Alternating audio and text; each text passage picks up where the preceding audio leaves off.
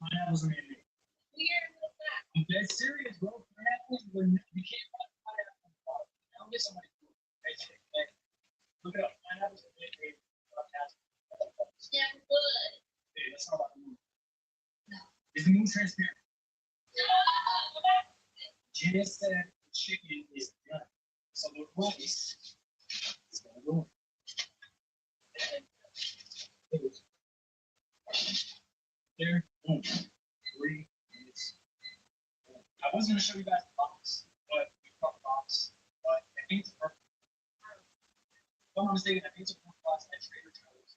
It's not just regular jasmine rice. It's the frozen food section, but get it, it's fire box. Let's go! Somebody give me a Celsius. Let's go!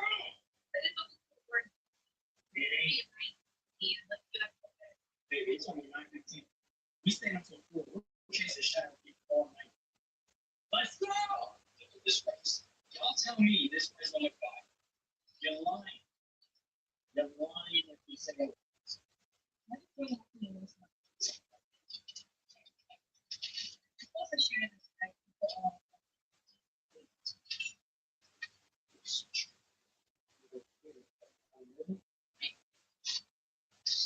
Y'all tell me.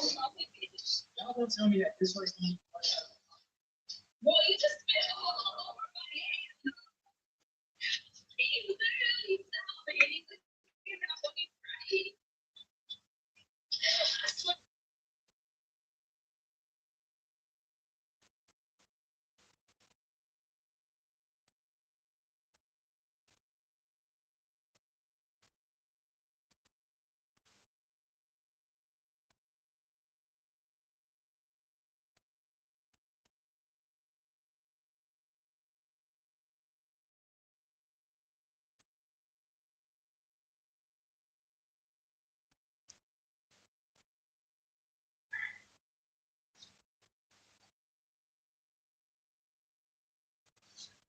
Ribeye steaks, drumsticks, Atlantic fish. Ravioli. It's all these things.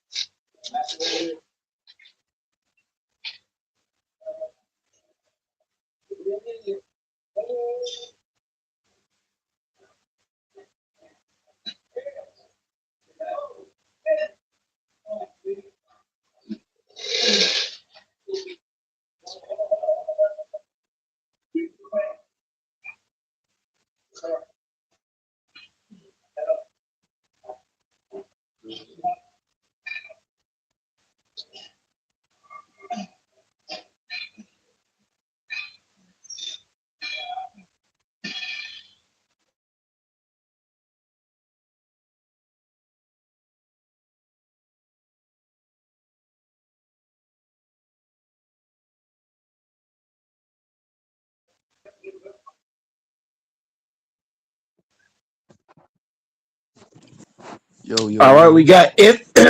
Fuck. We got if hold on a is second. in the building. I'm just checking my mic.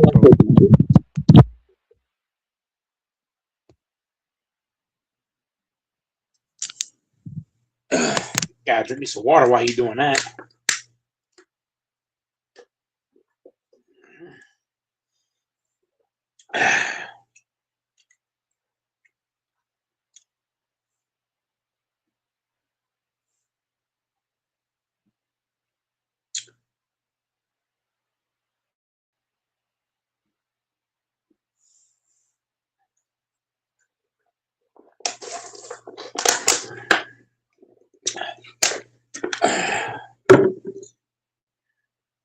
Yo, can you hear me? Oh yeah, Can you hear me? Check. Am I clear though, or am yeah, I? How's my mic yeah. sound? You Because I got good? a new headphone. I have a new headphone. That's what I'm checking. Okay. You sound clear. Okay. Good. Okay. Let's talk some ball. No goofy antics tonight. Let's talk some real ball tonight, man. Why am I hearing an echo? Why am I hearing I'm hearing feedback. Hold on one You, second. whenever you use your headset, you gotta remember the adjust your whatchamacallit. Check. You gotta adjust your setting to your headset. Your setting has Okay, to I match your figured it out. headset. Oh, you know what was happening? I had the YouTube playing, and sometimes you gotta cancel the YouTube in the background. That's why I was getting the double feed. So I canceled the link in the background. Okay, we're good now. All right. Okay, playoffs is set. Um, I think a good thing we can do tonight is we can go through the matchups. We'll start with the Lakers, and maybe we can go down all the matchups in the West, and then maybe we can tackle if we have the time. We can tackle. I got the time tonight. We can tackle the ones in the East. But let's start with the Lakers. I'm assuming you're going to agree with me on this one. I don't know if you're going to disagree with me on this one, but I'm picking the Rockets. I'm sorry, I'm picking the Lakers over the Rockets. I think they match up very well against the Rockets. Now, King, I know you're out there listening somewhere. I need you to come on here and tell me why you think, I'm assuming, that you think the Rockets are going to beat the Lakers, because I'm looking at it on paper and I'm looking at matchup for matchup, because I'm looking at, Mike, is I'm looking at, first of all, Luca. Nothing against Luca or Austin. I'm not gonna get it. You know how I feel about them already. But you remember, they're negative. They're negative, neutral to negative defenders. Now you have plus defenders. You have a more structured lineup. You don't have one person completely hogging the ball, and you have better defenders in your starting lineup. So I think that gives you a slight advantage on the defensive end. Now there might be a little bit of stagnant. They might be a little bit stagnant on the offensive end, but guess what? Houston is a little bit can be a little bit stagnant on the offensive end too, because they don't have like lights out scorers either. You know what I'm saying? That Amen Thompson dude, he's good for like a little 10 to 15 once in a while. Shareet Shepherd maybe give you 10 to maybe 10 to 15 maybe on a good night. They're more known for their defense. And then Alfred Sengun, I don't know what happened to him. He completely, after the All-Star game, his game has completely disappeared. So I'm looking at it advantage-wise. I'm giving it to the Lakers in this matchup. I'm thinking it's gonna go at least 6 to 7. But I'd like to hear what you think. Well, what's your opinion? Go ahead, sir. Uh, Man, the Lakers should be able to sweep the Rockets, and I'm gonna give you multiple reasons why. The Rockets are a poor shooting team. The Lakers are a way better 3-point shooting team than the Rockets on paper. Better shooting team. Uh, the Rockets not a good 3-point shooting team. The Rockets also, they don't have any point guards. The Rockets' only point guard is on the bench. He's injured. Van Fleet. So they don't have a point guard. They don't got good shooting outside of Shepherd and Durant. And if you're the Lakers, you should not go more than 5 games with this team. You should be able to play boxing 1. I'm playing boxing 1 against Kevin Durant. I'm not letting Shepherd get open. The game plan should be simple. We're going to do boxing 1 on Durant. Shepherd is the one guy you don't leave open. You can leave Thompson. You can leave Sengun. You can leave Eason. Jabari, I'm going to make him put it on the deck. Make Jabari put it down. Don't leave Shepherd open. And as far as Durant, we play boxing 1. We're going to use the Raptor scheme. And this should be an easy pickings. Turnovers is going to lead to points. That's how we're going to beat the Houston Rockets. Don't leave Shepherd, boxing 1 on Durant, and it's a wrap. And what about a 3-point shooting team?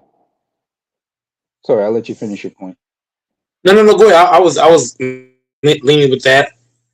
Yeah, I'm being respectful tonight. The only thing that I disagree with you on is I don't think it will be a sweep. It's really hard to sweep a team, especially a team. I said should. I didn't say it would be a sweep. Yeah. I said should. I said should. Yeah. I said should be a sweep. It's not going to be a sweep, but it should be a it's sweep. Not going to be a sweep. Just based off the shooting, the fucking Lakers being the better shooting team, just off the Lakers having point guards. I mean, Marcus Smart is a point guard. LeBron's a point guard. Luke Kennard showing he can run the point guard. These are veterans. Right. You know what I mean? So it's not going to be a sweep, but I got the Lakers winning in 5. If the Lakers let this thing go more than 5, you're going to risk LeBron getting hurt. I'm telling you, he's already battling with the leg injury. Huh? Yeah. You cannot let it go more than 5 because right now LeBron is his infamous fell out together. Yeah. With LeBron being the first option, you don't want him to have to exert himself too many games in this first round because he is battling some injuries. So if you're the Lakers, you want to get this over in 5. No more than 5. If you can sweep, sweep. If you can't sweep, no more than 5. They're not a good shooting team. Shepherd is the only real shooter. Durant's the best player. And Sengun, Aiden can guard Sengun one-on-one. The fuck? Aiden can check his ass one-on-one. So can Hayes. So can Kleber. We got 3-4 guys we can put on fucking Sengun. If I'm the Lakers, I ain't going to bullshit you. I'm going to start Hachimura in the starting lineup. My lineup going to be Luke Kennard at the 1. At the 2, Luke Kennard at the 1. Smart at the 2. LeBron at the 3. Hachimura at the 5. Aiden at the 5. Aiden at the 5. Hachi at the 4. If you're the Lakers, I would bench Jake LaRavia. I love Jake LaRavia. Don't get me twisted. But I think for this series, in particular, you bring Jake off the bench. You put Hachimura in the starting lineup. And I'm going to tell you why. Because Hachi has the strength and the size to check Sengun one-on-one. Sengun is not going to blow by Hachimura. He's not. No. The thing that I'm worried about, if you put Aiden on Sengun has a speed advantage. He will get by him. He will pump fake. Aiden go jump. It's a good by. Like I said, I agree with you. Like I said, you know me already. I'm a matchups guy. I look at matchups, how a team matches up well against another team, and straight out the bat, I'm just looking at the matchups, and I'm like, the Lakers have a clear advantage pretty much on the Lakers will sweep if they start Hachimura, infamous. Yeah. If they start Hachimura, this sweep becomes very more possible because Jake, I love Jake, but he's not better than Hachimura. Hachimura is a but two-way player. Jake's defense is not bad. No, but His I'm saying, defense is good. Yeah. no, but I don't want to put Aiden on Sangoon because Sangoon can shoot, and Hmm. Aiden is our best rebounder. You see what I'm saying? So Aiden being our Right. best rebounder, I'm trying to keep him by the basket. I'm trying to keep him as close as I can to the rim. So that when the ball goes up, we don't got these small ass guards trying to rebound. We need Aiden by the rim. We don't need him at the top of the key because Sangoon, most of his game is where? At the top of the key, pick and roll, pick the top, all that. I don't need Aiden up out there. I need Aiden down low. That's why I say I would take Jake out and put Hachi there because you put Jake on fucking Sangoon. Sangoon is just too big. He can just back her down. Now you're having the devil scramble around. Now the ball's hopping from this guy to that guy. Now the red got open three. We don't need that. Right. If you don't need to, just go ahead and put matchup for matchup. You put Hachimura there because Hachi got his own game too. Believe it or not, Hachi got game. He got game in that mid range. He's not afraid to shoot. Miss or make. Right. He don't give a fuck. He let that motherfucker go. I just love the fact because we go ahead. Sorry, go ahead. No. I'm just saying for me, bro. If they start Hachi, I feel like it's gonna be a sweep. But the problem with JJ is he's gonna start Laravia, which is a bad decision because like I said, if I was a coach of the Lakers, I'm trying to keep Ayton as close to the rim possible because now if mistake just a second, let's say Sangoon gets because Hachimura is not gonna let him just run him over. So he's gonna have to make a bunch of dribbles. So let's say he takes 5-6 dribbles and he thinks, oh, I got a layup. Now Aiden is on the back line. That's a block. But if you put Aiden directly on Sangoon, all Sangoon got to do is pump fake, act like he finna shoot, and Aiden, knowing how Aiden is, I don't know if he's gonna stay down or stay disciplined, or does he even have the foot speed because Sangoon is athletic. He's supremely athletic. He will take that one big step and it's a dunk. I need Aiden by the rim on the back line. I disagree. I don't think to me Sangoon is not really that athletic. I think his moves are very methodical. He's fast. You know what? Yeah, he's quick, but his moves are very methodical. Like he's one of those guys that infamous. I don't know how much DeAndre Ayton do you watch, but when I watch DeAndre Ayton, when he has to guard a big that can shoot, he is not disciplined. He's not. When he goes against bigs that got a jump shot, he is undisciplined. He allows big men to use that pump fake to get by him. Yes. He doesn't. He does not come. He does not come all the way out. It contests the three. So so let's say Sangoon's trying to shoot a 3-pointer. Do I think Aid's gonna go all the way out and contest him? Hell no. And if he does, Sangoon might be methodical. But guess what? That methodical is good enough to go past Ayton. That's the point I'm making. Yeah. You gotta think about what? There's one X factor. There's one X factor that I haven't thought about, and I just thought about it now. I know people don't give him a lot of because I watch Houston Rockets game and I see this guy. Jabari Smith Jr. is an X factor, bro. That is an X factor. That's why you start Hachi with Jake. You can't start. He's going to be an X factor. You gotta think about it. Jake is smart. It's too great, right? Mm-hmm. But like I said, man, Jake don't have the playoff experience of Hachimura, and Hachimura is a bigger body. If it's me, I'd rather have Hachi out there trying to check Jabari or Sangoon than Jake. I'm just saying. I'm just saying. Because you want to match fire for fire because go ahead. No. I was saying I kind of would want Jake on Jabari. So for the simple fact that you can waste a couple of fouls on that dude. He's more. I believe Hachimura is more valuable. So that's why I would put Jake on it. So if you can waste a couple of fouls. Yeah, but you put Aiden on Sangoon. Aiden cannot guard Sangoon, bro. Like y'all must think. How about the other center? What's his name? Uh, Who, Jackson. Hayes? No, Jackson. Jackson Yeah, Hayes. Hayes. Jackson Hayes is too small. You think so? Bro, he's too skinny. If you look at Hayes, yes, he's 7 feet tall, but Sengun is just bronky. Like if you look at Sengun, he a big body.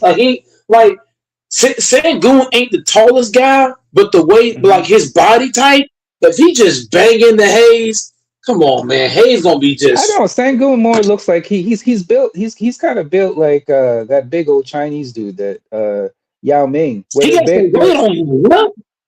he's low. He has that lower body weight though. Like his weight is in his lower body. Pause. Like the weight is He's more from bigger the than legs down. bro. Go ahead. Bro, look at his build. Bro, infamous. Look at Sangoon's build compared to Hayes. All he got to do is just bump into Hayes, and Hayes gonna go up to try to block him. It's gonna be a foul. I don't want to see that. No. I need somebody who can match. Look at what you just said. Sangoon has a strong base. Hayes does not. Hayes is athletic, but Hayes don't have the base to keep Sengun away because Sengun likes to back you down with his lower body of gravity and move you out the way. Hayes don't have the gravity to keep him from just moving him. Hachimura does. Hachimura can stand him up, man for man, God for God. That way we don't got to send a double team because Sengun, if you double him, he's a better passer than Kevin Durant is. So for me, if we can guard Sengun 1-on-1 and then double team Kevin Durant, now we're talking about a whole different game plan. If you don't, that's a good point. That's a good point. You know what, Mike? That's a great point because we all know the playbook on Kevin Durant. Like it's been documented. It's well documented, the playbook on Kevin Durant. He doesn't like physicality and he doesn't like double teams. He's a horrible passer out of the double team. So if you can give him a soft double team, switch, pressure him in the corners, get physical with him, it throws him off his game. We've seen it happen many times before. When he was with the Celtics, not when he was with the Celtics. When he went up against the Celtics, they did the same thing. When he faced what's his name, they did the same thing to him. Like that's been the playbook on him. Force him to make the pass. And he's not a great passer. He's kind of like AD in that sense, where they're just horrible passing at a dub. He doesn't process the court well. He's a horrible processor. He doesn't process the court very as well as LeBron. So I think we all know LeBron is the key factor. That's going to make this engine go. LeBron is. And you got to look too. Amen Thompson. Sorry, I'm looking at Amen. Amen Thompson is shooting 20% from the 3-point line. You know what that tells me? If I'm the Lakers, I'm not guarding him outside of the free throw line.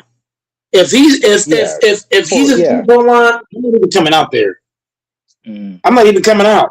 He's shooting 20% of the 3-point line. That means that the Lakers do not have to even guard him if he's outside the paint. If he's at the top of the key 3-point line, I'm gonna let him have that all day. I ain't even coming out there. People like to say that, we're hating on white dudes. No, I like Luke Kennard. I like Luke Kennard. You know why? Because he gives an effort. He's not the greatest defender, but guess what? He's a very underrated rebounder. He processes the court pretty well, and he's aggressive. He's not a guy you can. You remember we always say like, you can kind of target Austin Reeves on the defensive end. You can kind of target him. Luke Kennard, you can't really target him that well. Like he's gonna put up a fight. That's what I like about him. So y'all can dead that nonsense about hating on white dudes. I like Luke Kennard. I like him. I think he's gonna be an X factor. But go ahead, sir. Go ahead. I'm gonna say I'm not gonna just say Sengun's gonna just disappear because the fucking Lakers, man, if they smart, they do me infamous saying we playing boxing one on Durant. We're not gonna double team Sengun. We're gonna play Sengun 1-on-1. The only time we double team Sengun, I ain't gonna lie to you. You can double team off of Thompson. Thompson and Eason are the Rockets' two worst shooters. You know that? Those two guys are the two worst shooters. Two of the worst shooters that be playing for them. If Eason or Thompson's on the floor, I'm gonna leave those guys open. Now, what you got to worry about is this. if you leave Thompson open, you got to be aware that he's going to try to cut back door. So once you double team, whoever's playing that side of the floor needs to have eyes to where if that ball comes that way. Let's say they throw a lot. Let's say you deal with Durant and Durant try to throw it to Cutting Thompson. All you gotta do is just slide over. It's a turnover every time. Every time. By the way, yeah, Octavius, I don't think Sengun is going to disappear. I noticed Sengun. Sengun has very low basketball IQ. No disrespect. His basketball IQ is infant. He's like an infant when it comes to the basketball IQ. So, like I said, if you can get him in the pick and roll, attack him. He's not that great of a defender either. And if you can put, just like Mike said, if you can kind of limit him going to the rim, I think you got him. Force him into jump shots. Emmett Thompson is different though. Emmett Thompson, yeah. The thing is, he has his athleticism and his speed. He can get by you, but again, he shouldn't get by you. Infamous. He should not be able to get by you because if he has the ball anywhere outside the paint, I'm not coming out there. What I'm gonna do whenever he drives at me, instead of me going to him, I'm gonna back up. I'm gonna make him have to make some crazy ass layup over the top. You know what I mean? He's gonna have to make a bad pass. Yeah, bad decision. And you gotta remember, this. If I'm not mistaken, correct me if I'm wrong. Isn't this his first playoff series where he's actually quote unquote the point guard? Isn't this the first series where we don't know how he's going to handle the pressure? You know what I'm saying? If you can pressure him and get him into making some bad decisions, you're not going to be able to pressure him. And infamous, we're not going to be able to pressure Thompson because Thompson, but if you believe it or not, he is faster than any of the Laker players. And I'm a Lakers fan. I watch my guys. That nigga's fast as fuck. Yeah, he is fast. You know what I'm saying? So your best defense against him, because he is shooting 20% from three-point line, it just back up. Keep him out of the paint. Back up. Yeah. Don't guard him close though. Because if you guard him close, all it's gonna take is one step, and he right by you. So if you're the Lakers, I'm gonna play retreat defense. That was called retreat defense. But whenever he has the ball, I'm not going to him. I'm gonna let him come to me. Right. And he's gonna have to make some crazy ass shot over the top. Yeah. I'm gonna say this. The Lakers, I believe, in my honest opinion, they got an advantage match. They match up very well. They have home court advantage. That's another thing we're not talking about. Lakers are good at home.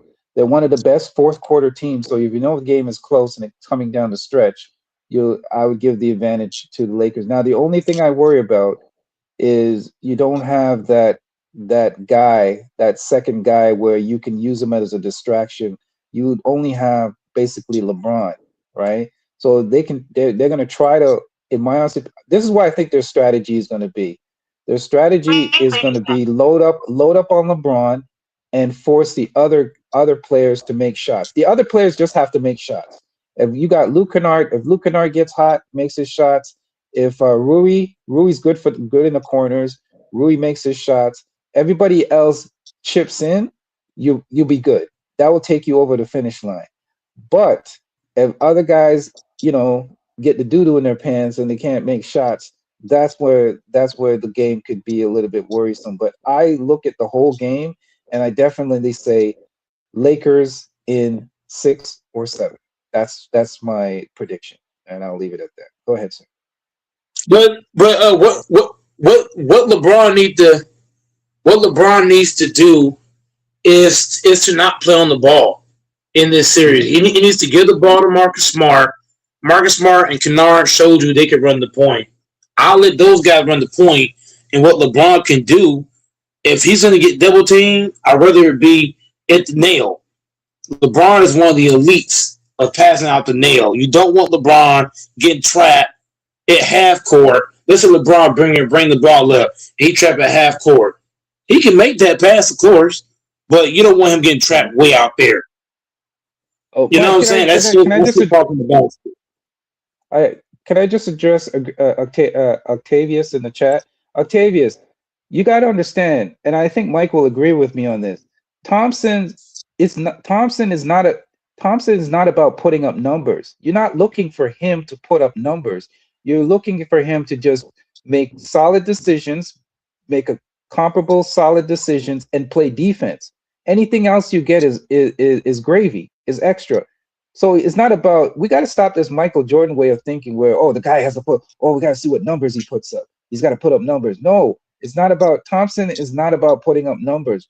His contribution to the game is his defense, his lockdown D. That's what his contribution is. It doesn't matter what numbers he puts up. Doesn't matter. At the end of the day, did you get the win? So Octavius, I have to respectfully disagree with you on that. It's not about, is Thompson going to put up? He's going to put up Draymond Green numbers. Cool. Doesn't matter if he puts on Draymond Green number if he's locking down his defender. Triple single doesn't mean anything if you listen. Nobody's looking for Draymond to score. Nobody's looking for Draymond to do. Draymond, you just want Draymond to quarterback the defense, right, and make solid passes. Whatever it is you get, whatever else you get. If you get points, it's extra. Go ahead. I gotta add this on there too. Thompson is the Rockets' Kawhi Leonard. So if you're LeBron, if Thompson's gonna be guarding LeBron, because Thompson's probably gonna be guarding LeBron, he's their best defender. They'll probably stick him on LeBron. What LeBron needs to do, instead of trying to go at Thompson, because you got to think, Infamous, Thompson's a lot younger than LeBron, so he can withstand the LeBron James blows. If I'm LeBron, I'm gonna call for a screen. As soon as I got Thompson on me, I'm getting that pick, and I'm either gonna dump it off for the dunk, or I'm getting a shot myself. Utilize that pick and roll, utilize screens, get Thompson off of LeBron. That's gotta be the game plan too on offense. You got to get Thompson off of LeBron. You got to get them screens, get him moving around, and get him in different positions. But you don't want Thompson hounding LeBron all over the fucking court. You got to get screens. A bunch of them. Laravia screen, Aiden screen. Kennard might set a screen. Hachimura might come set one. I'm just saying, whatever you got to do. I think LeBron's leadership. LeBron's got these guys. See, this is the thing we talk about. Sometimes you don't know what you have until you have to use it. And what do I mean by that? What I mean by that is that JJ Redick is basically forced to play Austin Reeves and Luka Doncic, right? Because that's his crutch. Now that this crutch has been taken away, he's now forced to actually coach and use his bench. Now he's like, oh, wait a minute. Oh, I noticed that Luke Kennard is not a bad passer. Oh, he's pretty good. Oh, we could, he's pretty good at he could do other things, right? So then this is how you kind of build confidence in your team, is when other guys, additional guys that are not used to taking on a particular role are now forced to take on these particular roles. So I think that's a great thing as well.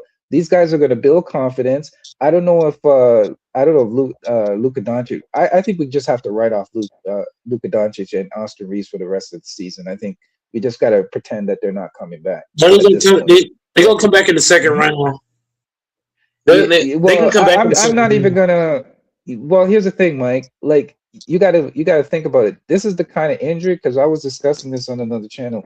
This is the kind of injury that you don't want to take chances with it. If you go all out, you can blow that tire and be out for the next season. So you might want to punt and say, hey, who do you play next round? You might not want to take that risk. Go ahead.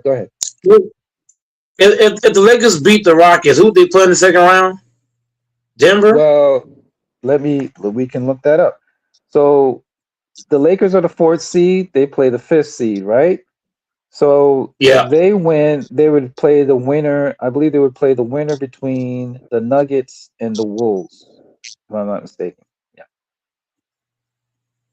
Yeah, I think it would be between the. Yeah, we're gonna move on. We're gonna move on, Octavius. We're talking about the Lakers right now, but we're gonna also move on to the next series, and we're also gonna touch on the play. Go ahead. I'd rather play the Wolves in the second round because Jay Daniels is out.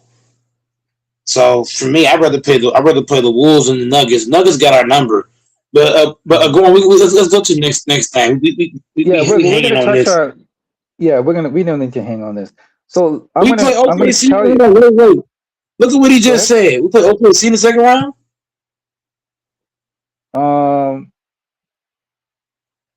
We the fourth seed. We're the fourth seed. No, you wouldn't play. One No, you seed wouldn't plays play the five in OKC. the You second wouldn't. round. One plays 8, right? We're not the 5 seed. We're the 4th seed. Yeah, the We're the fourth 4th seed. seed. Yeah, you don't play OK. Yeah, you don't play OKC in the second round. No, you don't. No, I don't know what he's talking about.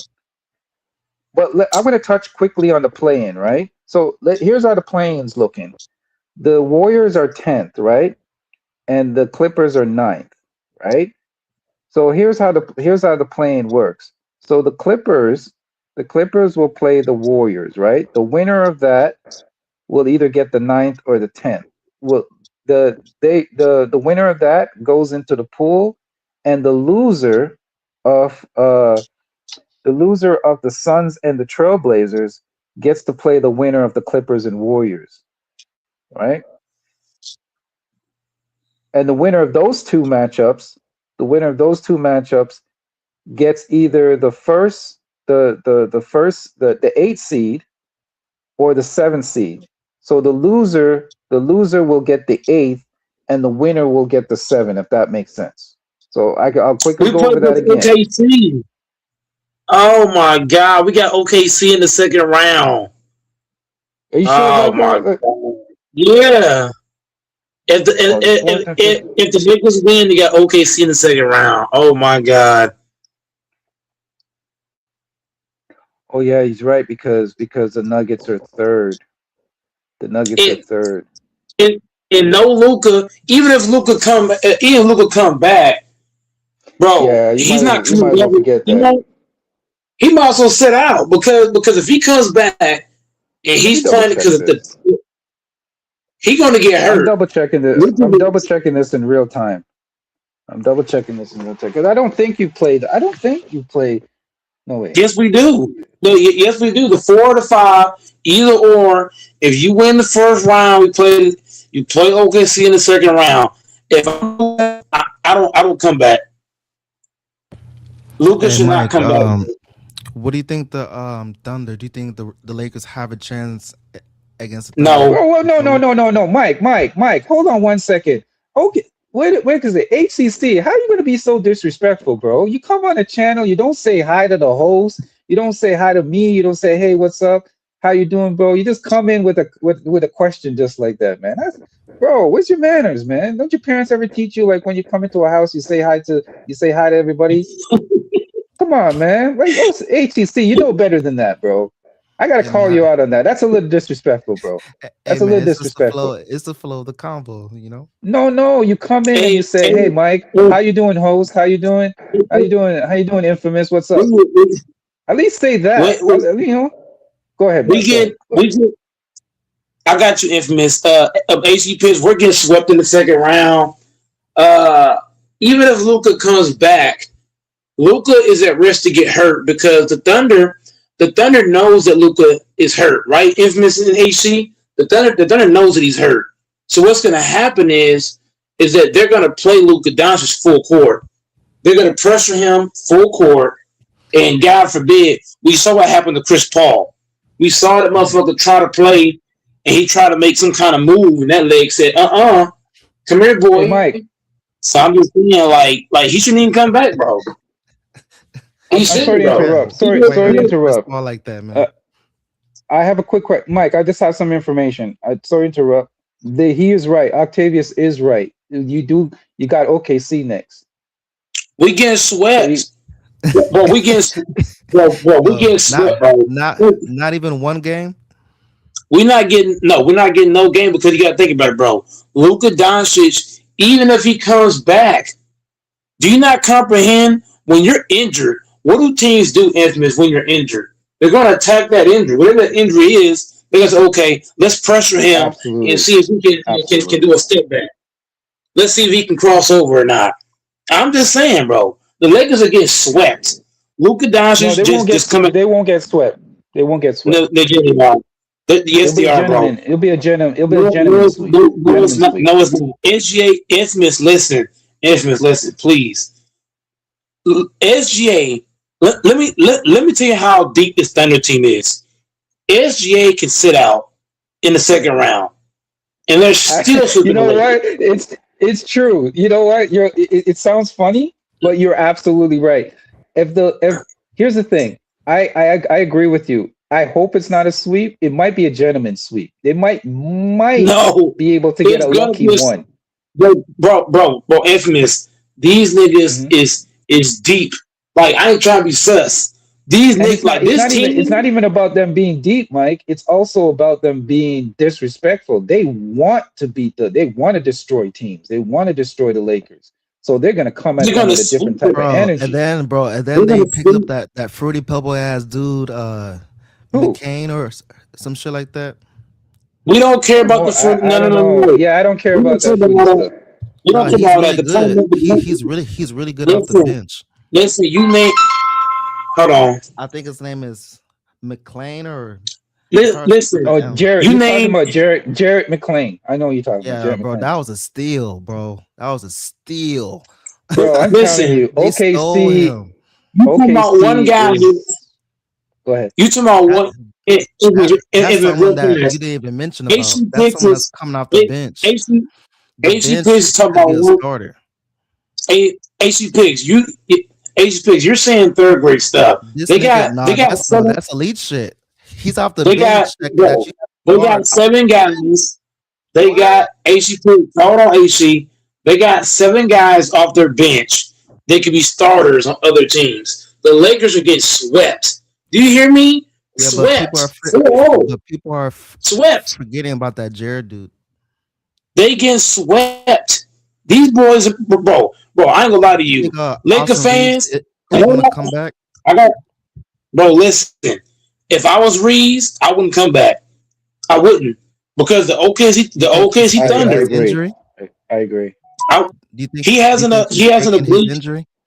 No, hell no. He has a grade 2 oblique injury, and the oblique injury is pretty serious. So what's going to happen Yes. if Reese comes back and you're playing against the Thunder, right? The Thunder or Oh, they're what? gonna attack. A physical, They're gonna attack him. yes, Yep. you're going to attack them, And and that's going Lou to be. Dort, and we all know how dirty Lou Dort is. What do you think he's going to attack? He's a dirty player. Lou Dort is going to attack that oblique. He's gonna going go to at attack them. Same with Exactly. Luka. They're gonna punish. Listen, they're gonna get some Vaseline and they're gonna tune up Luka and Austin. Man, easy work. So Mike is. I'm not disagreeing with Mike. It could potentially be a sweep. And here's They're how not losing to the nasty. Here's how nasty it could get, Mike. This is how nasty it could get. It can get so nasty that SGA just ends up sitting in the fourth quarter like he does in the regular season. It might get to the point where it's such a blowout to the point where SGA is sitting in the fourth in every game. Every game. I gotta call out Beast Warrior. Beast Warrior. They can sit out SGA in the first round, and they're still gonna sweep the Blazers or the Clippers, either or. So stop the shit. The Lakers are getting swept. Infamous. They can sit their whole starting lineup. They got bullshit Infamous. They can sit their whole starting lineup, put in their backup starting lineup. Now you're getting now you're going a little extra, bro. You're getting a little extra now. I get what you're saying, but now you're putting too much gravy on the fries, bro. Hey, Putting too many gravy on the fries. Too much spread. ketchup and gravy on the fries right now. Is the spread Go out for the Lakers game yet? No, I haven't seen it yet. What do you think it might be? Bro, we didn't even name. Hold on. We didn't even name Caruso. Caruso and Dort are gonna be licking their chops against the Lakers. No, we didn't even Like, name Alex, bro. That's a whole champion, bro. Two time. No, Bro, it's not even. It's gonna get ugly, bro. It's gonna get I ugly. forgot about Alex, bro. That's another steal, bro. Bro, the Lakers getting It's swept. gonna get ugly. We getting swept. That's a okay. I'll tell you what, Lakers fans. Who's the I'll tell you owner again? what. Is that If you're dude from Lakers, Warriors, right? if if you're late, hold on, Yeah, HC. first year some shit. If hold on real fast. If you're a Lakers fan, you better enjoy this first round because after that, it's death row. Yes, I agree. I agree. I completely agree. I don't think they have a chance against the Nuggets. I don't think they have a chance. They definitely don't have a chance against the Spurs, in my opinion, and they don't have a chance against OKC. So they We're have the not best playing those matchup. teams, isn't it? We're playing the Huh? Thunder in the second round. The Thunder got No, it no, no. easy, I'm just bro. saying hypothetically. I'm just saying like they wouldn't have a chance against any other team. The We're not Rockets is the making best. it past. Go We're ahead. not making it past Michael. Bro, listen. We're gonna play against the Care Bears in the first round. In the second round, we're Mhm. going against Freddie Krueger, Michael Myers, and fucking Friday the 13th, whatever you call that, Friday the 13th. The Candyman. Exactly. I agree with you. I agree with you. I Like, agree with you. it's a wrap. It's This is the over. easiest. This is the best matchup. Trust me, this is the best matchup that the Lakers could get. Like they would I feel gifted, bad for pretty LeBron. much The gifted a Rockets. good matchup. Go ahead. I feel bad. I feel bad for LeBron. I can beat the I Rockets. really do. I feel. Look. Here's what I'm saying, y'all. I feel bad for LeBron that he about to get swept again in the playoffs. God damn. Yeah, at God least, damn, bro. at least at 41, he can win a playoff game. You know. You know what, Mike? Though here's No, here's bro, how I you look can't. at it, Mike. I'm looking at the positives here. Here's how I look at it. I'm saying this: if LeBron beats the Rockets, right? That is that's an accomplishment on its own. You know what I'm saying? If they get At past the 41, Rockets, now I'm not saying it's not. I'm saying there's a possibility that no. Trace Here's why. McGrady in his prime can't get the past the first round in his But here's prime. why it's an accomplishment. You have arguably your two best players go down in one game, and you still kept the team afloat. Because remember, when Luca and Austin Reeves went down, I think they only lost one game, right? Coming down the stretch, right?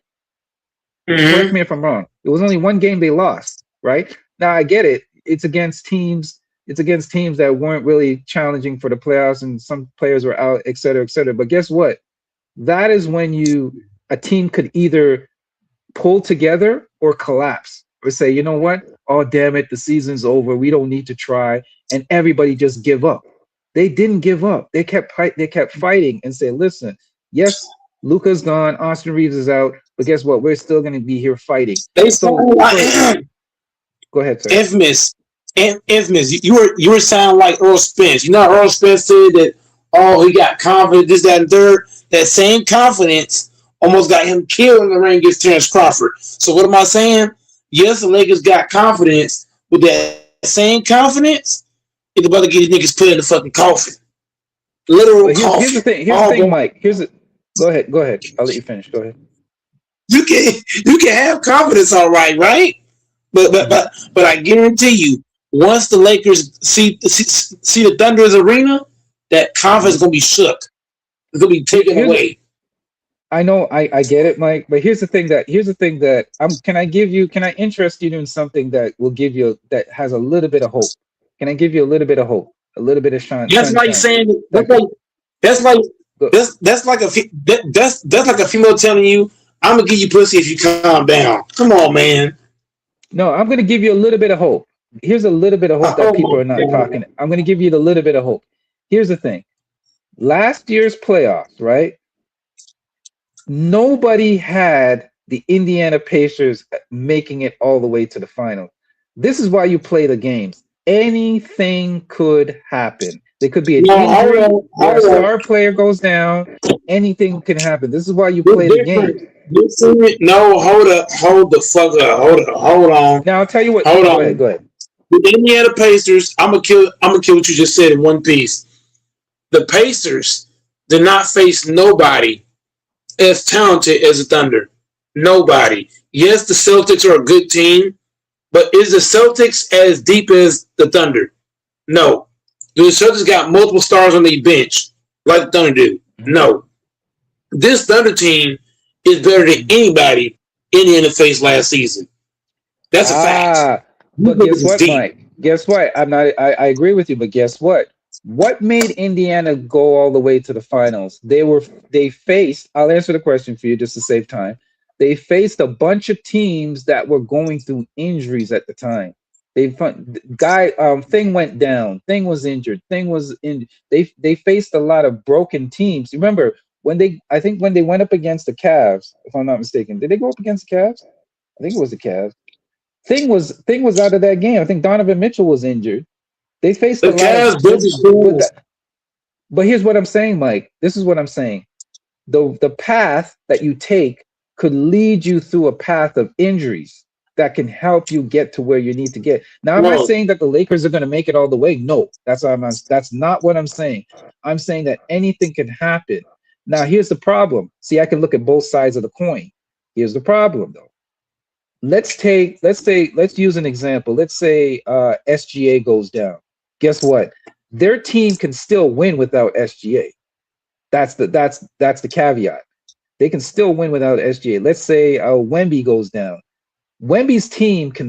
I'm not saying the Wemby's team can win a championship, but they can still win without Wemby. Their record is like 11-5 without Wemby. SGA's team is like 8-5 with 8-4, 8-5 without SGA. They can still win those games, just like we were talking about earlier, where we say if the Lakers go up against OKC, they can literally sit SGA and probably still win the game.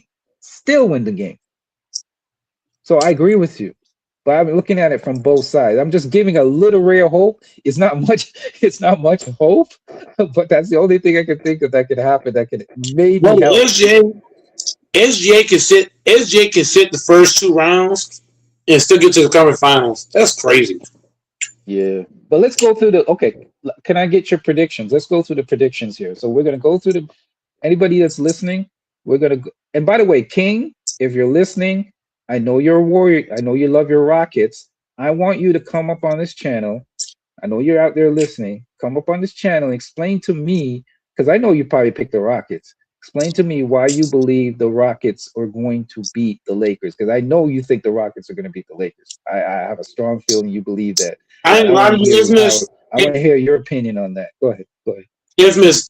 I ain't gonna lie to you. I'd rather lose to the Rockets in like 5-6 games than to get swept by the Thunder. Interesting. I'm just saying. Hey, that's your opinion. So I Mike, want to get let's go through this, and I want to hear your opinion, and I'll give you my opinion. So we're gonna go through this. The Clippers versus the Warriors. Who do you think is gonna win that game? The Clippers. The hell? Okay. The Clippers. What are you Clippers. Okay. Clippers. Now I'm going to give the record. The regular season record for the Clippers is 42-40. Right? They're 42-40. The Warriors are 37-40. Is Kawhi playing? Is who playing? If Kawhi's playing, hell yeah. Yeah, I give the Clippers that game too. So the that's the play-in tournament. So the Clippers will beat the Warriors. That will move them into they'll move them into the other slot, into the next slot of the play-in. Now, can I get your answer on this one? The Suns are going to be playing the 7 and 8. The Suns are going to be playing the Trailblazers. Who wins that one? I'm gonna go with the experience. Devin Booker and the series. I agree. The Trailblazers are a sneaky team, though. They have a very good coach. They play very aggressive defense. He has them playing above their pay grade for some reason. Like they really locked in and focused. That could potentially be an upset, but you're right. I do call the Suns on that one. So then that will lead to. So we're going to have the Clippers versus the Suns in the next round of the play-in. Who do you have there, sir? The Clippers and who? The Clippers and the Suns, because you said the Suns. The Suns are going to beat the Trailblazers. So the Trailblazers. I'm saying, I got the Clippers beating Suns too. Okay, so you have the Clippers. You know what? This is a sneaky one. This is a sneaky one. I think the Suns, after they beat the Trailblazers, potentially that could be a tricky matchup. The Trailblazers could beat the Suns, but I'm go with the best player, Devin Booker. He's the best player on either team. Denny Avia is so overrated. But anyways, so when the Suns, I think the Suns can beat the Clippers. I don't think it's going to be that cut and dry. Okay, so we're gonna pick. Oh gosh. Okay, okay. So let's say the Clippers win. The Clippers will then move to the winner. Wait, the winner goes to.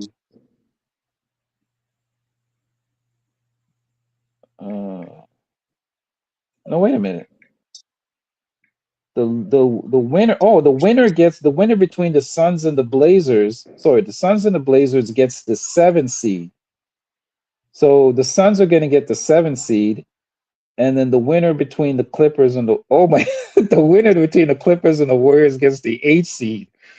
Oh my gosh, you get that, Mike? Is my yeah? They're Mm. gonna get yeah.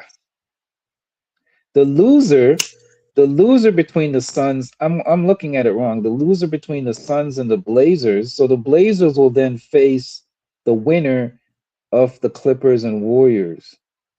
So the Trailblazers, according to what we predicted, it will be the Trailblazers. My bad, folks. It will be the Trailblazers versus the Clippers. The Trailblazers versus the Clippers. The Suns, the Suns will automatically get the 7th seed after they beat the Trailblazers. If the Suns beat the Trailblazers, they'll get the 7th seed. And then the loser, which will be the Trailblazers, they're going to go against the winner between the Clippers and the Warriors. And if the Clippers win, what we predicted, the Clippers will win. It'll be the Clippers versus the Trailblazers for the 8th seed. If that makes sense. Anybody's listening. When you get the 8th Mm. seed now, the 8th seed is going up against OKC. OKC is the number 1 seed, so they will be facing the winner between the Clippers and the Trailblazers, according to what we predicted. Now, here's the thing, Mike. Mike, this is a caveat. I don't think it's going to happen. Trust me, I don't think it's going to happen because I think the Clippers ruined their team. But let's say hypothetically the Clippers knock off OKC. If the Clippers knock off OKC, which I don't think will happen, if the Clippers knock off OKC, it's wide open, bro. Like it's wide open than a nigga in jail, bro. Wide open. Like anybody could win it after that point. If the OKC gets eliminated, it's wide open. If the Clippers knock off OKC, it's wide open. Anybody could win it after that. So the way that I'm looking at it right now, let's see here. The Thunder should dispatch of the Clippers in. You want to get. Here's the thing: if you're OKC, you want to get rid of the Clippers real quick. You don't want to play game. You don't want to play around with them. You don't want to play with your food. Eliminate them as fast as you can so you can get to the next round. But I do believe the Clippers are going to give them some problems though, because I think the matchups. Because you know me already, I look at matchups. The matchups are not. I'm not saying the matchups are even, but the matchups are pretty decent though. The matchup between the Clippers and the Thunder is pretty decent. Now, what's their regular season record? I gotta see what their regular season record is. Let's see. Just checking this out now. Clippers, Clippers, Clippers versus OKC regular season. What was their regular season record?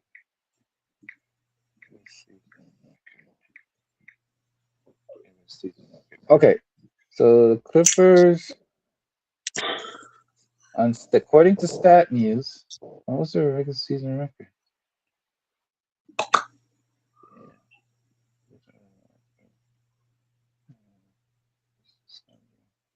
I hate Stat News sometimes, man. Right. Let's see.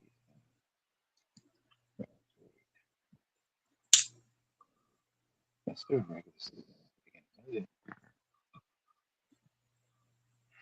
I'm not looking for all time. I'm looking for the regular season record for this year. 20, let's see if there's okay. The Clippers have an 0-3 record against the Thunder this season. Oh my lord. Did you hear that, Mike? 0-3 against the 0-3. They're 0-3 against the Thunder this year in the regular season. Now, I know playoffs are different, blah blah blah blah blah. I know people are gonna say that, blah blah blah blah blah. But guess what? Yeah, that 0-3, you didn't even beat them once. Now let me see what the games are. But here's Mike, check this out. Check this out. You're gonna love this. The first game that they faced each other, right? Guess what the score was? What's that? 126 to 107. That was the first matchup. Second matchup, 122 to 101. The third matchup, 128 to 110. It wasn't even close. The games weren't even close, bro.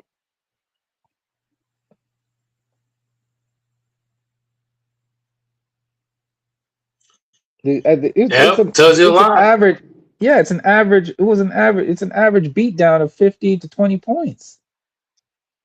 No, no, no, no, no. Hey, Octavius saying, "Oh, playoff Kawhi is very dangerous." No, he's not. Do you remember how many times Kawhi breaks down in the playoffs? Kawhi breaks down, and that's when he usually gets injured. Kawhi is going to get injured and take himself out of the game. You won't see him again until next season. That's been his motto. Get out of here. Playoff Kawhi is dangerous. He used to be. Yeah, Kawhi was. Where's Dante? Dante's here too now. Yeah, Kawhi used to be dangerous. No, man. Kawhi is going to. Dante, listen, I'm telling you right now. The Clipper, according to what we predicted, we're predicting the Clippers we're gonna be facing OKC because they're gonna be in the play-in. So if you're late, that's what we were talking about.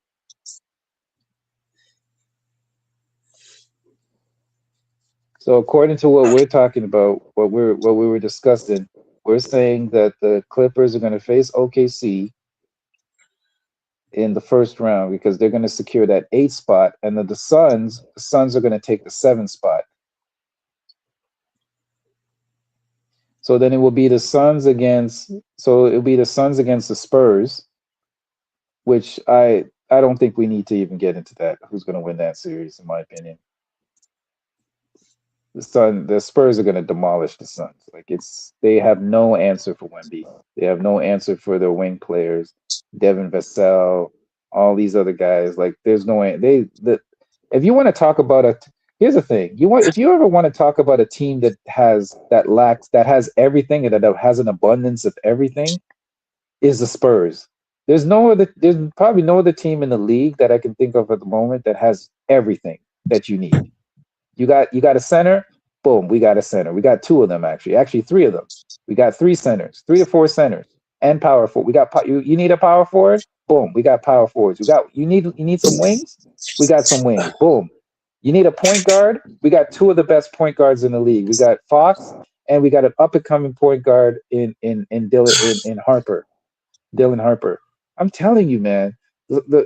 I'm telling you, the Spurs are loaded. They have the full arsenal, bro. Loaded. They do. Okay. But go ahead, Mike. Yeah, even the Spurs will sweep us too, man. That's the reality. The Spurs are probably the most complete team in the league. You can argue that they're probably one of the most complete team in the league because here's the thing. OKC has players, but guess what?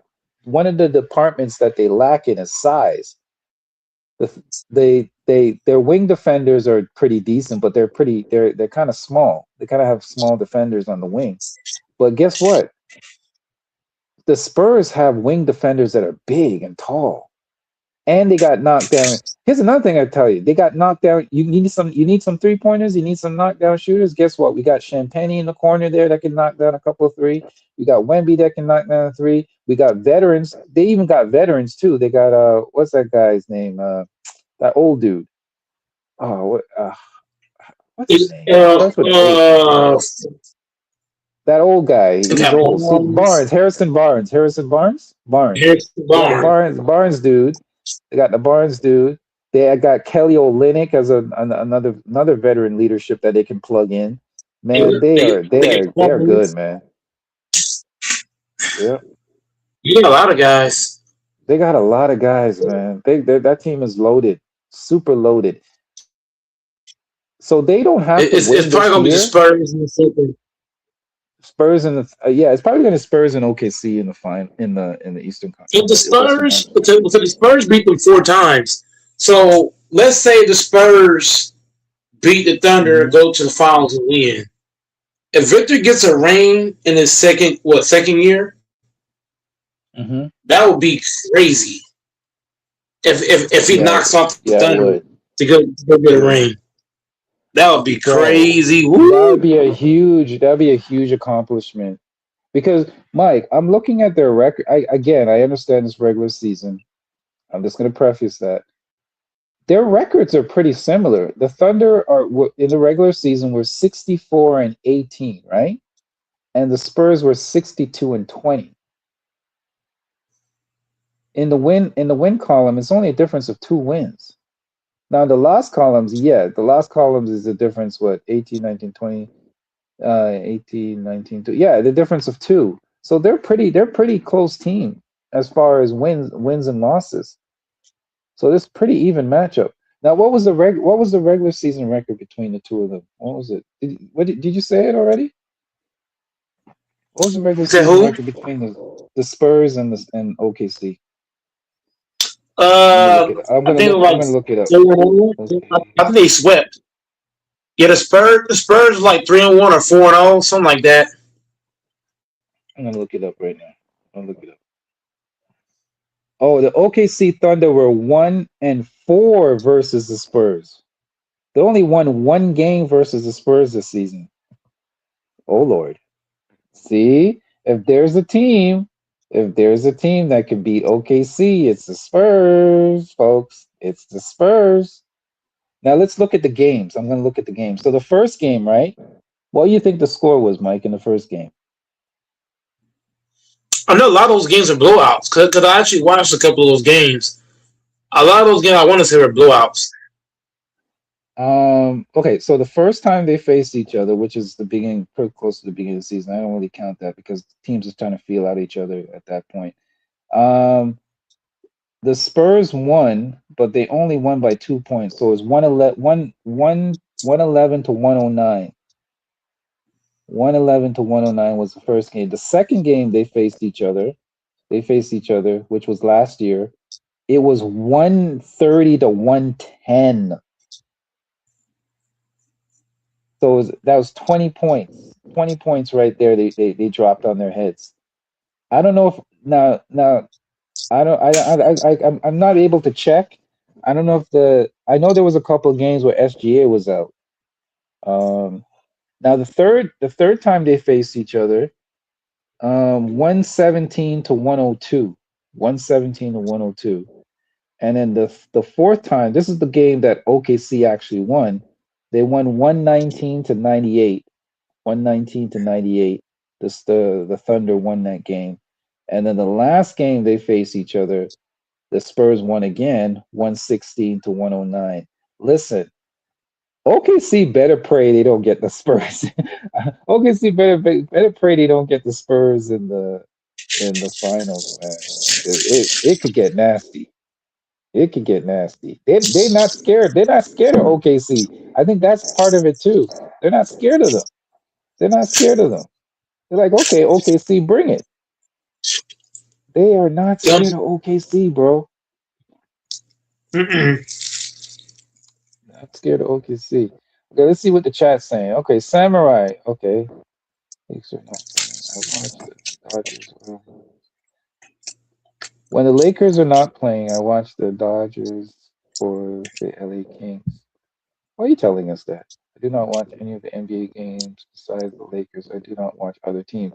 See, Samurai Beast Wars, that's the problem, bro. You need to watch other teams, bro. You need to watch other teams. Then you have clear insight on how your team's going to do, what your team's going to face in the playoffs. So when you can come on with informed decisions and informed knowledge. I don't know how much of a basketball fan you are. Maybe you're not a basketball fan, so let me not assume. Anthony, Joe Mike is a basketball fan because I can tell you why the Thunder are going to beat the Lakers in 4 games. Right. He's probably a casual Samurai Beast Warrior, and that's okay. If you're casual, that's okay. And that's not a slight. Don't take that as a slight, sir. I'm not just a Laker. See, Infamous. Everybody thinks that Go Mike is just a Laker fan. Yes, I'm a Laker fan. But I'm also a basketball fan.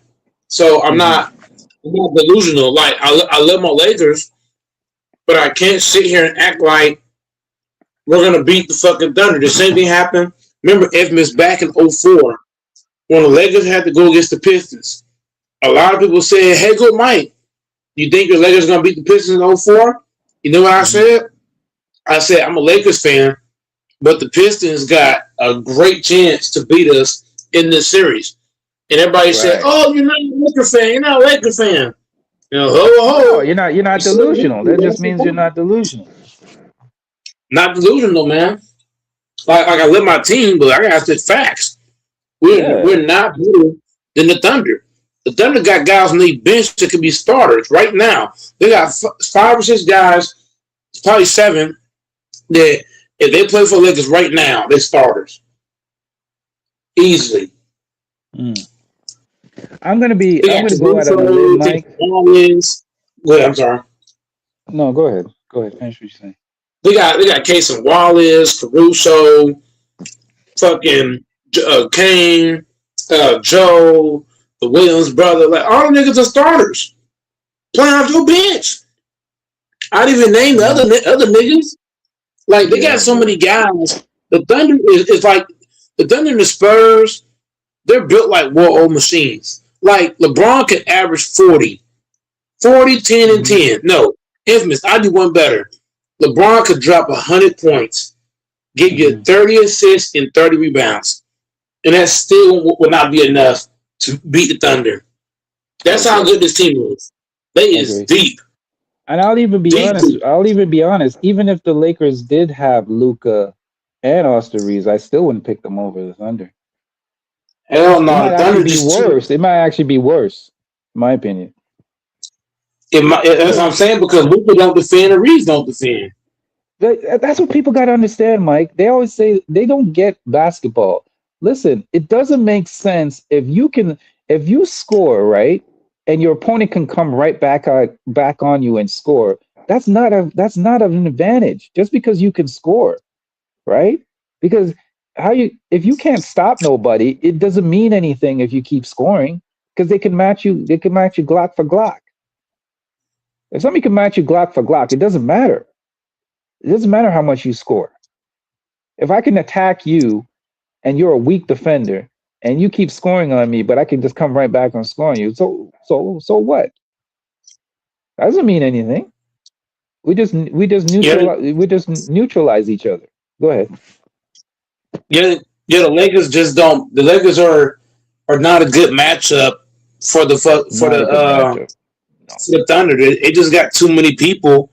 If we had a better built team, I would say so. But where the Lakers fucked up is not keeping that team together in 2020. Now that team could beat this Thunder team. I would say that. But this team currently as constructed, they're not built to beat Thunder, bro. The Thunder, bro, LeBron James gonna have a heart attack trying to play against these niggas. Luka Doncic gonna be trying about talent. Right. But look what Samurai Beast Warrior is saying. Again, missing the point. He's saying in the chat, no real Laker fan wants OKC to win. That's not what we're saying, bro. Please, Mike, explain to him again. We're not saying we want the Thunder to beat the Lakers. What we're saying is the Thunder is just more talented. There are teams. The Lakers are a amazing fan base because they're delusional as fuck. They don't give a damn. But the Lakers are not good enough to play the Thunder. The Lakers have no bench. Our bench is trash. We got Mhm. multiple negative defenders in the same lineup. If you watch the Lakers play, LeBron James cannot get to the basket against the Thunder. Luka Doncic can't play against the Thunder.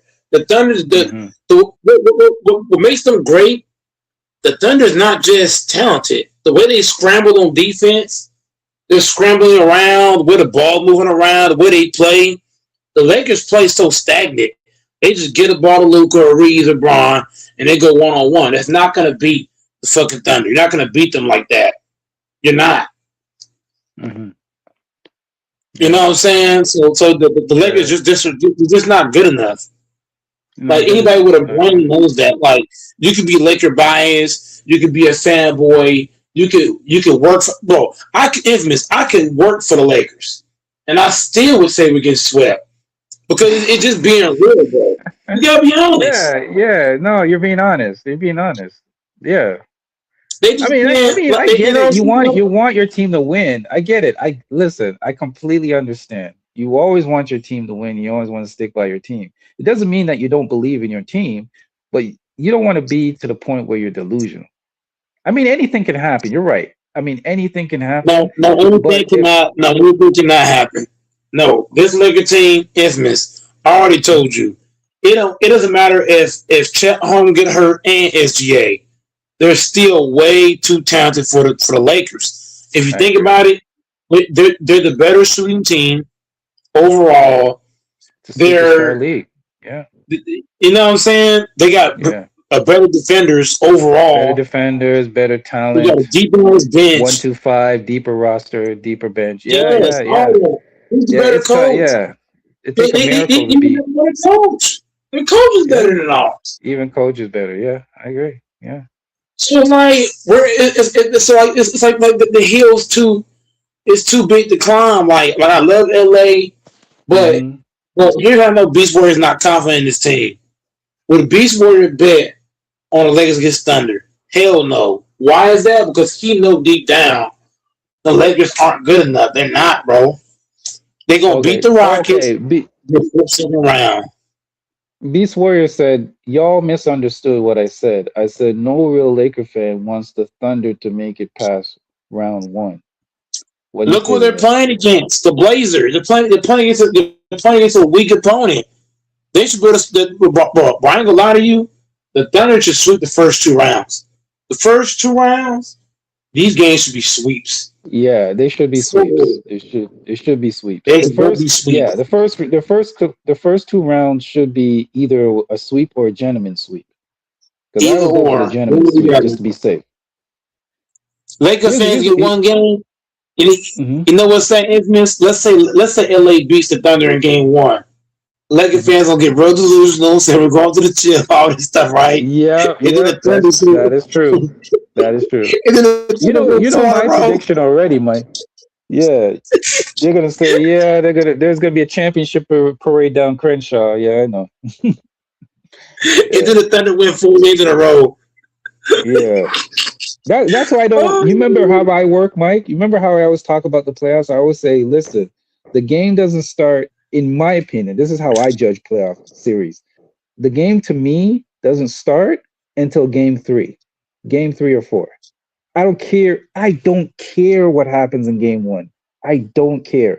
Let's say in game one, the Lakers destroy OKC, or in game one, the OKC destroy the Lakers. I don't. It's a write off to me. Game one to me is a write off. It just sets the tone because they can come. Yeah, they can come back and win the next game, and then the series is tied. So I always look at it like game one doesn't mean nothing to me. Me personally. Me personally. I don't judge game one.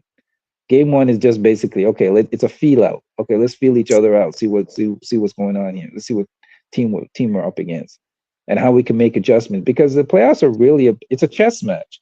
Playoffs is if I can make a comparison, Mike, I use an analogy. Regular season is like, you can use this too. Regular season is checkers. Playoffs is chess. I'll say it again. Regular season is playing checkers. Playoffs is chess. So everybody knows how to play checkers. We all know how to play checkers. Checkers is the easiest game to learn. But chess is more difficult. Chess, you got to know you got to be more strategic. You got to know how to move your pieces. You got to know how to be defensive and protect your queen. Like there's a lot of little small intricacies involved in chess, right? So that's how I look at it. So you win the first game doesn't really mean anything because the other team can plan for you because you're facing each other in a 7-game series. So you know the other team is going to make an adjustment. Now what you got to do is figure out how to counter the adjustments that the other team is going to make, or predict the adjustment or the moves that the other team's going to make, and find a way to counteract that. There's even chess in the middle of a game. Like a team can throw out a particular defensive scheme that you have no clue that they were going to throw out. I'll give you a perfect example. Nick Nurse, when he threw out that box and one, you know what? You know why it worked? Because the Warriors never expected it. In that playoff series where the Raptors won, Nick threw out a box and one. Nobody expected a NBA coach to throw out a box and one, which is basically a high school play. Box and one is basically what high school kids use, what they use in high school. That threw the Warriors completely off their game. So maybe JJ Redick has something cooked up in his lab where he's saying, listen, when they reach a certain situation, they may have to go deep into the emergency playbook and throw out something. Who? What do you mean? If we're playing against the Thunder, there's no game plan we can throw out there that'll work. No, you're right. I'm just saying, like, I'm talking in general in any coach in any of these series. That's why I say it's like chess. You can go deep in and dig out something that may be able to disrupt the team. I'm going to put it on the table right now, Mike, and you can quote me. You can record this. You can say, yeah, Infamous said this. I'm putting my nuts on the table right now. See, I'm not even waiting. I'm putting the nuts on the table right now. I'm saying your 2026 champions will be, drumroll, will be the San Antonio Spurs. Go. That's it. That's all I got to say. They're the only team that can beat. They're the only team that can beat the fucking Thunder. I'll say it again. You can record it. Timestamp me. The 2026 NBA champs will be the San Antonio Spurs. I agree. I think the conference finals are going to be Thunder, Spurs. Spurs take it to the championship, win the championship. Everybody else is playing. Everybody else is kind of like, how Michael Myers had his mace. Had his little playground, and everybody just living in it. That's what this is. The Spurs and the Thunder have their own little field, and everybody else is just playing it. Can I introduce you in a potential upset? This is what a potential upset could look like. I believe the Nuggets. I believe the Nuggets can cause an upset. I think they will beat the Timberwolves. Go ahead. The T-Wolves are hurt because Jay Daniels is out. Right. But I think if there's one team that can upset, I'm saying that if there's one team that can upset and make it all the way to the Western Conference Finals, if I was to pick one team, I'm not saying they're going to win. Listen carefully, people, because people like to jump and say, blah, blah, blah. If there's one team that can make it all the way to at least the Western Conference Finals, I believe is the Nuggets.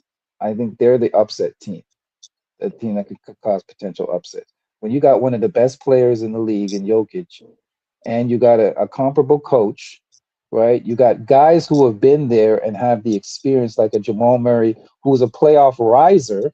See, this is what people got to understand too. Jamal Murray and Jokic and Aaron Gordon, they're playoff risers. That means their numbers, because usually people say your numbers go down in the playoffs for the most part. Not everybody, so but most people sometimes they put their numbers go down because the game's slower pace, less chance of possession, better defense, blah blah blah. People play harder, right? But Jamal Murray and Jokic are playoff risers. Their numbers go up, especially Jamal Murray. Jamal Murray's a beast in the playoffs. Clutch baskets, everything. So if there's one team that has the playoff experience and that are playoff risers that could potentially upset, right, one of these teams, one of these juggernaut teams, I would pick the Nuggets. What do you think? Go ahead, sir. Oh, facts. I mean, everything you just said, I totally agree, man. The Denver Nuggets are a different team when it comes to playoffs, man. Gordon, Murray, Jokic, Bruce Brown, the Johnson boy. I mean, they got a bunch of guys that can ball on that team, man. And the Denver Nuggets were a scary team. Believe it or not, that same team that won the championship last year, the Denver took them to how many games? 7 games. If you think about it, even in Game 7, the Nuggets were in that game. Yes, they were in that game late in Game 7. And remember, last year the Nuggets, they didn't have no bench. So if they could take those 7 games and make it very competitive through 7 games with no bench, Denver Nuggets to me are a dark horse, a sleeper team to go. I agree. And they picked up that shooter. They picked up that guy that they changed for the Porter dude, the Porter kid. Remember they sent the Porter kid to the Brooklyn Nets, and they picked up Cam Johnson? Cam Johnson? Yeah, Cam Johnson. Yeah, he was a deadly 3-point shooter. So they picked up what's his name from Detroit. Remember they have what's his name? That Deadeye shooter from he's the son of what's his name? Tim Hardaway Jr. Yeah, they have Tim Hardaway Jr. who's when he gets heated, when he gets hot, he can hit some shots, bro. He can hit like 5, 6 3-pointers in a row, bro, when he gets hot. So you got Cam and you got Junior there. I mean, and you got Jokic who can hit down a 3 occasionally. I'm telling you, Nuggets my dark horse team is the Nuggets. I'm saying that right now. So you can quote me on that. Dark horse team, Nuggets. Dark horse. Yeah, but the Denver Nuggets is dangerous. Let's just be honest. Lakers, the Lakers are going to get. It's an accomplishment, and we will give them all their praise and recognition just for them to get past the first round. That's it. That's as far as they're going to go this year. I'm sorry, you guys got to be honest. That's it. That's it. Can I get the ass? And that's okay. And that's okay. Yeah. Only look. I love God. I love the Bible, but I don't even think God can save us from the damn thunder.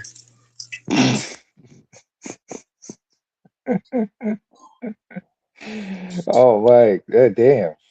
Yeah. I'm telling you, Mike, I'm warning you right now. Just don't be going out there making no crazy bets, man. Don't be making no bets on this. Just leave this. Just use your brain and just stick to it. Don't let anybody try to talk you off that horse, man. Hey man, if we're being honest, we'll be lucky to pass fucking Rockets. Yeah. I'm telling you this right now. Everybody's picking the Lakers to beat the Rockets. Listen, I already said it could go 6 or 7. And then if it goes to 7, it's a toss up. If the Lakers and Rockets go to 7, it could go either way. It can go either way. If it goes to 7, in my honest opinion, if the Lakers and Rockets go to 7, it's a toss up. You don't want it to go to 7. You want to get them out of the paint early. Get them out of there in 6. And I'm predicting 6. I'm predicting this game will go to 6 games. That'll be it. Game will be 1-6. But Man, unfortunately, LeBron doesn't have the weapons, man. I mean, I would predict to go a little bit further, but no weapons, man. You don't have no Austin Reeves. You don't have no Luka Doncic. Say what you want about Luka, but Luka is a playoff difference. Like you, for the double teams to take the pressure off LeBron, because listen, LeBron has no release valve. Luka is a release valve, right? There's no release valve on this team now. He has all the weight and all the pressure is on his shoulders. He has nobody to take that pressure off. He doesn't have, there's no other comparable scorer. It's basically LeBron and a bunch of role players. Seriously. If we want to be honest, this team is made up of LeBron and a bunch of bench and role players. That's it. That's it. You can't trust Aiden because Aiden is inconsistent, unfortunately. Aiden's inconsistent. He's going to need a lot from Aiden. We're going to need Aiden to come along. Marcus Smart has issues in the playoffs for some reason. Whenever the playoffs come along, he makes some dumbass errors and throws the ball away in the playoffs. There's so many things that it's going to be difficult, man. It's not going to be easy. I'm not even saying that the Rockets game is going to be easy. A lot of people say, "Oh, it's going to be a sweep." It's no. I'm saying this is just my personal opinion. I believe it's going to go at least 6 or 7. That's just me. I'm gonna do reverse psychology. Mhm. I'm gonna do reverse psychology and say Rockets in 5 because the last time, and I was a part of this too. I was on the panel and I got big headed and I was saying, "Oh, Lakers gonna beat the T-Wolves in 5," and they ended up beating us in 5. Mhm. So I'm gonna say Rockets in 5 because without Luka and without Austin Reeves, I don't know how we're gonna score against this team because the Rockets, yes, they got no point guard yet, they can't shoot, but what do the Rockets do best? They play defense and they get rebounds. The Lakers have a hard time getting rebounds against the Rockets. The Rockets have kills in the glass time and time again, and they play defense. One of the best. You're right. They're one of the best offensive rebounding teams in the league. I believe they're either top 3 or number 1. Yeah. So what does that mean? If they're getting extra possessions, and we got no Luka, no Reeves, what am I saying to you? They're going to get way more shot attempts than us. Correct. You know what I'm saying? They're going to get those extra possessions. Yeah, that's a good point. Yes. You know, Mike, that's a great point. That's a great point. I never thought of it. That's a very good point. They're going to get those extra possessions. And guess what, Mike? Those extra possessions are extra valuable in the playoffs. Every possession is valuable that's why you can't be throwing the ball away. But Evans, you got to add the cherry on top. When you don't got Luka, when you don't got Luka or Austin Reeves, those missed opportunities become even bigger. Correct. I can't disagree with you. You're cooking right now. You're cooking, right? Because if you have Luka and Reeves, right? Let's say the Rockets get 4 offensive rebounds and they hit a 3. You know Luka can come down in 1-2 step and knock down his own 3. But now that you don't have Luka, you don't have Reeves, those are 2 automatic scores. Every rebound you don't get, it's going to be that much more magnified. No, you're right. Okay. I don't know if these guys can make shots. I don't know if these guys if they're going to out rebound us and play good defense. Man, that's going to be a problem for LeBron. Yeah, you can't be turning the ball over, and LeBron has a habit, and part of it is his age and everything like that. He has a tendency of turning the ball over a lot sometimes. So he's got to protect the ball. He's got to protect the ball. Go ahead. And he's missed. I love LeBron. He showed great leadership over the years, right? But let's be honest. The last few times we've seen LeBron in the playoffs, when things are going south, LeBron James is like, fuck it, it's whatever. What's going to happen if things ain't going his way in this series? We know LeBron is going to just he might not quit necessarily, I don't want to Hmm. say that, but he going but on his body language will show everything. True. True. You Yeah. know what I'm saying? You're right. Like You're let's right. say LeBron drive and LeBron throw it to Marcus Smart and Smart air balls that'll make a bad shot. You know what I'm saying? You know Hmm. his patience will go out the door. Yeah. Yeah. Especially with Marcus Smart. Marcus Smart. People. I don't know. If people have been following Marcus Smart. Marcus Smart has a bad habit of making But it's some not just boneheaded you know, plays in playoffs. Man, go look through the history. no, but Hmm. infamous. I'm not looking at just Smart.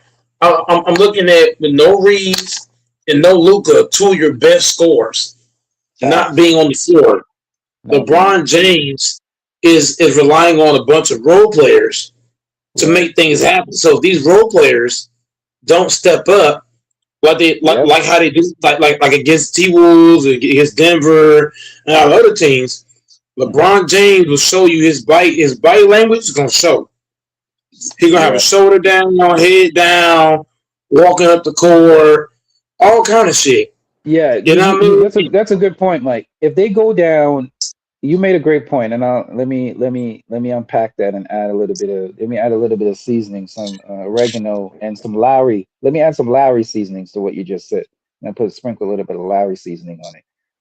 If they go down in the series, let's say they go down in the series 3-0, we know LeBron is the type of dude to check out. It don't even gotta be He, 3-0. or two, Let them even two. let them lose. Let them go down 10 points against the Rockets in any of these games. LeBron's Hmm. go. I'm telling you, his body language at this point in his career, because Redick is asking a lot of LeBron, and LeBron Correct. is 41 years old, so LeBron's not able. He's not able to do what Luka and Reeves can do. So without Luka, without Reeves, what's gonna happen, Infamous, if they say, you know what, we're gonna do boxing one on LeBron? How about that? And then now LeBron is frustrated because he's trying to make a play, but the ball's getting turned over. Guys ain't making shots. You're down by 10 points. What you gonna do, LeBron? I'm telling you, he's gonna damn near quit. His body language, and we all know LeBron. Whenever he gets fouled and the refs don't call it, what does he do? He stay on one end, but we ain't got time for that. But that's who LeBron is. He's gonna be on Yeah, one yeah. end, We he's gonna can't be foul doing that one in end. the playoffs. Yeah, you're right. Yeah, and on top That's of that, where that's he's got where to play Luca. 48 minutes. Correct, correct. I agree. He's got to play That's all where 48. Luca. Right.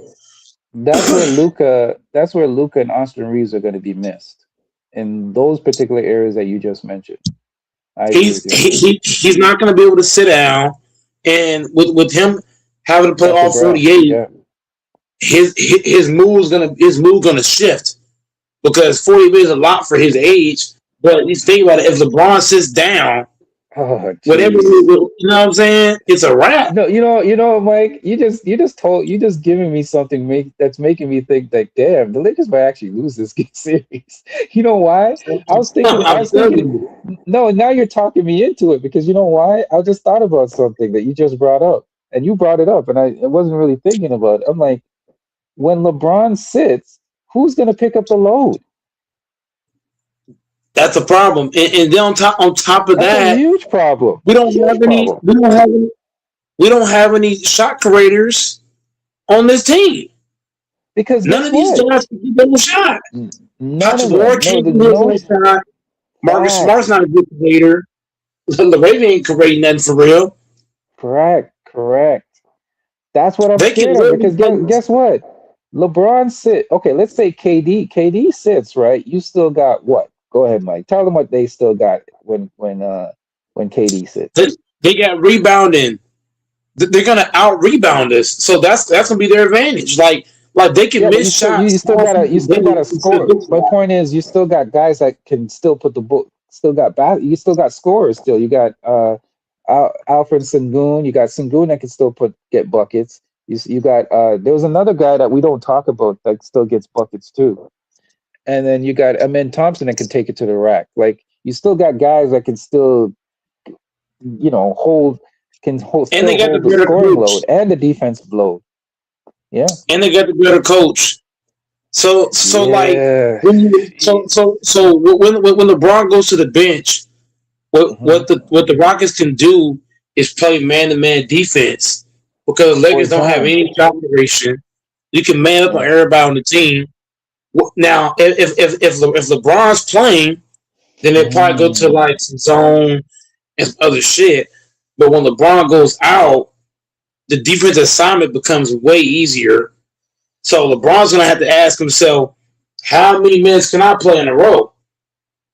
And that's a problem. And I don't think the Lakers have no bench. We have no bench. So for me, it's like if the Rockets play how they know how to play, like just think about it. Luka put up 40 in the second game against the Rockets. What did Luka put up? He put up 40. Matter of fact, let me pull up the stats. And I'm gonna tell you if we can beat the Rockets or not, just based off these stats. Because Luka put up some big numbers against the Rockets, and those games still came down to the nitty gritties. I don't see it on here. Let me check the records. No, not the records. Tell me what did Luka average against the Rockets? Because if I'm not mistaken, he was averaging 35 in something. So if Luka's putting up 35 something, and Reeves was averaging at least 15, 16. You get what I'm going with this, Infamous? Reeves averaging 15, 16. Luka's averaging 35. And those games still came down to the wire. Now you got no Luka, no Reeves. We get swept. Jim is swept. Rockets at 5. Okay, I'm just gonna go over the record. The regular season record. The Rockets had a 1-2 record versus the Lakers. 1-2. But what did Luka and Reeves put up? That stuff matters because Luka and Reeves, you gotta look at what they put up. Yeah, I'm trying to find that right now. Because Reeves, I think Reeves had 15 a game, and Luka had 35. So what am I telling you, Infamous? If Luka's putting up 30 plus, and Reeves getting you 15, and you're barely beating the Rockets, what am I telling you, Infamous? Huh? Read between the lines, Infamous. Yeah, I see I read what you're putting. I see what you're putting down. Yeah. So it's like if we're barely beating them with those guys putting up those numbers, what that tell you? Yeah. That tells you we should lose a series in 5. Does it not? Now it said that he averaged 33 points against Luka averaged 33. Luka averaged 33, and what did Reeves average?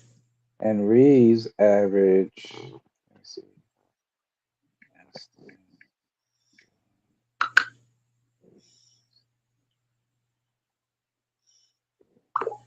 13. So Reeves put up 13 a game against the Rockets, and Luka put up 33. In those games, Infamous, listen to me now. The game still came down to the wire. With Luka putting up 33 a game against them, with Reeves putting up 13 a game against them. So what makes me believe we could beat the Rockets without Luka and Reeves when those games came down to the wire? With Luka putting up 33 and with Reeves putting up 13. Yeah, you know what? Now you're kind of talking me out of it. Before I had the Lakers, but now I'm starting to like, you're making sense. Because you gotta so if Luka was putting up 33, so that's 33, Austin, what's that, 3, 4, yeah, 40, that's like 46 points you're missing out of that's a chunk of, you got to make up 46, at least 46 points. But you got to also mention too, Infamous, that's that half those your scoring games, load. Go ahead. Infamous, 46 points, right? But what did you leave out? Those Rockets games came down to the wire. Every last one, they all came down to the nitty-gritty. Yeah, you're right. You know what I'm saying? So how can we beat the Rockets if we're missing 46 points off the board? Who else? You're missing close to 46 or more points out of your lineup. Yeah, that's gonna be tough. You gotta fix. You gotta make That's up going those to be a points in other places. Yeah. But it's not just. But it's not just the points we're looking at, Infamous. We got to look at how many points that Luka generate because Luka he gets double teamed a lot, and Right. sometimes he don't get the assist because he'll get double. The guy that he threw it to, he'll throw it to the next guy. He'll get the open shot. So we gotta be honest. Like Luka probably generated half of Oh, those. You know what I'm saying? gee. Mike, you just We brought gotta up a look at point all that of I. it. Mike, you just brought up a point that I wasn't even thinking of too. Guess what? You can play every player on the Lakers. You can put them in single coverage. There's nobody you need to double team. No, There's not even nobody you need LeBron. to. You can put Not even LeBron one on LeBron. one. Not even LeBron. You can play single. Listen, anybody's out there listening. You can play single coverage on every player. There's On nobody. There's everybody. nobody that's a threat where you need to send a double team. You can play everybody on single coverage. Yeah, That's man. why the Rockets. Yeah. Yeah, it's not That's looking why the good. Rockets struggled. That's why the Rockets struggled to guard the Lakers in the three matchups because Luka and Reeves was penetrating the paint and they were drawing two, which And got guys finding the open open. shots. Yes. So now that Right. you don't have anybody to draw two or drop 33 or 13 points, who's Right. gonna draw two and who's gonna cover the 4-6 points?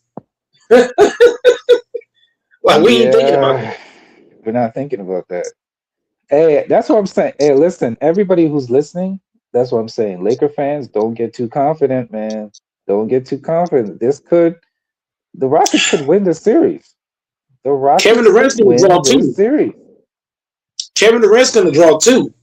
We already know Yeah. that. Durant can draw two, and Durant could Sengun draw to two. be up, and Sengun can draw two. Yeah. Yeah. Shit, Thompson might Oh, draw two because Thompson's so fucking fast. Shit, he may just collapse the whole D and draw two. yeah. That's a problem. We gotta think And then about we're that. not. They I'm got the telling you, speed Jabari advantage. Smith, Jabari Smith is an X factor, bro. People are not. Don't sleep on that dude. Yeah, he can go He's off. another He can one. go. He's gonna get easy shots because what did we just discuss? Whenever they double team Sengun or Durant, they're gonna leave Jabari wide open, and his shots are gonna be just wide open. Yeah, Samurai Beast Warrior, you're focusing on KD, but you're missing the point that we're making. You're missing the point that we're making. It's not just about KD. KD's not gonna choke against LeBron. KD KD's licking his lips because LeBron's 41 years old and KD knows that. So hey, look, if I'm the Rockets, I just put Thompson on LeBron 1-on-1, and I'm not doubling. Yeah, I'm not doubling at all. unless you need to, but you probably don't need to. No, Yeah. I'm not doubling. No, I'm not doubling at all. You know why? Because LeBron can't play the whole game. He doesn't have the win to play 48 minutes. He's Yeah, gonna he's have gotta to go rest. to the bench, and Yep. once he goes for his little rest, you run that motherfucker up. Yep. That's it. That's what people are not thinking about. LeBron can't play the So whole game. Jake LaRavia is a bad shooter. Guys don't understand that Jake LaRavia is not a good shooter. Who's They can going leave to him pick open. up the load? That's what Laker fans are not thinking about. Who is going to pick up the load when LeBron goes to the bench? They don't. That's the thing. They don't have no bench. They don't have no That's the bench. thing. Who? Bronny They don't have James? anybody. Bronny James is Bronny James?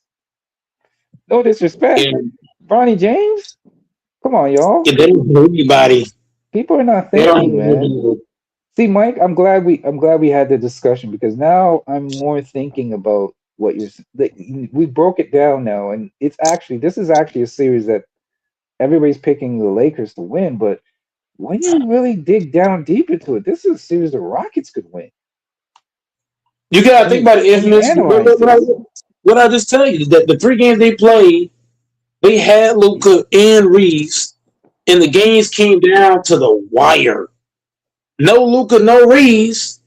I'm thinking we're gonna get beat now because it's like Infamous. I'll put it this way, Infamous. If me and you fight, right? Mm-hmm. if I can't beat you with two hands, right? Hmm. No. What am I trying to say? If you can beat me with if you can beat me with one hand, I know you can Hmm. beat me with two hands. So what I'm saying is like we had two hands, right? Hmm. We had two hands. Reeves and Luca, two hands. And we barely beat these niggas. Now we got no Mm. hands. You see what I'm saying? Like, come Yeah, on, yeah, man. yeah. Who's gonna That, draw two? Who's gonna be drawing the double teams to get these guys open? Because Aiden and all these guys, they got open because of Luca's gravity. Watch those games, correct, Isthmus. Luca's correct. gravity got the Lakers so many easy shots. Like That's a even the good ones point. that weren't necessarily assists, but what they call the hockey assists. Luca had a lot of Right, hockey assists. right. So now you take him off the court, you take Reeves off the court. You're asking Yeah, LeBron to beat Luca at 41. That's not gonna yeah. See, work. that's what people are not thinking about because guess what? When they had Luca and Austin Reeves in the lineup. Now, don't get me wrong, right? I'm thinking about it this way. When LeBron went to the bench, you still had Luca out there or Austin Reeves to supplement, right? You still had them to be a Right. target. Now you don't have those. So what Mike is saying, now you don't have those two targets now. So when the LeBron goes to the bench, you don't have anybody to supplement the scoring or draw gravity. So yeah, I get what you're saying. I get what you're saying.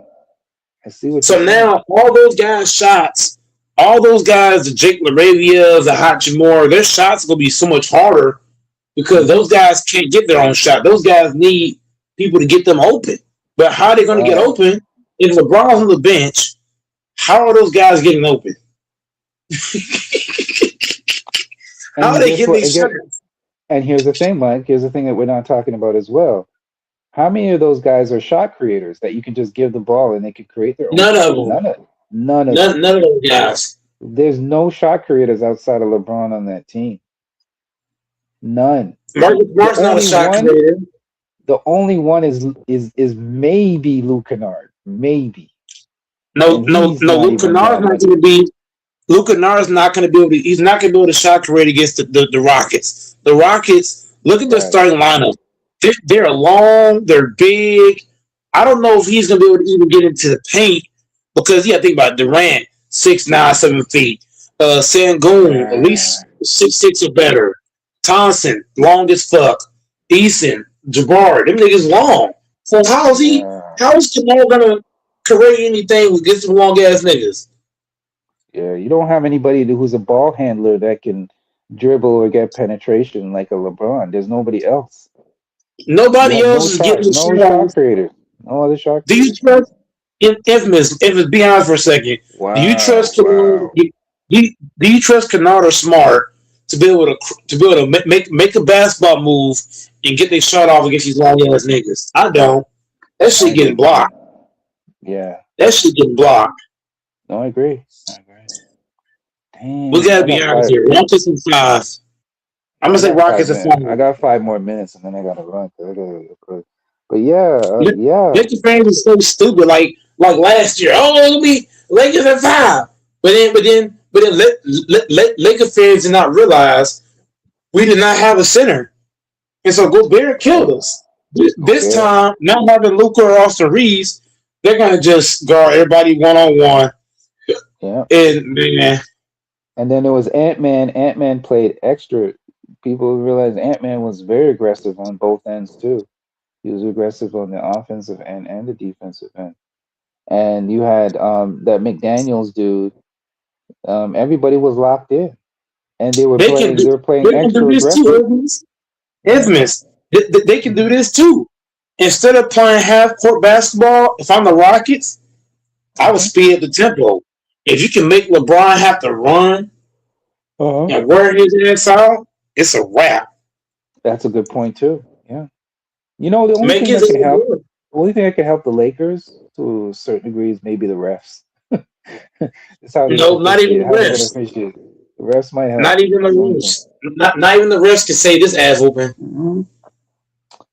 Yeah. What the Rockets are gonna do, they're gonna play fast pace because if you play fast pace, you can force LeBron to the bench early. You can force him to the bench way sooner because LeBron's gonna try to play he's gonna try to play as much as he can at a time. But if you run that pace up and make him have to run a whole lot, I'm telling you, he's gonna call for a sub. And once he go to the bench, if you're a Rocket, you licking your lips. Like, oh yeah, it's over now. Oh yeah, yeah. Soon. What did And DeAndre Sam Ayton is ID boy soft. say? He said Shannon Sharp's voice, Rockets, Lockets, Pockets, Lakers in 5. He said Okay. he said the same thing last year. He said the T Wolves, the Pups, the Puppies, is gonna lose in 5, and so what Yep. happened? He And said you that think, last year. and you know what's funny, Mike? People think that teams don't get motivated when people say stuff, when they hear that kind of stuff in the media. Like when they hear that, oh, your team's gonna get swept, oh, you don't stand a chance, they're gonna win for sure. You think that doesn't motivate? Especially You think Durant. it's bulletin board material right there. Kevin It goes Durant up on the is bulletin licking board. you, bro. Kevin Durant is licking his chops. He's like, it's me against LeBron. No Luka Yep. Doncic. Oh, he happy Yep. as hell. I'm telling you, Yep. he happy as fuck. No Luka. Any team that plays the Lakers, they're happy as fuck that Luka ain't playing because now you don't got to worry about no 41-year-old LeBron. You don't got to worry about that. Yeah. They're happier than a moist dude in jail. Right. So, damn. See, you're more happy than a dude that's finna get pussy. Yeah. Facts. You Yeah. Yeah. extra Nah. happy. Well, we'll know. We'll know in a week. We'll know in a week. We'll You know. know, it's gonna be I think over in time. they're gonna get this week off. When does the play-in start though? That's interesting. We play Saturday. We Playing play Saturday. Saturday? Yep, Okay. Saturday night we play game one. Oh, Game one Saturday night Saturday. is the first game. Okay. But when is the play-in though? Is the play-in I when? think the play-in's the next day over Sunday. Let me see. When's the play-in? But the first game of the playoffs is Saturday. We playing Saturday. NBA play-in. I think the play-in is Monday, isn't it? You gotta look it up. I ain't too detailed on the play-in. Yeah. I'm gonna look it up. I don't think there's gonna be any upsets in the play-in, but we'll see. We'll tackle the Eastern Conference tomorrow. When was it playing? I'm over here laughing at Laker fans. They finna get beat at 5. Yeah, they might. Yeah, Lakers might. Oh, wait a minute. The playing is tomorrow. The playing is tomorrow, bro. Who the Playing first game? the playing is tomorrow. It's gonna be 2 games. It's gonna be the Heat and the Hornets, and it's gonna be the Trailblazers and the Suns. That's tomorrow. 2 playing games tomorrow. And then on Wednesday, it's gonna be the Magic and the 76ers and the Warriors and Clippers. And then Friday is going to be the deciding. Yeah, whoever wins between those ones is going to be the deciding games. So yeah, that's tough, man. That's why you don't. This is why you don't want to be in the play-in because guess what? You could be in the play-in, and then you got to play the next day after the play-in. You don't really get time to rest. That's why you don't want to. See, this is a prime example why you don't want to fall in the play-in. You don't get no rest. You literally get no rest, pretty much. You go straight No into the rest at playoffs. all. No rest, pretty much. So yeah, You gotta just so jump right into it. it starts tomorrow. Tomorrow's playing. Man, this gonna be the Heat and Hornets. I'm picking the Hornets. I think the Hornets can beat the Heat. I think the Hornets are gonna beat the Heat. The Suns, like we said, the Suns are gonna beat the Blazers.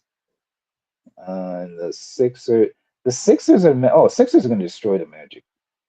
Even without Joel Embiid. I think Joel Embiid is not even gonna play for Joel Embiid is out. But I'm still picking the Sixers over the Magic. I still believe that the Sixers will beat the Magic in that game. and then the Warriors and Clippers. Warriors and Clippers is probably going to be the best game to watch. I think that's going to be a good. That might be a good game. And the Heat.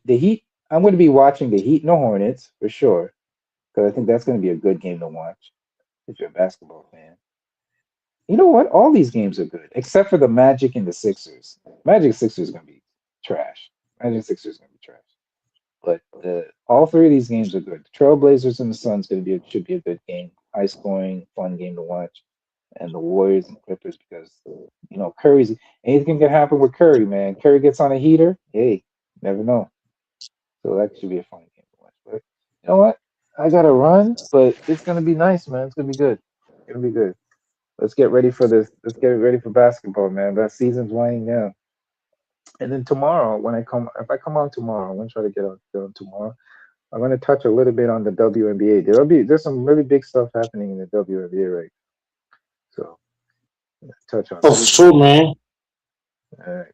All right, Playboy. I gotta run. I gotta get it early, man. All right, Oh, for Playboy. sure, big dog, man. Thanks for pulling up. No problem. Anytime, man. Peace. Peace.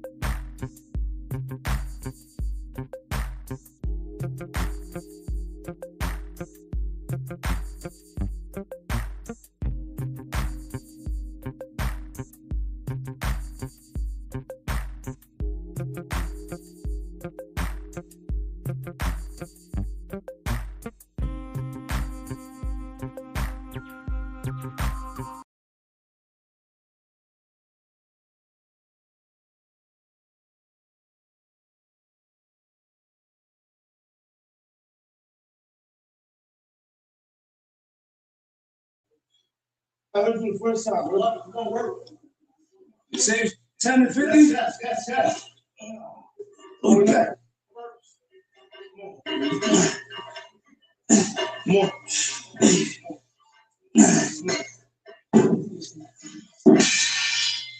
Yo, Lex, let's go. Something say yo, say. Don't you ever say you're killing the phone. Big things, big secrets, big cheating scandals. We're in a new series. Now you're saying that you do have two boyfriends. What? And a new type of wives. Real Housewives of a new series. Watch Bravo on Peacock.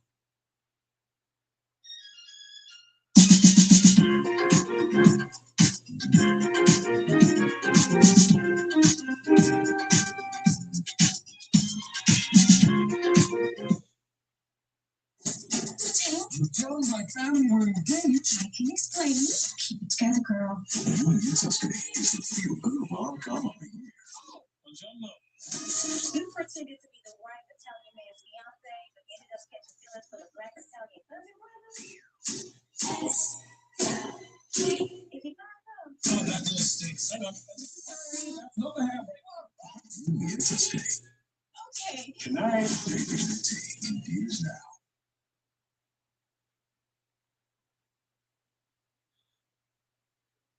This. You still use the word. Okay, I can take a piss. Wait. Yeah, I know. Let's go. Come on. Let's go, 50. You have this water room? Come on.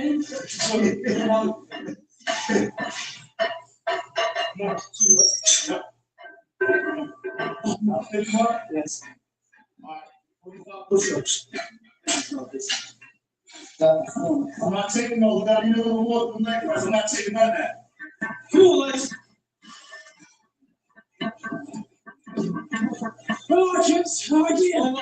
Oh, we had 50 push-ups in that kid. Ah, 50 left. Funny. Last five. Good, right, come on. Up, come on. Up, baby. Up.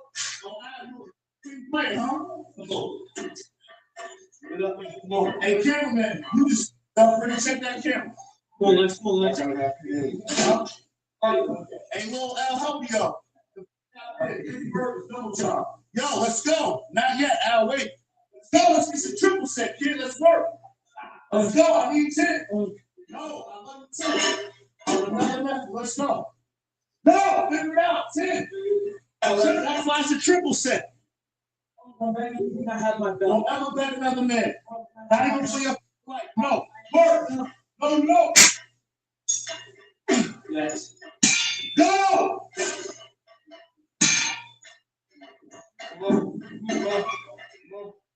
Go!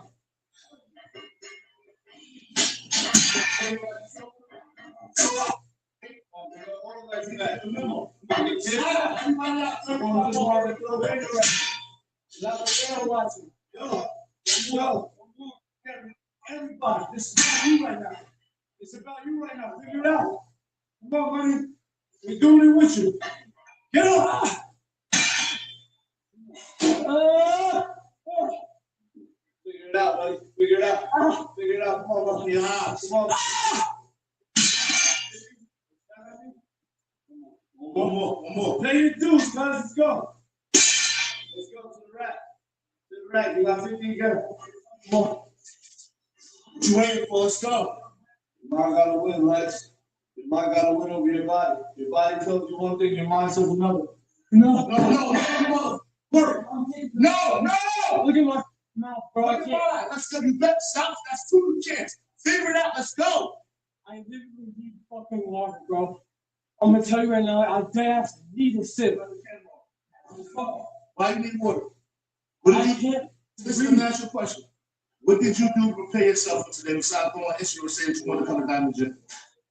I worked with myself for 7 years. Listen, 8 years. No. What did you do today? Did you hydrate? Yes. I had 2 electrolyte packets and a whole gallon of water. I promise you on everything. I don't know if them body armors didn't work, but I'm telling you, look at my mouth. Give me 50 and I'll think about giving you a courtesy. Give me some of that right there first. You can halfway, kid. Turn the switch on, right? Like this. If you was in the desert and the end game to get home was a mile away, you want back for water, you're going to keep walking till you pass out. Exactly. You're going to keep walking till you pass out. So let's go. Walk that. Walk that down, Wes. Walk that down. I know, look, you got nothing to say right now. Come on. We in here with you. We thirsty too. We thirsty with you. Walk that back, Wes. Gotta walk back, Wes. A little bit more. Let's go, buddy. Come on. Head up, go high, head up. Now look in front of you, that's who you gotta be. That's who you gotta be, that's the only person you gotta be. That's the only person you gotta be. Come on, Lex. Come on, Lex. Yeah, yeah, yeah, go now. Shut me up, you know. Shut me up. Work, yeah, yeah. Good job. No, you gotta get up. Hey, you're not even doing that right now. Sit up. Sit up. Yo, you do it over there, my boy. 35 to 20, hold the leg. 55 on the board, go, come on. Hey, Lex. Turn the engine on, baby. Come on. I need water. I'm serious. I need a sip of water, bro. Lex, finish the push-ups first, and we'll talk about the water. It's fun, Sal. It's the push-up. No, but this is the part of the. It's 4 things in one set. Once that sequence is over, then we can figure out what we're gonna do to make sure you're good. We'll finish that first. Pick your head up, Lex. Come on, money. Figure it the out. That's life sometimes. Sucks. Yeah, we thirsty. Figure it out. Come on. I understand. I'm tired too, bro. I do this. Stand up. Lex. Stand up. Stand up. I don't care. It's all right, bro. You can stand up right now. You're good. I promise you're good. This is the time when everything's up and it's loud and your heart rate is going and you know you're thirsty, you need water, your lips is dry. This is where you find out about yourself. This is where what do I do when I'm cooked and I got nothing? What do I do now? Finish, bro. I'm with you, bro. I'm with you.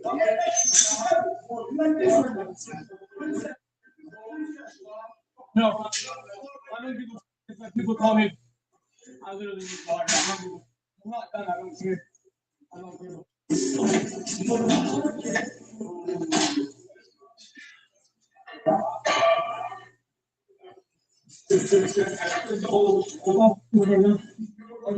Hold on, everybody.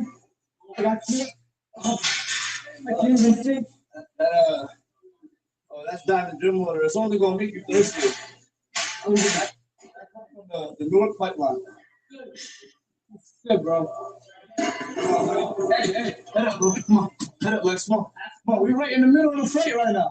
Start swinging. Come on.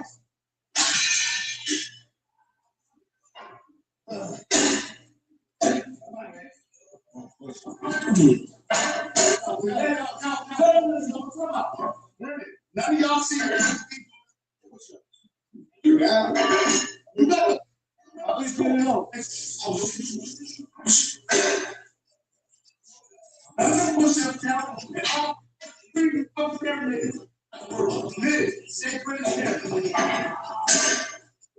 I'm sorry. I know. This is just a gym, bro. You good, bro? No, bro, shut up. Come on. We good, bro. We just getting started. When are you gonna get that? Yeah. Get up.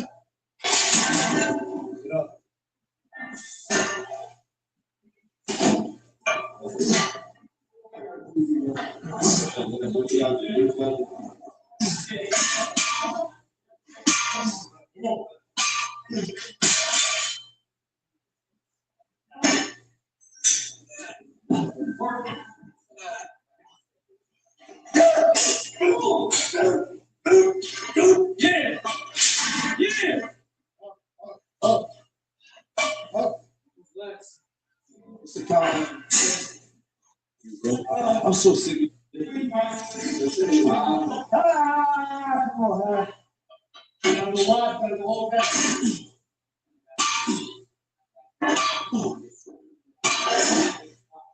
6, 7, 8, 9.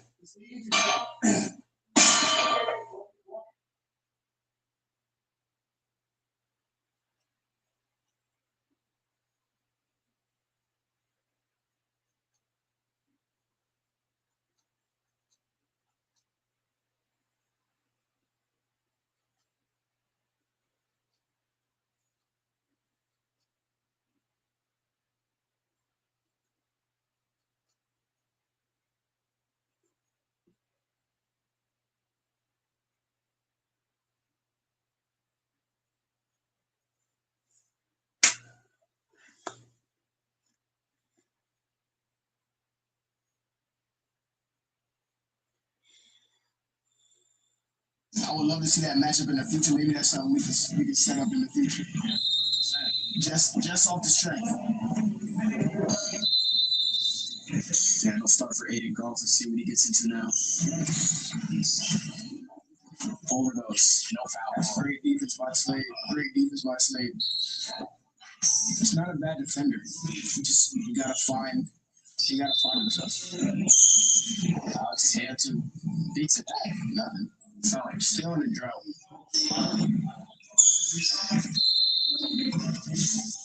Eating Golf deep three. No good.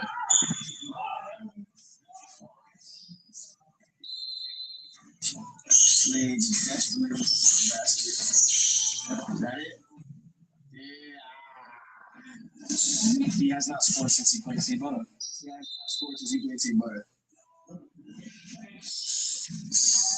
Good contest. Very good contest. He's getting a couple stops, but you gotta capitalize.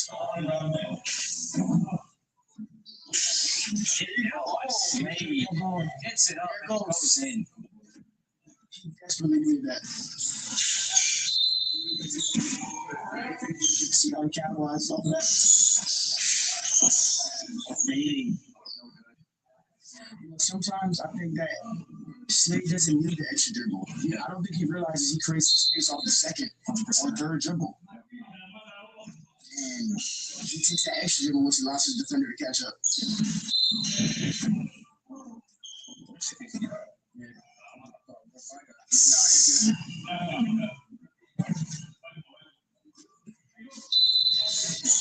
In golf. Absorbing from good defense by Slade. I don't think Aiden realizes he's not going to be able to just body him.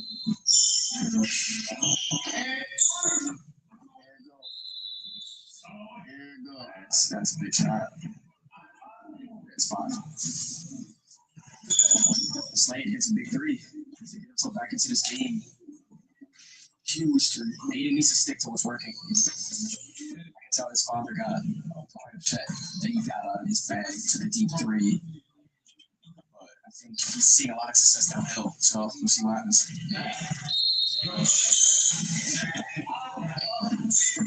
They Slade bump, fade, rinse out.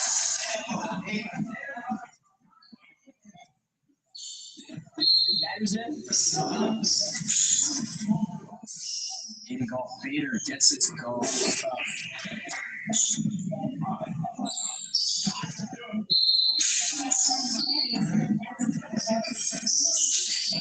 Aiden. I don't even know what happened there. I don't know what happened there. It just looked like a physical play. No call. 11-5 Aiden right now.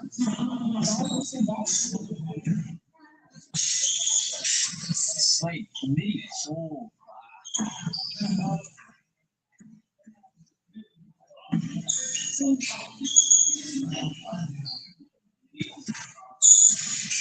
Aiden gets some direction from his pops. I told him to go mid to middle. See what he does here. Inside hand lay. Pops knows best.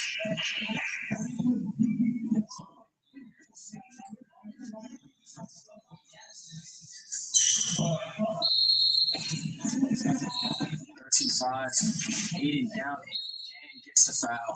That's a good way to explode out of the time step.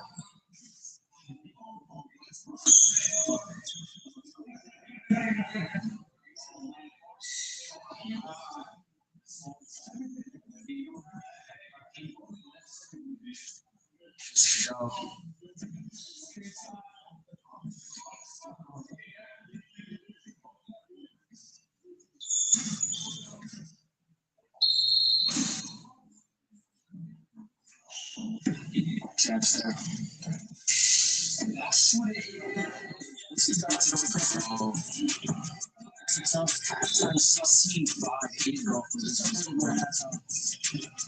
guys have to get in the habit to continue playing, man. Like, don't stop playing. He didn't thought he was gonna get that charge ball. And he was like, oh shit. And it's anyway. So he's not used to, they're not used to playing through. Like, you gotta hear the whistle. Just stop playing. If you don't hear the whistle, the person can score, the person can steal it, like whatever. So you gotta keep playing. Ball in, Aiden golf. Tap. No foul call. No foul call. Slade is good at absorbing bumps. I will get to that.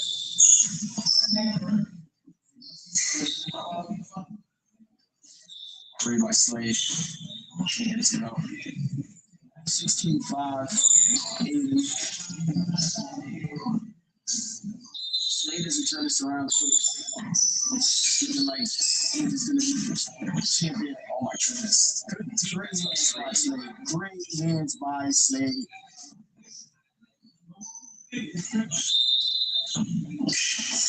Oh, what a move. Too many dribbles.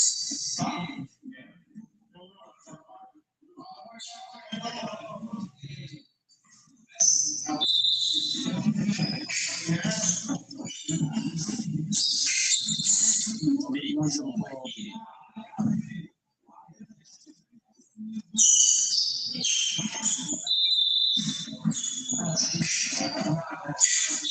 Slade, 3 ball. Slade cannot find it. That's not to say he won't find it. He just can't right now. Yep. Aiden, bumps midi, glass. You got it going, you got it going.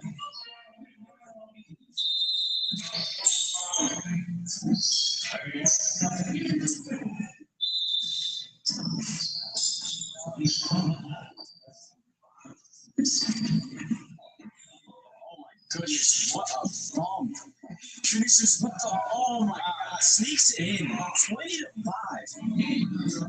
These style tournaments, that is tough, bro. That is tough.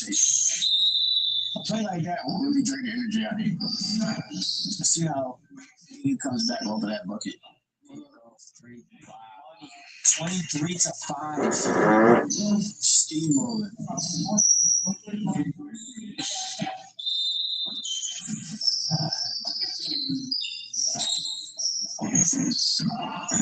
Oh my gosh, snaps. Good defense by Slade. Great hands.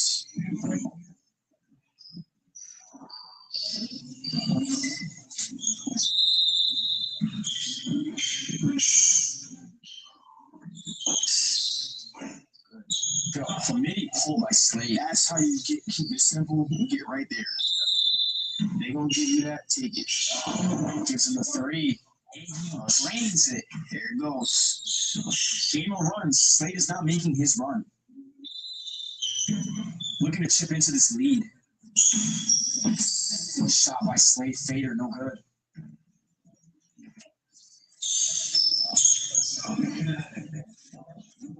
I know Slade's happy to see double digits on the score clock right now, 100% on the scoreboard.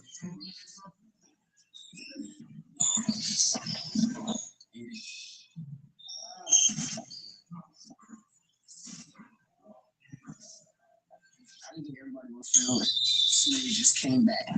Man, people want to see something like that, man. He has the capability to do so. Midi pull.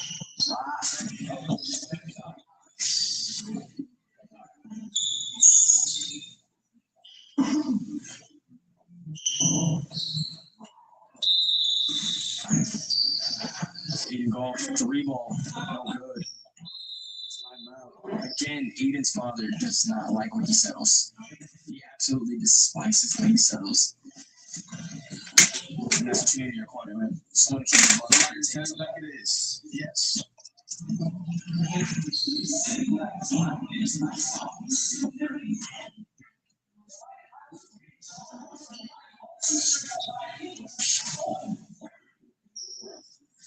Back to the action.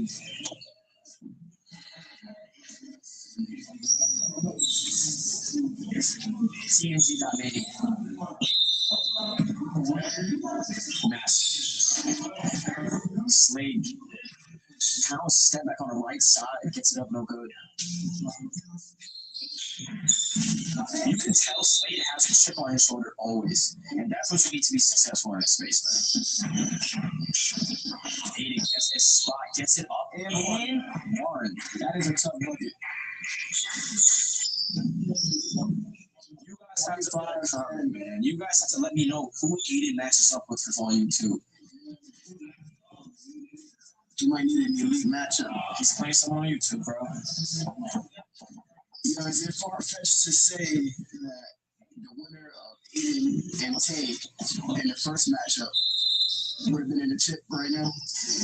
I think that's a great take. I agree. Because he only beat him by 5. Yeah. Slade made pull up, gets to go. Okay, Slade. He's got to chip into this lead. If you were still here, you still have a chance. Kyle Sebek always hesitated. Still gets it to go.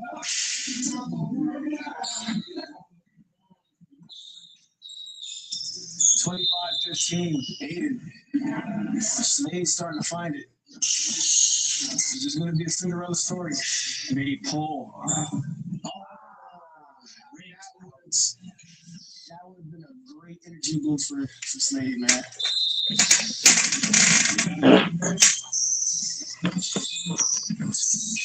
Oh my goodness. That's what 80 for golf kids know. Oh, That's good defense. again, 80 needs to close it.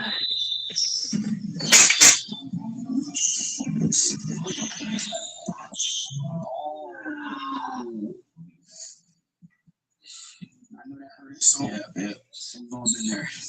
I know that hurt his soul just now.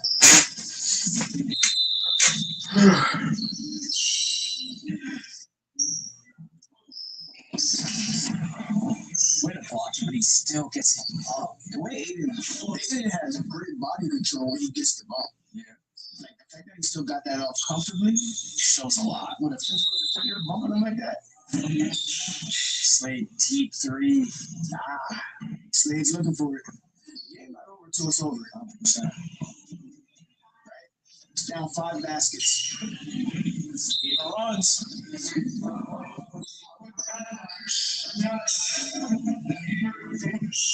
Behind the back counter. He gets up. No good. Aiden's on a cold streak right now. This is the time for Slade to capitalize on this.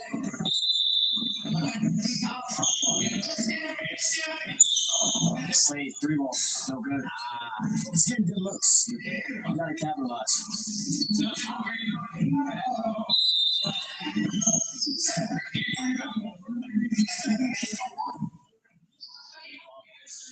Slade, good finish by Aiden. Has an opportunity to win the game with the 3.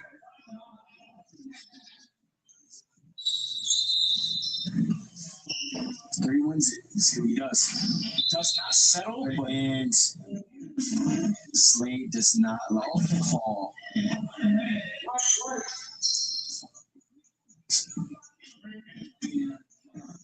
Pin drops. Pin drops. Pin drops. Slade needs to stop. 3-ball. For the chip. No. I really do respect Slade, man. Passionate basketball player, man. He's fighting. He's fighting. Because the game not over. Yeah. Facts. Fighting. Facts. Oh, good move by Slade. Gets to go. That might be the energy boost he needed. Sometimes you just need one. That's it. And you're like, oh, Game is not over. game is not over till it's over. Yeah, shoot that. Slade. Give me that. I'm shooting 3. Wow, gets it to go. He's in the 20s. 27-20. Timeout golf. I think that's Aiden's last timeout. But he's in the 20s. We're gonna see a Cinderella story here. Cannot leave the door open. If the door is open, now we come in. Slade is fighting until the end. He did not let anybody walk over him. He was losing 16-5 at the half. He's down 7 right now. This is gonna be a crazy. Down 7. A couple buckets to change this for him. A couple buckets, a couple stops will change this for Slade. 100%.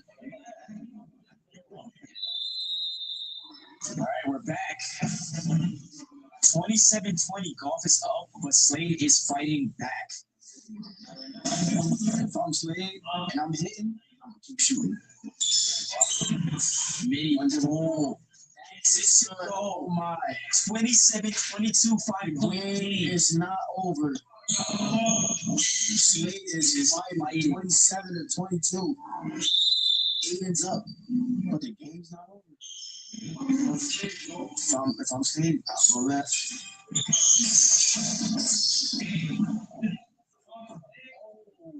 Shit.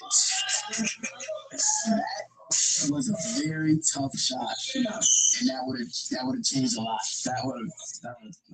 Slade speechless. If I'm Slade, I'm pushing up and making them get 2 buckets the hard way. Good defense by Slade. He is in a position where he wants to come back on this team. Slade has the momentum right now. This is wild. This is wild. She's gonna shoot. Shoots it. Oh my days. 27-25. He is back. Aiden needed to finish this game. Oh my goodness. He gotta go right. He gotta go. Let's see what he does. Shoots it. No good. Slade ain't gonna give Aiden no 3. This is insane. Slade ain't gonna give Aiden no 3. He's gotta get it the hard way. I'm telling you now.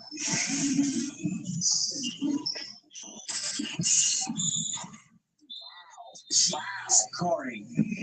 He is sitting down. Locked in. He is turned up right now. This is what you need, bro. Look at his face. The mentality. He needs Mentality. right now. Smitty, pull up. Oh, doesn't get the roll. Oh my goodness. I think if Golf doesn't close this game in 2 or 3 possessions, See, the thing that's so really guards. He really knows how to sit. he's focused. And really make it hard for Fader gets it to go. So he's making him get to the hard way, though. 29-25. One more bucket from Golf wins it. Great timeout. Great timeout by Slade. This game has become something else. Crazy. Phenomenal ending. Yo, shout out to Slade, bro. Yeah, he's a special player, bro. It takes a special player to have that kind of mentality. How much is he down? You go with numbers, bro. He was down 16-5 at the half. And he was down 23-10, I want to say. 23-10, he was down 23-10. He started coming back slowly, 25-15. Just started climbing. Crazy run. Bro, this right here, man, this is what people need to see. This is what Beyond All Odds is all about, bro. Giving people opportunities to show who they really are. Players like Slade are the embodiment of what we're looking for. Granted, Aiden Golf is a phenomenal player, but he needs to close the door now. Yeah, if I'm Aiden, I gotta end this now. Because he is on fire. He's got takeover, bro. Quite frankly. He's got takeover. Let's see what Slade does. He's a great defender, too. He's a great defender. He makes it hard for you. I think the timeout favored Aiden, though. I think he just needed a break. He didn't have any more timeouts. Aiden, here it goes. Misses the layup to win the championship. I really hope that does not come to my head. I really hope not. Because the pain he's going to sleep with tonight. That's gonna hurt. Sometimes oh my goodness. See what he does. I said 3. Oh.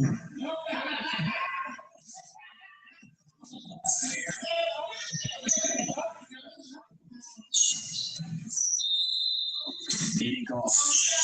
Chance for redemption. Chad loses it again, leaving the door open for Slade to continue to fight. Aiden. Oh my days, this is the game. You gotta finish. Gotta take your time. I don't think anybody has any more timeouts. This is going to the wire.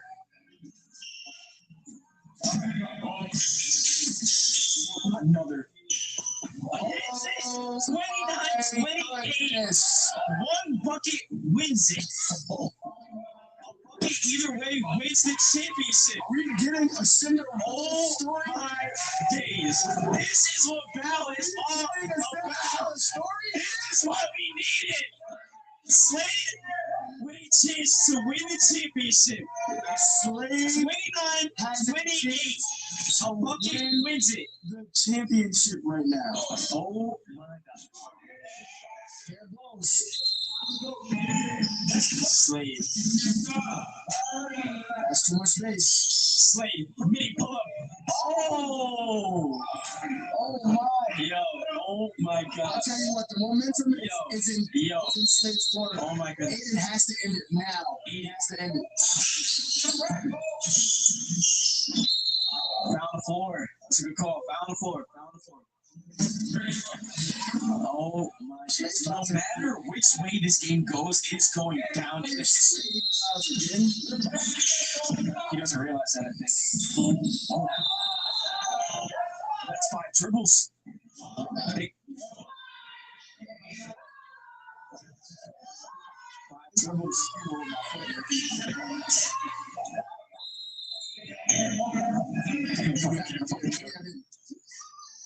Slade with a chance to win a chip. Me, pull left. That's good defense by Aiden. It's fatigue now. It's fatigue. Who's gonna fight for the fatigue? A bucket wins it for the championship. Slade. Oh my goodness. Slade is here. Katie call foul. That's a great foul. That's a great foul. That's a foul. Oh my goodness. I will say, if he didn't grab him, he might have traveled.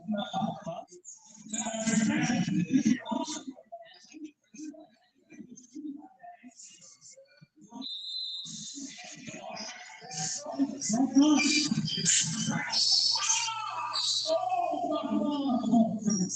not gonna lie, Slade. Somebody has to win. No more timeouts. It's over. Somebody's got to win this game. He scared everybody with that shot. Slade. Mini pull. Good defense by Aiden. Way to recover after twisting your ankle. I think he's good though. I feel like it was one of those like quick hitters there. Like, oh, okay, my mind. Next bucket wins it. Aiden's gonna pull up a mini. Oh, to the right. Finish. Golf closes the 9. Man, what a game by Aiden Golf. And what a fight from Jay Slade. They are both coming back 110%.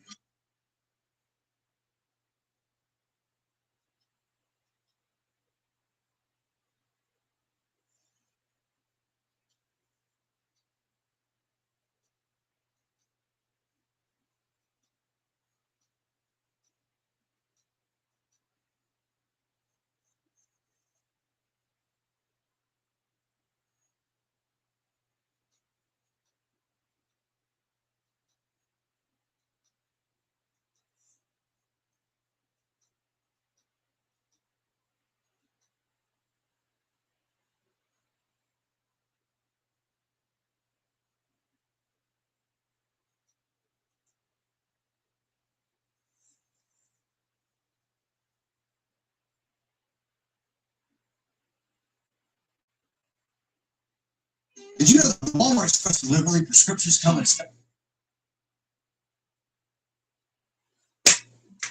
How's everybody doing today? You're looking good. You're looking well. Arms are looking thick. I'm really impressed with the progress you've been making, but we got to talk about those pecs because they've been lagging a little bit. Starting to look like a 19th century overhead specialist. It looks like there's a lack of adduction. Maybe the women weren't as big back then. If you can touch your fingertips, it's cheating. And it means she's not from good stock anyways. Now, there's plenty of reasons to want a more thoroughly developed chest. You don't have to be a hypertrophy-brained, modern bodybuilding weirdo. Remember, it was Christmas 1999. I was watching World Strongest Man on my grandfather's big screen that he had since like 1972. I'm watching Putinowski just dominate everybody. I'm on the edge of my seat. And my grandfather rises from a deep slumber in his recliner, sits up, looks directly at the TV screen and says, well, I think that guy needs a bra. And ever since then, I realized that was the heights that I wanted to aspire to. You want to be seen at that height, you need titties. You need real titties. As C.T. Fletcher at the height of my juiciness. I was probably 280 pounds. I was a fit boy. And even though nobody would call me aesthetic, I had kind of a palsy. One of the first things I noticed was that I could modify the position of my hands and I could dramatically change the dynamic of the movement. So I was digging around with a bit underhand pressing, starting to get good. What I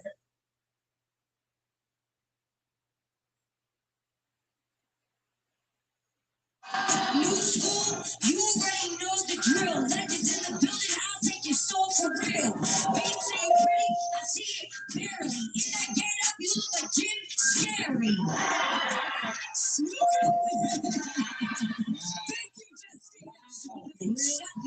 Chico, you look like with the rubber break. All right, Paulo. Come around the front, Paulo. Come around the front, Paulo. Let the people see your outfit. You dress like a Jamaican father. Get your ass out of here. You built like a single softball coach.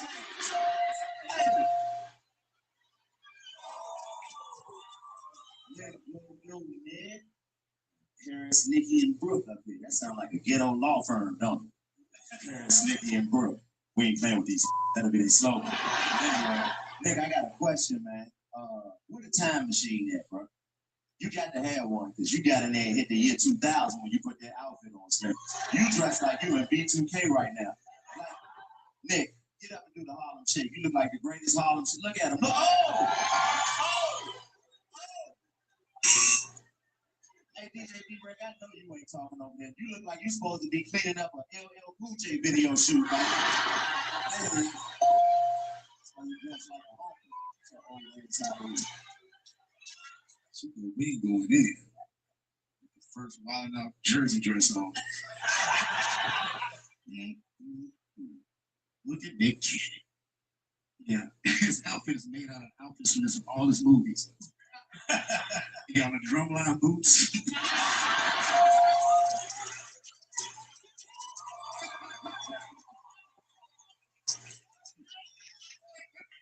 But Nick, I wasn't finished. There's one more movie that you doing with your program. You got the Love Don't Cost a Thing hair.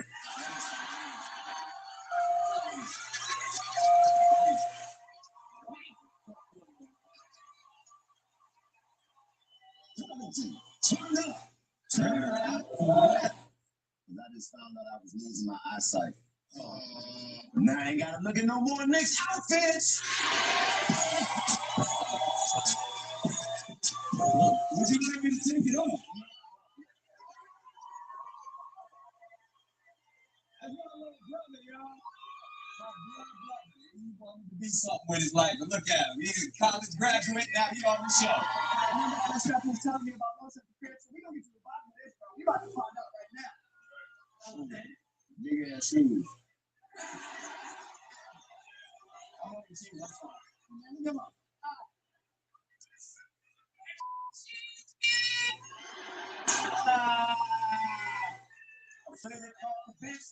Cannon got big feet. Anyway, I'm trying to ask some man some very important questions right now. Let your shoes down. Get it out.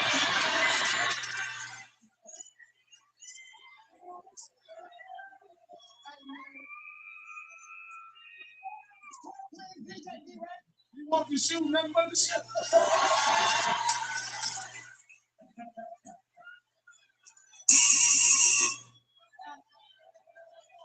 Shoot!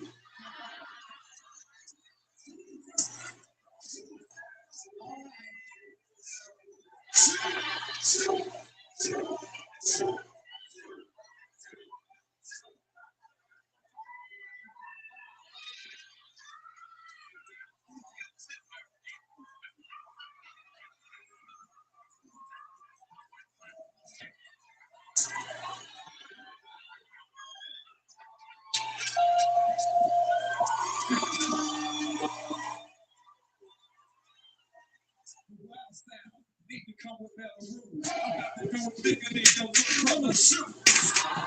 Think of what brother shoe. I'm about to do it bigger than your little brother shoe. Look at these. These is his red boots. They bigger than hell, and you know he gon' shoot.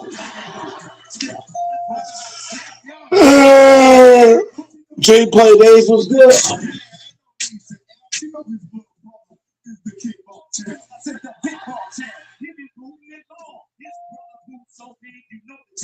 Chico Beans, you do stand up. Somebody should have reminded me. The Nick from 85 South up like the Bulls in the 90s. Okay. You sound like when you run, it sounds like this. Boom, boom, boom, boom. And Chico, hey, brother, you know I've been spitting. If Magic get jumped and heard Nick tell him run and get some kicks in. Who won this team? Yeah, this shoes keep moving. When you walk, the devil be like, what y'all up there doing?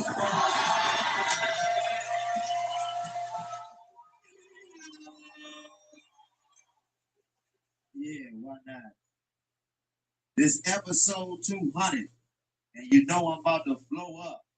If Nick clicked his heels together 2 times, Justina will show up.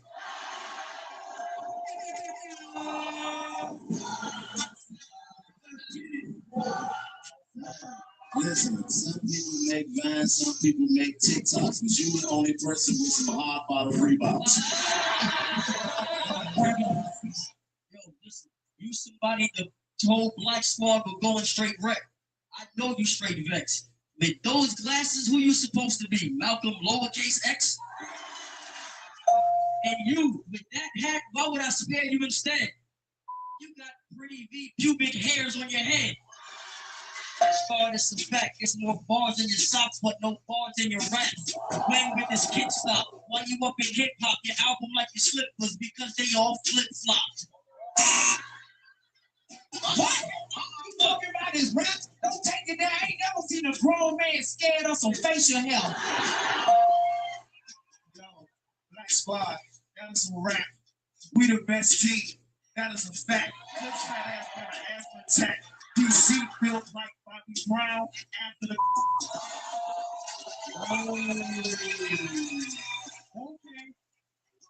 Okay, check this out, right? I ain't never seen no better rapper that wore Capri's. You cut holes in your mother pants, so that's how many times that you been up on your knees.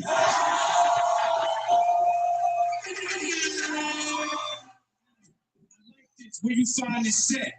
It look like you go like this before you sign my checks. And I push you with the heat. And yeah, Nick knows how to dress with them boogers on his feet.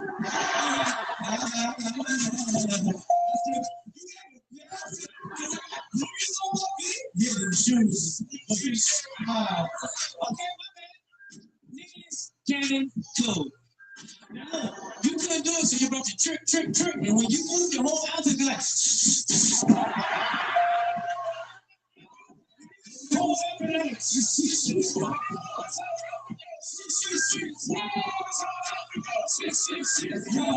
DC make fun of my outfit. He said it go switch and it trips, but I can tell you I'm gonna switch and you.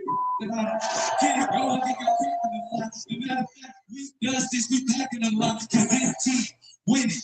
This something we does that. Your whole squad look like what the Rugrats.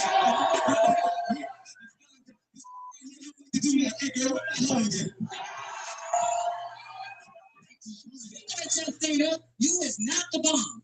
You should just tell everybody you got your ass off of wish.com.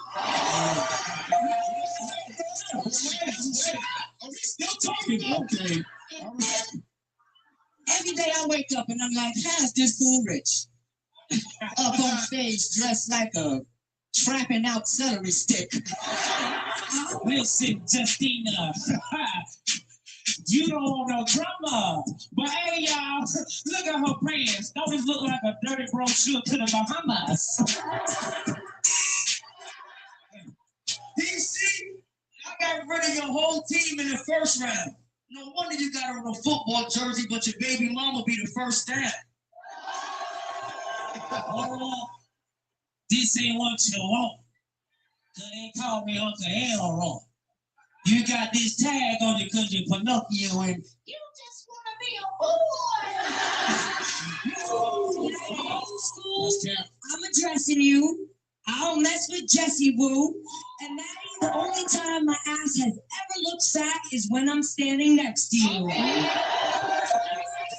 Justina, you're wearing a net and it looks bad. And I just know that you caught some crabs. Hold up. Nah, you must have thought it's over. Your team captain dressed like a pack of blueberry yogurt. Wait. Pick up this captain. Come here. Nick, how you doing today? I did not come here to play. I am going to kick the space. It looked like you have a red penis hanging from your waist.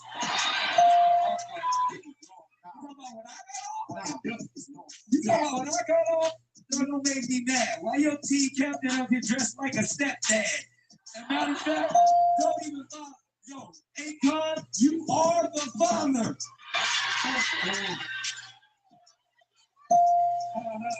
Uh-oh. Wait. It's the 13th season. Nick, I need my airtime. I know y'all getting money. Just got a hairline. Everybody's saying that I look like Akon, but you can't say because your beard is taped on.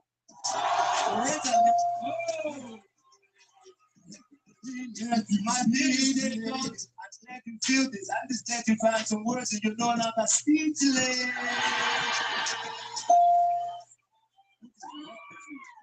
Never disrespect you.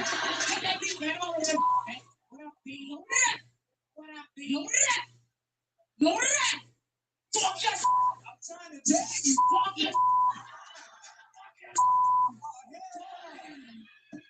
fuck it.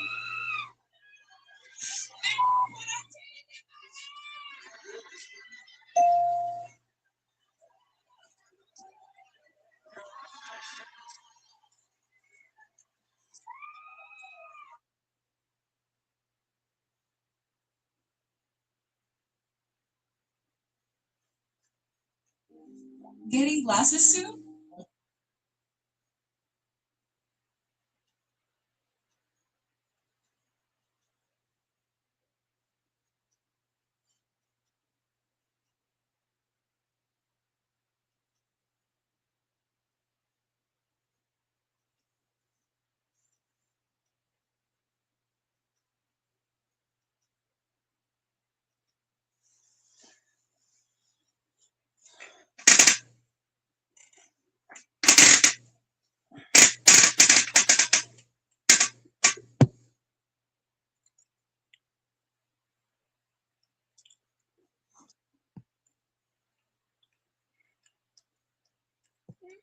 I ain't played in a while, man.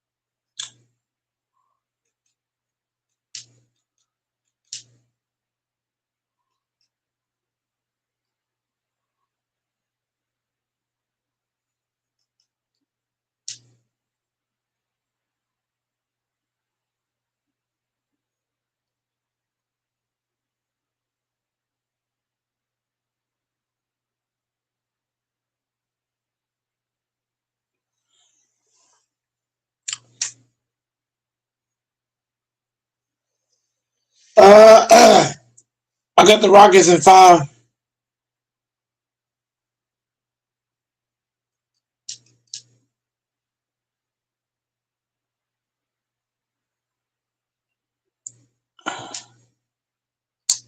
You trying to bet on this series, King? I don't know if King want to bet on this series or not. I'll take a small bet on I'll take a small bet on this series if King want to bet. But I got the Rockets winning in 5.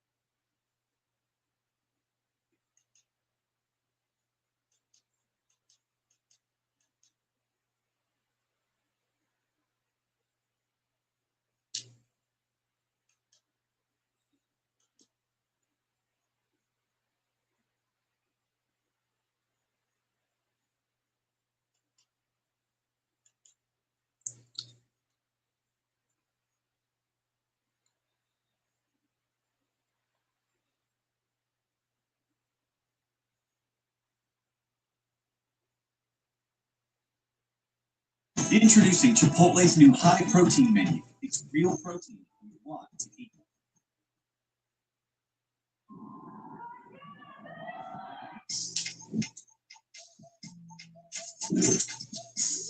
I'm midnighting Coachella. I want to see how she's can handle sweat, tears, and dancing all night. The old school rhythm.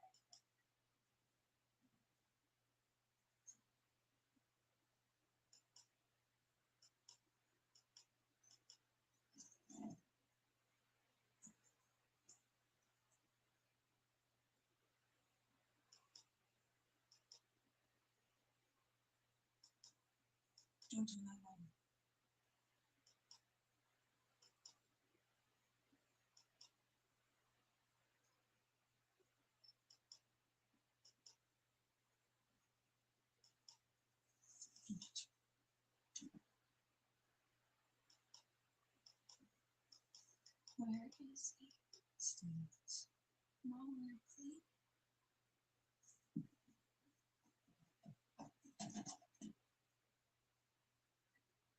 Operator, it's my boyfriend, Joy Peter.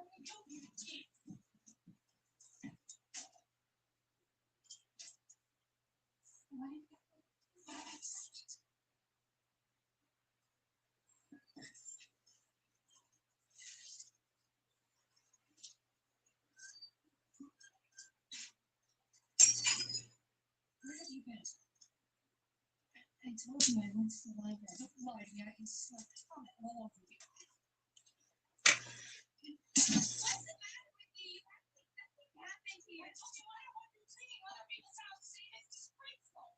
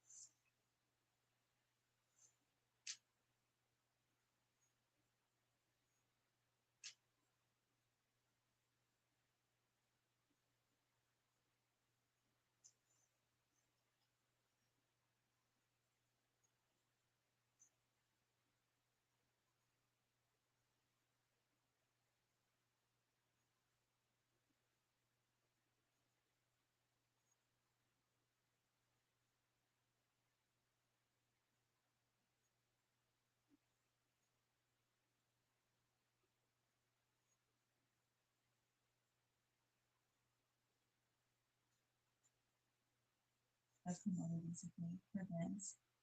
Okay. Where you from? Vegas. Okay. Sorry, you said you do promotion for these. Yeah. High school. I dropped out of college. High school. Yeah.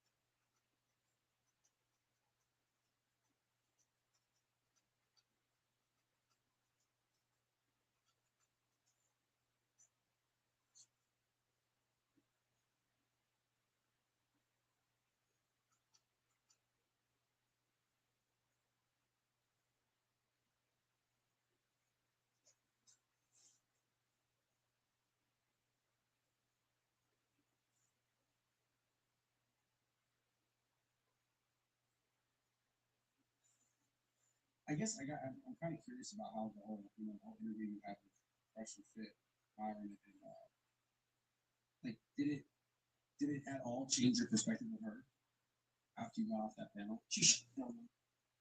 That was a bad. Did it all? How was it bad? I didn't feel like I did, but No, you did. You did. No. Chat, did she shit on the net?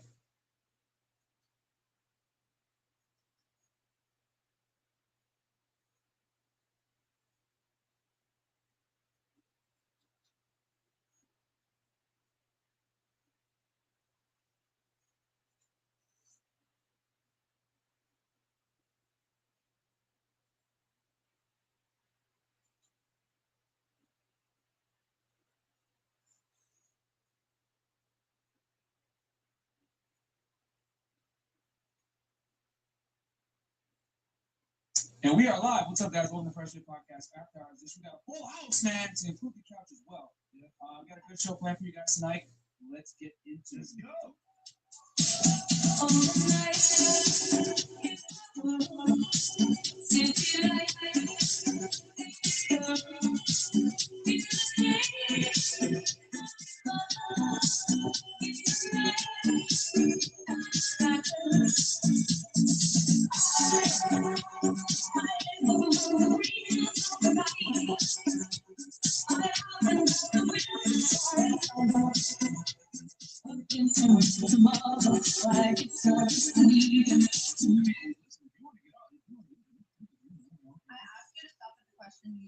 Do you want me to leave?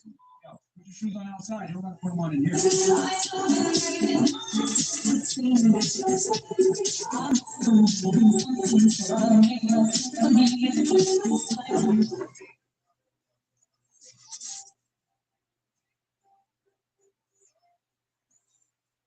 what's up, guys? Welcome to Fresh Fit Podcast After Hours. Quick analysis, guys, before we get into the show. Patreon.com/FreshFit. You guys get all the exclusive behind-the-scenes content there. I'm also answering questions every single day at the $50 tier, whether it has to do with fitness, girls, Instagram, making money, cryptocurrency, real estate investing. As you guys know, I'm a real estate investor as well. Check us out over there on Patreon.com/FreshFit. 50 tier, you go ahead and you can ask a question. And then also at the 97 tier, 20 tier, we have a Telegram chat and Zoom calls for those who sold out. But at the $20 tier, lots all the content from 2021 and 2020. So check us out over there, guys. We got a lot of content on there. Literally like 300 plus videos. Also, DMs on Demand is live, guys. DMsOnDemandSystem.com. It's live. You guys are tired of getting left on scene. You need to get on the scene. Get that damn course ever made, guys. Yeah, facts. We teach you guys 20 plus modules. Teach you guys how to get girls through pictures, tagging, running ads, fucking stories, how to get verified. Everything, guys, on that goddamn course. So we're also going to give you guys 2 Zoom calls. Course closes November 14th. Okay, so make sure you get in before you miss out. And then if you're on the special list, you get $100 off, which is only valid for another about 24 hours. So other than that, guys, yeah, get the course, buy our shit. And then we're also on Spotify, Google, and Apple Podcasts. Check us out over there. Anchor link is below. Get the merch, FreshFitPodcastStore.com. You get the Who Hurt You t-shirts, Ninja Watchers, the podcast shirts. Everything is there, guys. Then also, we got a Clips channel, guys. Fresh and Fit Clips. If you guys don't have 2-3 hours to watch academics and fresh roast each other, go ahead and check us out on Fresh and Fit Clips. All the best clips are put over there. And Fresh wants so much with vlog channel. But behind the scenes, man, of our life. So the studio, we travel, walk on dates, all that stuff. Check it out. Let's go. And then also our live stream on YouTube, Facebook, Twitter, and Twitch, guys. But we also have Twitch as Fresh and Fit Podcast and Chris wants so much. I'm going to put some Aaron Foxen. I will do a post show stream because you know it will get lit. So follow me, Merce Gang. Let's get it. All right, cool. And tell them about any girls that want to come on the show. And ladies, if you want to come on to the show, yeah, we got Aaron C. Foxen, and if you find it from out of the state, and you have a husband or boyfriend, bring them with you because we have no issues in Miami. Cool. All right. So with that said, man, let's introduce the ladies and the 2 special guests. So ladies on the panel, give us your name, the age we do for living, and your dating status. We'll start. What's up, actually? Hey, welcome back, by the way. Oh, hi. So I started a fight last time. No, I wasn't going to start a fight. Stop the cow. No, we won't start fighting. Anyway, as I was saying, my name is Shanti. My Instagram is The Real Shanti, SHAUNTI. I am a model for CR3.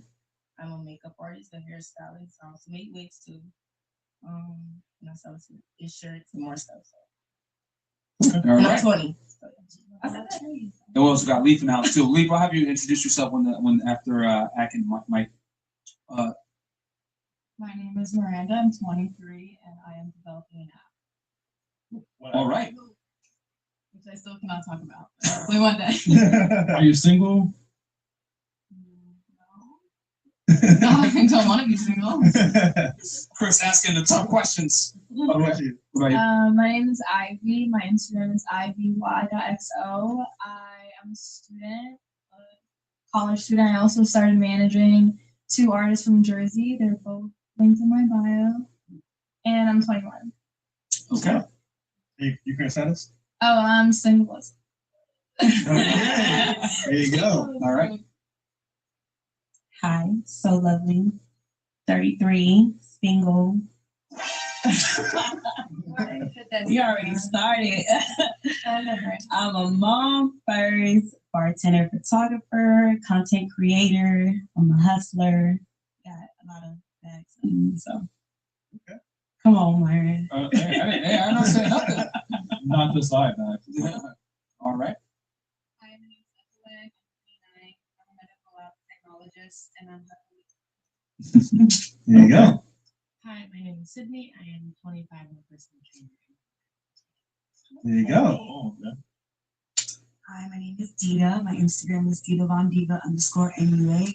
I am a celebrity makeup artist. I'm 31 years old, also an actress and a singer, and I own my own business called House of Dita. Follow me on Instagram, House of Dita. I have 100% essential oils, candles, and everything's organic. Welcome. All right. Hi, I'm Florida Doll on Instagram, Florida_Doll305. I'm an artist slash actress, and I also have a marijuana license shop in Miracle Leaf. And yeah, I'm 32. I am single. Trying to focus on my career. Holy. I'm not a virgin. Sweet, y'all know. I ain't got. We know. We got slow jams. Hey everybody, hey. Slow Jams, SJ, Maya. I'm an artist, but between January and June, I'll do Texas. 23, free, single. Okay. Real quick, did Mike's ladies give your ages? I'm 20. 28? And 25. Okay, cool. And then we'll go to yeah. So we'll start with Leaf. Leaf, go ahead. Introduce yourself, man. Who are you, brother?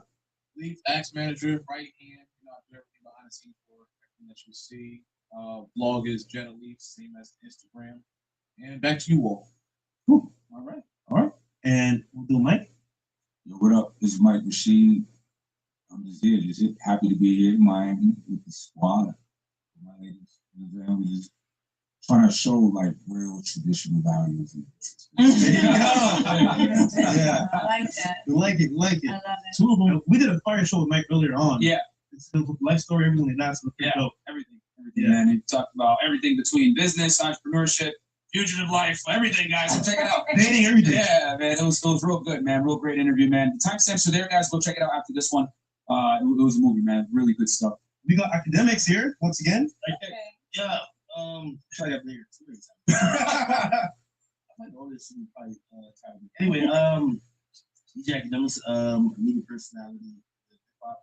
Also own a, I think, quite popular hip hop media platform. All the other things I do is strictly recreational. So I don't know where you can see me from, but those are the two things I do. What a humble guy. Yeah. The chat loves you, bro. Yeah, the chat loves you, bro. All right, so real quick, the super chats, and we'll get into it. So, and guys, thank you for all these donations. They will be used on hookers and cocaine later tonight. Appreciate it greatly. Okay, so we got $10 from Ricky Webster. One love to the entire Fresh Fit family, Mike Rashid, Senator Act, and all the visiting ladies. French toast props too. Thank you so much. Ricky. $5 for Chris Brown. Someone pass academics to Henny. We need Henny Demics for the battle against Fresh. Okay. Kevin Pooh, $5. Act. You're coming at Fresh for his situation, but you was dating and still are dating an OF chick. Don't act like you don't know what I'm talking about. Oh shit. Boost King's $5. I don't know who you're talking about. Boost King's probably made fun of Chris, which is why the message is deleted. Yo, just so y'all know, if you guys make fun of Chris's hairline or his head or whatever, he's gonna probably delete the message because he can't take jokes. Tony Lee, $10. Hey Martin, I'm starting my own YouTube channel and I was wondering what program you use to play sound effects. I shall never tell you. Hero the Hero. So another me in these super chats a couple days ago. That's what's up, but there's only one true hero. The hero. Hero the Hero. Okay, and that's Fresh's dog in case people were wondering. Fuck you, Hero. I'm gonna kick you when I see you. I go pink $5. Well, it's time for the Cap Olympics featuring Team Saiyans versus Team Fish Tacos. It's over 9,000. Let's go, baby. I got you. Over 9,000. And then we got Hero the Hero again, $5. Also, got a question, Myron. Halloween's been over. Why are you still cosplaying as Uncle Phil? Nah, wait. That's just your hairline. Got him. Okay, pretty dogs, we stay up. Petty dogs, we up. Petty dogs, we up. All right, Hero. I got something for you, nigga. I'm gonna put some chocolate in your goddamn meat that I feed you. You ain't gonna like that too much. Okay, let's see here. $25 for Brand Sybil. Oh no, the 33-year-old single masculine mixtape rapper is back. You got something to say back to him? Suck it easy. All right. Suck it easy. And I'm assuming you're referring to your phallus. She does have a phallus, guys. Who's Kings, $5. Message deleted. Fire roasted Chris again. Steve Valdez. What's Ethereum going to be at the end of the bull run? Over 9,000 probably. Hey. $5 here, the hero again. And act. You ate Uncle Phil, nigga. I got you ate. And act. You ate Uncle Phil, nigga. I got all smoke for you. Precious gang, I got your back, bro. Okay. Oh, damn, there you go. You got something to say back to that bitch ass dog? All right, man. All the way from Canada, $5. Is the lab technician 28 or 29? 28. Right? 28, but Oh, next month. There you go. Monster, $10. Shout out to Mike, man. Respect yourself as a guy. Build your empire, and leaders will hold your arm on your left and right. Facts. Literally. $5. Venom. SJ is a real one. She actually responded to my DM. Okay. Okay. Black Wolf Inc. $5. Question for DJ Act. What are your thoughts on Nas King's Disease 2? Very good album. Not even a classic. Oh shit. Okay. So and then I already know that we're gonna probably have to bump the price here, but I'll read the rest of these. $20. The Sensei Cleaver. Henny Demix is the GOAT. Okay. There you go. Manscaped discount code Trey Miller.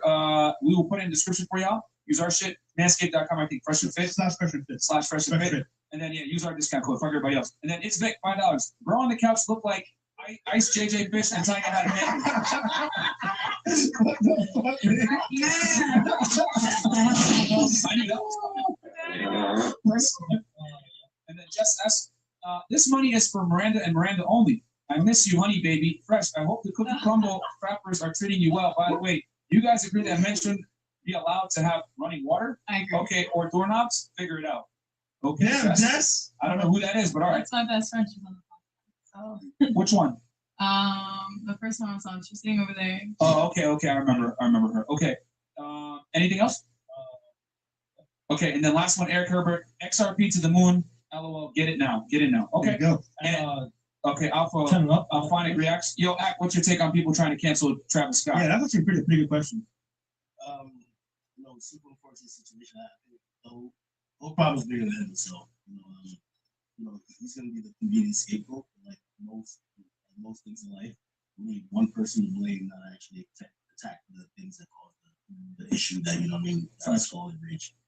Okay, so guys, there's already 4,000 of you guys in here. So do me a quick favor. Like the video. Smash that like button, bro, because I really don't want to have to stop the show to get the likes up. You know what? 20 and up. All right, and it's gonna be 20 and up, Chris. Okay, so Chris made the decision, 20 and up. So all right, I will turn it over to Fresh now.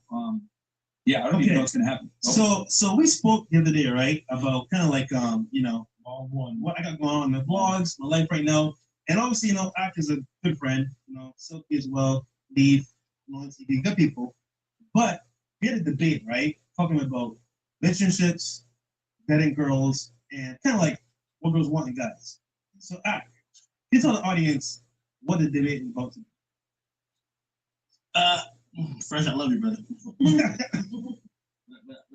Like either you're walking into the path of becoming, what I would say is a hypocrite, or you're just strictly delusional, something that you preach against. And I would just like for you to remain on your pivot while instructing many. We got 4,000 people in here, while instructing them how to live their lives and make sure you're very cognizant of how you're living yours. Or you can maybe just keep it real. We got time, this bitch. Follow what I say. Okay. Thought you was locked up, Ty. Ask a few simple questions and answers. Yeah, I feel like if the roles were reversed, and we have like a lot of beautiful women on the panel today. I watch. You guys know I watch your show religiously. I'm not here, and the advice you give to men is very different than what you are following. Okay, explain to me where. Yeah. And again, the only audience is jury will be chat. Yeah. I believe if we were speaking about a woman who,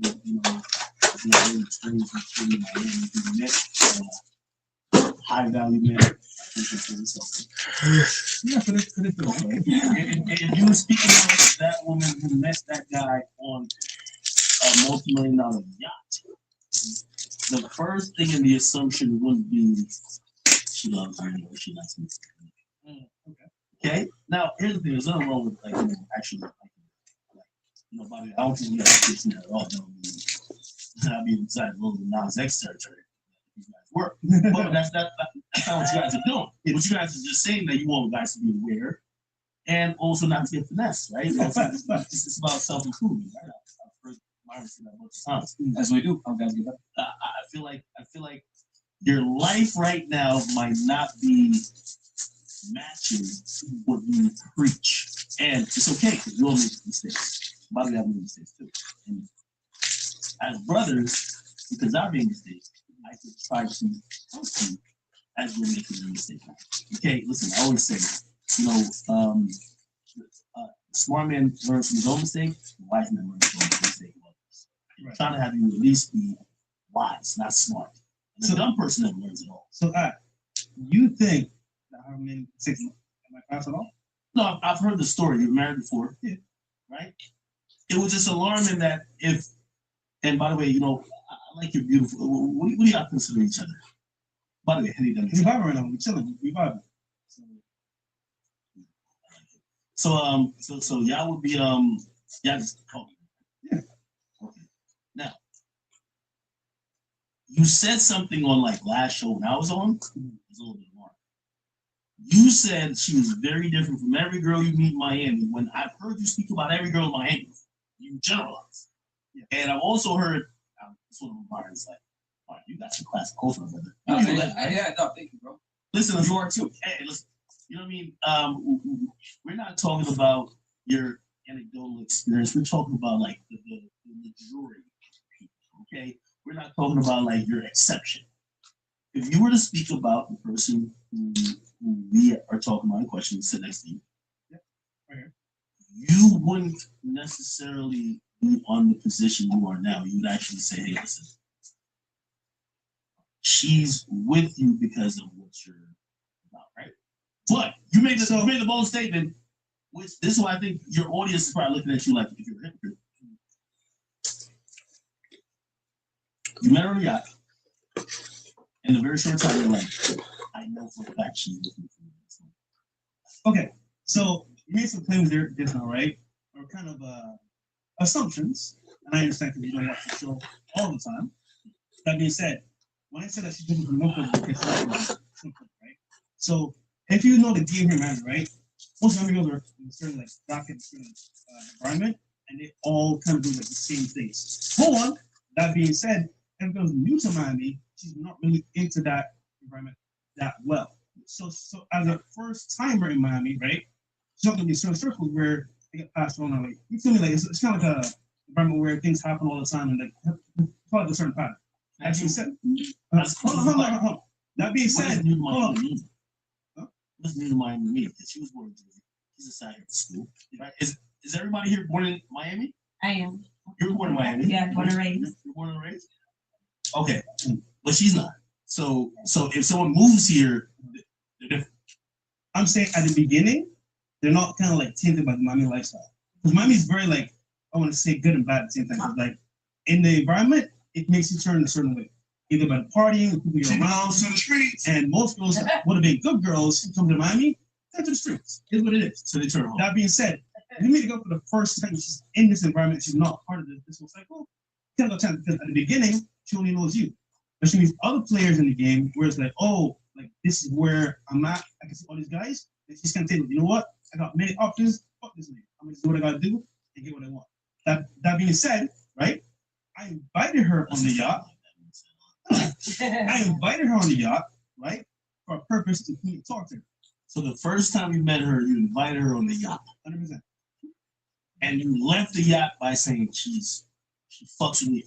No. This is after a period of time where like I saw certain things, I saw what she's about, where she came from. Okay, cool. Think about this, right? I've seen multiple chicks come to Miami all the time, get to a certain environment, and then they change completely. However, when they first come to Miami, they're not always in that environment where they make that change. Okay. So what happens is that girls come to Miami, right? They meet some friends, they go out, they meet promoters, they meet celebrities, and then they go for the street. And then she gone. And then she gone. And then let me finish. So I've experienced dating multiple girls, some from Miami, some from outside of Miami, France, Germany, wherever, right? So I've seen the cycle. Now, that being said, when I met her, I saw she had a thing to do. She had to be like in certain circles where, like, you know what? Yeah, she's going to see. So I want to see where her head was at. And we meet on certain levels, we vibe, and running my vlog, I invite to my vlog. Because you know what? I want to know a little bit better, he's vibing.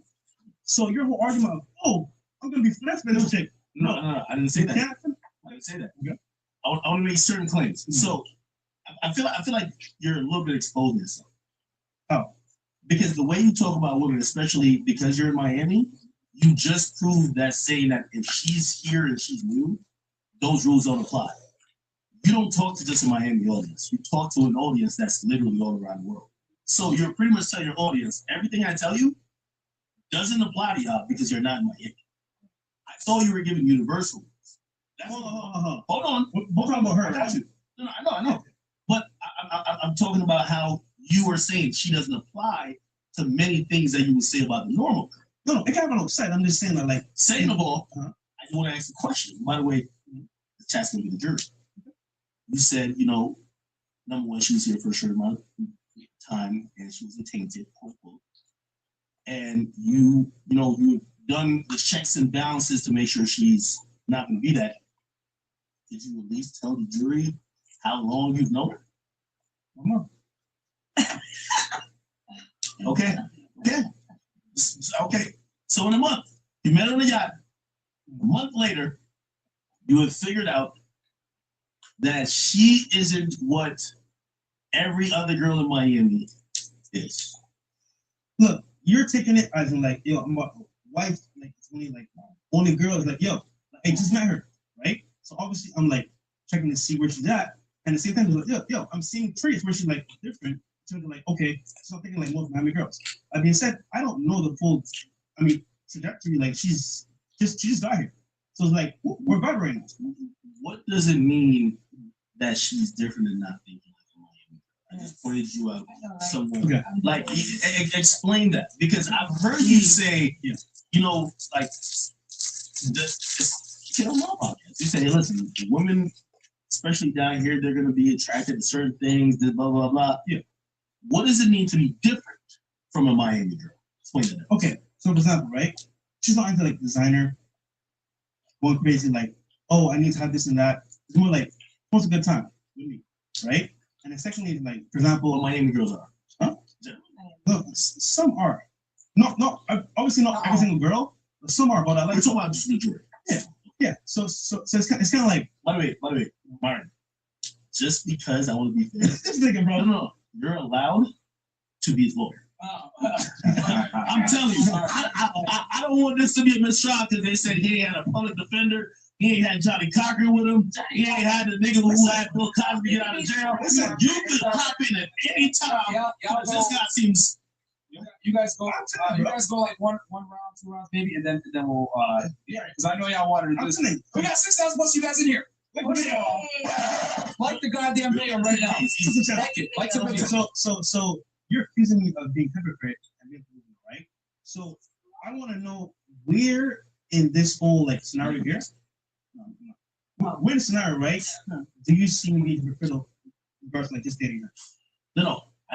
You're being hypocritical because if everything that I've seen this podcast preach that you're a part of, when I've seen your actions with her, you're acting like, and I've seen y'all silence a lot of women here by saying you're just the exception. We're talking about the rule. You are willing to basically say, hey, fuck the rule, she's the exception. Wait, okay, where did they say that? I'm saying that she is showing certain truth right now. Why do you think she's interested? Rock is a 7. I feel like the first day that I met you, having that genuine conversation on the boat. On the boat. Was it 60 foot long? Was it 85 foot? I couldn't even tell you. So you're telling me that the conversation that you had with him there, if he cold approached you, right? While you were online, about to get into, I don't know if you go to Club Live, any spot out here, you just want to get some, I don't know, some fucking yogurt, and he cold approached you. If he had the same conversation that he had with you on the boat in fucking beautiful Miami, I've been on a yacht with this thing. I was like, damn, I can understand why this is a flex. If he had the same conversation with you, you're like, oh, this is See, I am a very big personality person. So if he came up to me and he just came and was like, "Hey, let me get your number," that's a no for me. The fact that he invited me, and he invited me out before, and it was just the fact that me and my roommate were sitting at home. No, me and my roommate were sitting at home, and I was like, "Wow, what are we gonna do tonight?" And then like at that moment, he texted me and he was like, Either "Hey, do go you ride guys-" with scooters or get on the yacht. What?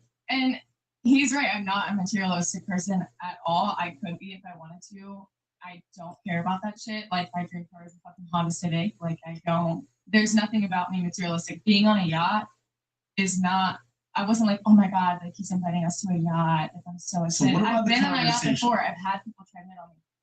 It's not about the yacht. Okay, what about the conversation? What did he say? We want to learn because I'm It like was one like of a the people. genuine, like, I want to get to know you thing. I think we both had a physical attraction to each other at that point, and it wasn't like, hey, like, I want to get to know you to fuck. It felt super genuine, and we just had a really good time. We talked out there for like an hour and a half before we got interrupted. We probably could have talked the entire way back and forth. Like, I think what your problem is that. Like, Wait, you said he invited you out before. Why you moving? I was with Dizzy, or like I was What, the near. yacht? So I was living. No, I was living. I'm trying to see. You see what your problem is? You think that because I have clout, everyone wants me for clout. However, for you, that's true. For me, it's not. I actually have game, bro, right? That being said, hold on. That being said, right, bro? Your experience, right, with girls is tainted because you want to see it for clout. Versus here, I'm telling you, bro, but it's true, right? So for you, it's like evidence to substantiate your claim. So Mike, I'm gonna say this. I gotta say this, bro. First of all, if you got clout, you have access to a boat. It's part of who you are. It is. It is what it is. You know what I'm saying? Yeah. I don't look at that as like, oh, I need to use. Yeah, fuck it. I'm using this too for my power. You know what I'm saying? My power of attraction. That's what men do. Even in the wild, like male birds do crazy exotic dances and shit, and displays for women. You know what I'm saying? Rams fight each other. Lions fight each other. That's what we do. Fuck it. We buy nice watches and rings and jewelry. I see some water on the other hand. You know what I'm saying?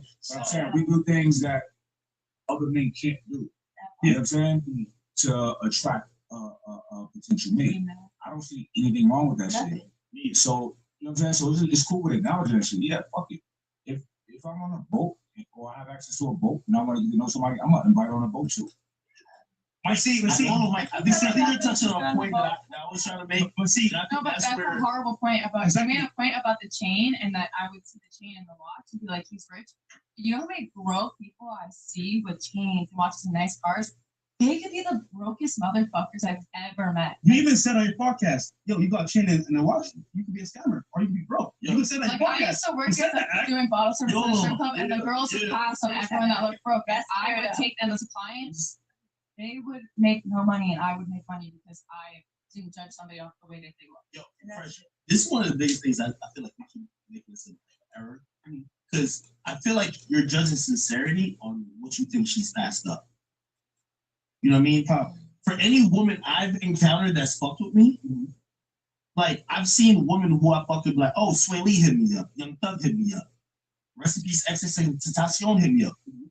Not because you're not like maybe celebrity wise or rich wise bigger than them, means because they didn't fuck with those people for whatever reason, they're with you for you.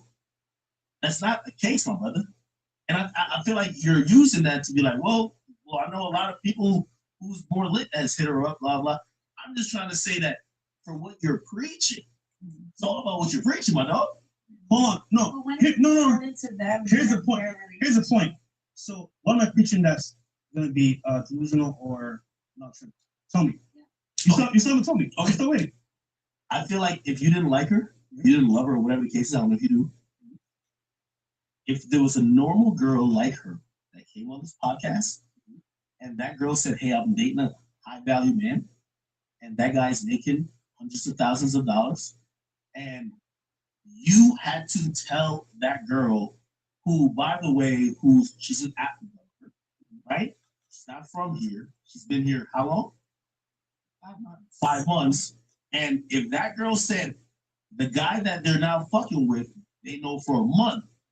What would you tell that person that you don't like? Yeah. So that's all I'm saying. So look, so the only thing, the reason why Myron can't even be your defense attorney right now, because Myron, he gotta live what he preaches. All I'm just saying is that No. I'll let y'all. No. He's letting us talk. So don't play that game. Right? This is me and you. No, Michael, hop into it. This might go to the role play because you're thinking that like, okay, just because she's a regular girl on the show, I won't say there's an exception to the rules. That being said, her situation, bro, like isn't normal. Most people come to Miami, they're already in the environment and they get fucked up. She's in Miami. She's in Miami as well. Is she just like her? I don't know. My first response, you know what? She's tapping. I don't know all the details here, but for the most part, she's tapping. That being said, there may be girls that are in that environment that may not be the same. I'm just saying that, like, You could be an ugly ass nigga, get a bad bitch. Getting a bad bitch has nothing to do about what your looks are.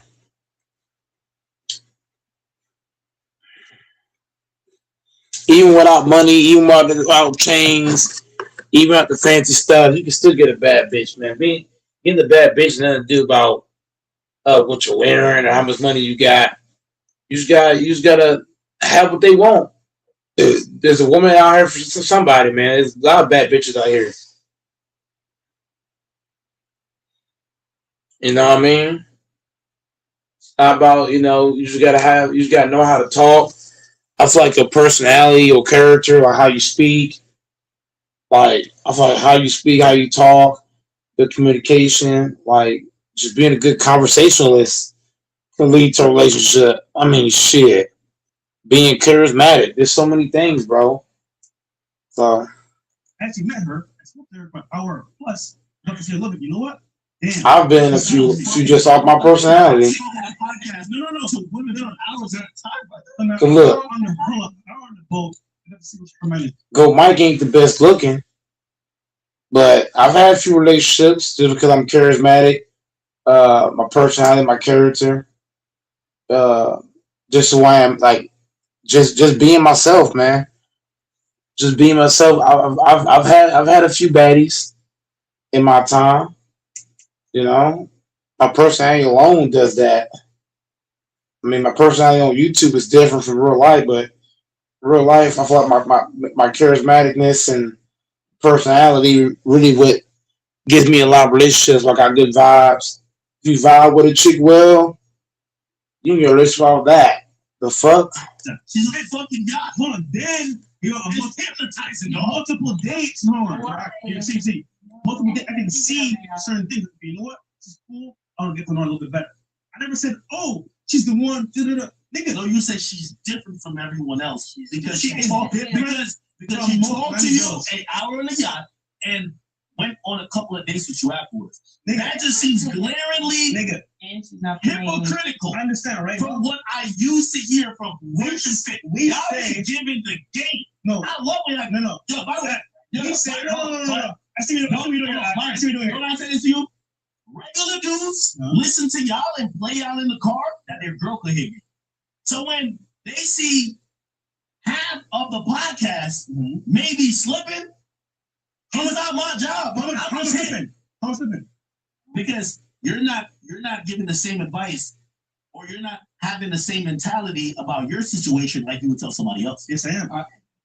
This is where you messed up, because you think, right, that like just because I'm chilling with her that I'm not seeing anybody else. Or for example, that her situation is like every other girl. Do it first. No. And then the next question. Okay, let's do it. So I've heard this before on the Friendship Podcast. Hold on. I've heard this on the Friendship Podcast. A high value man. By the way, high value men are rare. Are we gonna be in agreement? Anybody else want to say otherwise here? Okay. A high value Hold on. That's all of this question. Hold on. All right, so next question. Hold up. Yeah. So if you said to her, right, hey, this is would the shit I've heard y'all say about high value men and high value women, would you say to her, like, baby, you might have to share me because I'm a high value man, which is rare. And are you willing to share? Let's hear her first. Hold on. You see, this is where you fucked up. Because you don't want the show. I said multiple times, if I choose, right, to be with one girl, I've had fuck many girls, right, bro? If I choose to trust to say, you know what, I like her, I can do that. Because guess what? I've vetted girls, I've seen what I've had multiple options, I can do it. That's what you know what's fuck out, bro. I don't know. I don't know. You're judging me based on what you hear Myron say, not what I say. I said the same thing. no, we are, but I just choose to be with one person if I want to. You have multiple wives, you know, kids. I don't. So this is why when you make assumptions about people. No, it's not even about assumptions. It is. So It really is, bro. so in your rhetoric, then you should let dudes know, hey, not all high valued men should be giving their woman the ultimatum that because we do, bro. We do. I know. We always do. She wants to show. Okay, see, you're assuming, right? Okay, just because you think that we say one thing is on the road, we say, look, some guys, more dirty guys are gonna want that type of lifestyle, but some don't. We put that in there. But our show is very radical, right? Again, it's very strong point, one point of view. So you're thinking that, oh, that's all it really is. Oh, we say it all the time. Look, if you're a high value man, you have a choice to make. You want multiple fix. You can, because you earned it, you deserve it. But if you don't want to, you don't have to. And some guys out there, they got hella money. They want one girl. Jeff Bezos, one girl. You feel me? Like, it's just a choice. What do you want? I already said it. I already said it. If I decide to settle down, it's gonna be with one girl. That being said, will I marry again? Hell no. You want kids? Hell no. But in my RP lens, I'm gonna go with this girl because I chose to say, you know what? I don't want to stress with other girls. I already been doing that shit. Fight 4 girls, bro, is a headache, bro. I already did that shit, right? But just one girl is because I want to be with her. That being said, I'm talking right now, seeing what the vibe is, and if I like her, maybe in the future, maybe something. If not, then it is what it is. I'm not saying that she's an angel. Okay, so you're saying for you, maybe he's I'm the crazy one. I'm the one that says this is gotta share me. I'm the one that says To be fair, we've talked about it before. He's made that a point like 100 times. Yeah, and even I've heard that on the podcast. But to be fair, we have talked about. Are you willing to share? We've talked about whether is that about we have talked about whether I'm super picky. Like I think we're okay. Are you willing to be in a who's willing to? Long story short, yes, but there would have to be like a conversation beforehand, which we've already mutually agreed to that. It was different earlier. No, I'm telling you, It was different earlier. Yeah. We had this conversation. Who said no? Who said you were not? And I said we've already talked about this. We mutually agreed. If you went to a club or something, or he comes, no, not a threesome. For you to be in a polyamorous relationship. I said, no. Is that personally for me? No, but I'm very open-minded.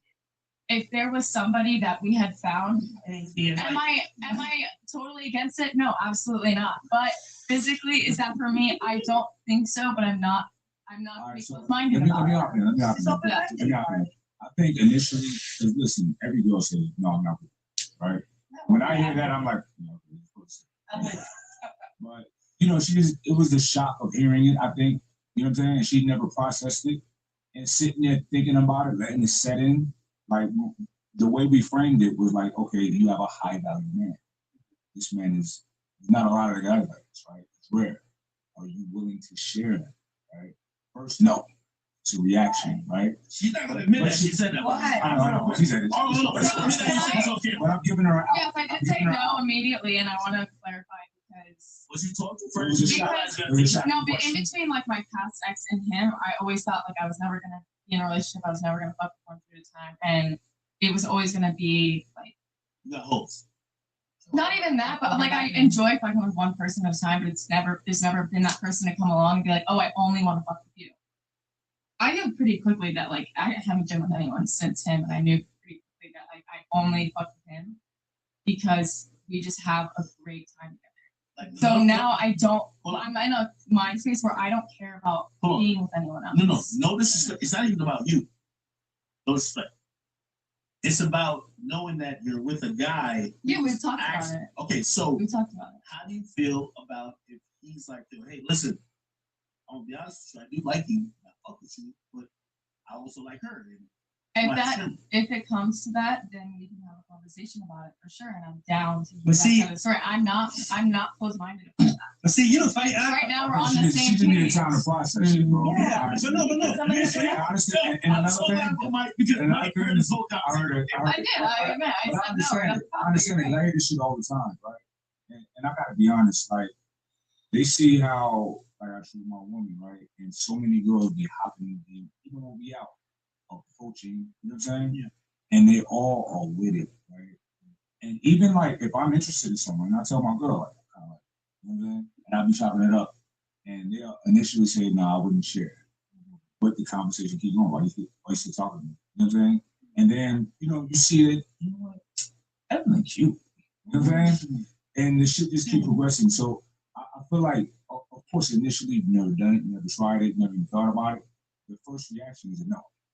Right? Yeah. I give you that. But of course, I know human nature. I know, like, you know, you're thinking about it and setting. And here's the reality: most girls get cheated on by every dude. Right? It's not because we're just fucking evil, like men are just evil. It's because people can't be honest with themselves. Dudes are afraid to say, like, you know, I like variety in there. They're afraid to say that shit because girls are like, no, fuck that. You gotta fuck me for the rest of your life. It's only me. You know what I'm saying? Yeah, and I know that This it's is a not weird like thing. that. This is weird. Hold on, I have a question for you. Hold on. Why do you? Okay. So again, I'm listening to the podcast, and I'm thinking, you know, I hear certain things and certain theories. Which, by the way, I believe, and I know it. You know, this thing. I'm listen. I don't know if there's a bigger nod for me to give. This thing is kicking facts. Fuck your feelings. I like it. Yeah. But it's rare to be like this. When you're like this, I lose a lot of girls with my. When you're like this, you can't move certain type of ways. Yeah. You got to sacrifice maybe even some just emotional shit. I lost a lot of bucks. Now, here's what I'm asking you for my views. Here's what I'm asking you. Yeah. From what I'm hearing, your view doesn't necessarily line up with Mark. No, we think differently. That being said, the foundation is still the same. Well, think about this, right? And also, then I want to ask her what she brings to the table. No. So that's the age-old question, right? So here's the thing, right? We're in a space called a repo, right? RP. It means basically that you understand how women operate, and you don't play into certain things to get finesse or lose what you work for your whole life. That being said, I've been in situations where I've been married, I've been with girls, I've had experience with a lot of girls where I can say, you know what, I can go back easily and say, you know what, she's this type of way, let me see where this goes. I'm not gonna hang myself and say, you know what, I'm gonna trust her 100%. That being said, I met her, we talked a little bit, went on some dates. Okay, I can see where her head is at. No, I'm gonna see her. No, I'm still betting her. I'm gonna see where it goes. So we're the same people we talk all the time. That being said, you're saying that, because Chris is dating her and talking to her like conscious, you know, all the time, he's simping for her. I'm not. What I'm doing is it's not simping, by the way. So what are you saying then? The term of simping, the term of simping is not even a thing that I would even want to like even attack or address. Yeah. I'm saying I feel it goes against what I've thought. You're saying that you did not push this forward, but I've seen you sit by and be complicit while you. Well, so now I ask you why you challenge it. Hold on. Because now I then want to ask you and her, what does she bring? Hold on. You're a high value man. What she bring to the table? Hold on. You watch the show, right? Certain parts. A lot goes on the platform all the time, right? He will still say something that's his point, I'll say my point. That's how the show goes. So if I bring my point, that I think differently from him in certain cases. We're not the same people. We talk about general topics together, we debate certain things, our RP debates. Our fans, our supporters, they understand, hey, you know what? This is an extreme here, it's an extreme here. You find where you fit in. I don't think they think you're different. No, they definitely do. I'm not Byron, bro. No. Maybe not to this extent, bro. I don't think. Hold on, bro. I'm sorry. Right, academics. Byron's Byron. I'm fresh. I party. I network. I go out. I get lit. Fresh. You're the main nigga who asks every girl every time they get here. When questions get kicked off, I see you say, "Hey, I got a question. What? How old are y'all? What's that body count? What you bring to the table?" You tell me what she brings to the table. Or let me. Can I ask her? Chris asked the body count. What do you bring to the table for this thing? I just want to say beforehand, everyone keeps bringing up a high value man, and genuinely, I did not know what he did before I met him. it was my roommate that had actually been on the podcast, and when he invited me, she was like, "Oh, who is it?" And I like showed her Instagram page. I'm literally thinking nothing of this. I honestly didn't even think that there was gonna. I think he just needed girls for the yacht. I'm like, okay, whatever, we'll just go. I had no idea what he did. I didn't look at his Instagram. I didn't stalk his Instagram. And she was like, "Oh, wait, I've actually been on their podcast." And I was like, "Okay," didn't even know what they did. And when we were on the yacht, he was like, "Okay, so like I'm a podcaster." I'm like, honestly, and I don't even want to watch it because I want to get to know the real you. I don't want to get to know you from the podcast. I still don't want to. So you're essentially basically proving what they say is wrong in terms of you don't give a fuck about a high value, right? I don't know. Like that's you don't. No. So his living example does not give a fuck about what he's talking about. I care that he has a personality and I can be around But him. you don't care he's a high value man. No, I really don't. I did not care about his chain. I did not care about his watch. I don't care that we met on That's the not high value though. That's not what he's talking about. You don't. You're. But you don't know what it means, bro. See, you're sort of in certain. All right, let's ask you. What do you think it means when one says a high value man? like somebody that everyone wants because they think that they have something. But what's high value to you? What's a person of value to you? What does that mean? To me, Yeah. a person of high value is somebody that I can be around and genuinely have a good time with and want to see over and over again. And One person. someone fun, someone that I can get Hold along on, with. are you Super, not like it was concerned super with- are easy you- with him. Okay, so question: are you not concerned with the relationship progressing, or what if I get pregnant, or Mike, no? Why? This is even I mean, that's Mike, a possibility. this is even a bigger question I want to ask.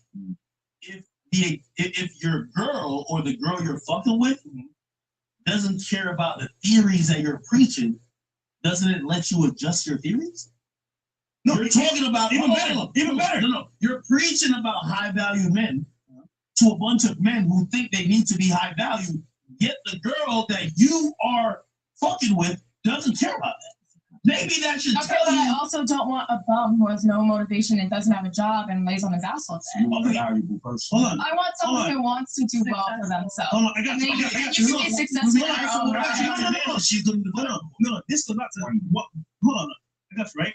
So you're saying basically that she has to follow every single dynamic on the show. Guys, just so you know, the show there are exceptions to the rule.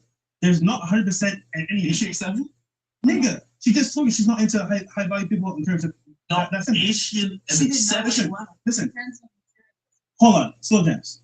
Chime in here because you've been on the show multiple times. Please chime in. Okay, so what I want to say is so far, what Fresh and Myron talk about most of the time be whores. Exactly. Whores. Also, I only talk about. We're not talking about. They Nigga. don't only talk about whores. We They talk about- speak in generalities because it's a broad audience. Yes, Miami is full of whores, but So you're obviously, only talking about Miami. I'm just trying to figure out No, what is that talking no, obviously the person that you're interested in would not line up to be a whore. Like if you're on the podcast, talking about all these things, of course you're gonna scout around and figure out. The who only fits thing the I'm bill. fucked up about is that the majority of people who watch podcasts is not Miami.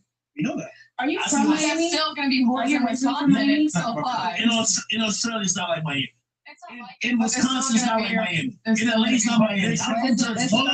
But there's a concept that they have that follows in different areas. Okay, if you see a girl talking about designer, So why don't you then group the people you're talking about as Nigga, about whores? we do. You don't watch the show. Yo, you don't. Hold on. No. She's here. Hold on. No. So y'all talking about women, not whores? You don't watch the show. yeah. This one you don't watch the show. She's here multiple times. You say A, B, C, D. You say only A. You don't watch the show. So your argument is invalid. Hold on. It's invalid. I'm gonna be honest with you. We done. You don't watch the show. I listen to you and you say women. I don't hear you say whores. I don't hear you. Actually, Fresh co-signed some shit that I said. Like, I'm not surprised that he's with, like, what he's saying right now. If you go on my page, you can actually hear him. Sorry, Myron. Not Myron, co-sign it of, I pretty much said the same thing. I like genuine connections and started things from. Everything. Yes. We'll do the last arguments and then we'll wrap it up and then get into the topic for tonight. And guys, there's over 9,000 you guys watching. Do me a quick favor, like the goddamn video. Sub the channel. Because I'll tell you guys this: these niggas argue about this shit every day, and I'm just like, God damn it! And I'm always in the middle of it. So now y'all actually get to be alongside and see how this thing goes. But they be on FaceTime doing this shit every day. So, Myron, yeah, go ahead. Please close it up. What are your thoughts? And then your thoughts, and then my thoughts, and then my thoughts.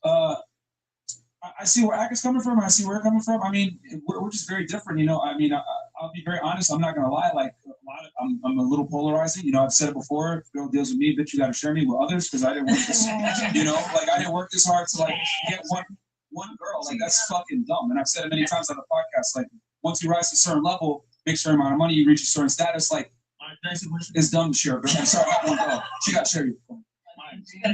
Like, no disrespect, but you're the lead voice of this podcast. A lot of people who are subscribing to the things you're teaching them feel that this is the thought. They're not thinking that there's opposing views, and they're not thinking it's like that.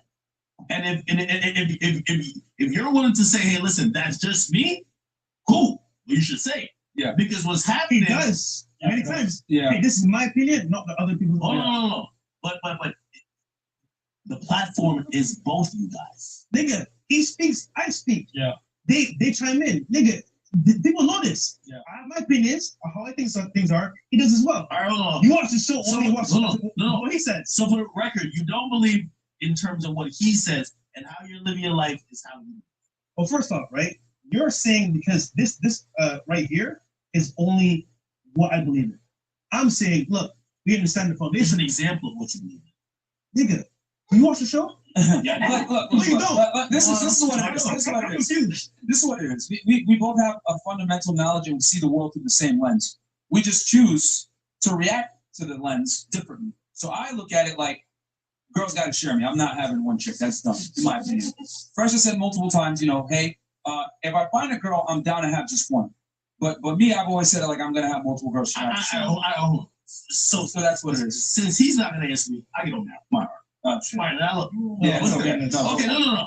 But so you're telling me when I'm watching, and I keep telling you, I watch it every time I'm eating lunch. I love watching it. I watch you too, right? Pause. So when you have a group of women around you, right? Yeah. And I'm saying this maybe for the next chick that comes on and says, hey, listen, I'm fucking new to Miami or I'm whatever, and I'm with some guy that just like, you know, I know how you compute shit. It doesn't make sense, but listen, we're just kind of in it together. You're not gonna be putting on 20 hats. You're not gonna be playing a bunch of sound effects. You're gonna be like, no, it's just like how my nigga Fresh is with Shorty. And you're gonna keep it 100. Because what y'all are saying right now is that the shit that I see consistently, and there's certain themes that if niggas can sit in this chat and be like, there's not themes that come through the Fresh and Fit podcast, just like if I was watching Kevin Samuels or anybody else, there's themes that go, that's like it's basically echoed constantly.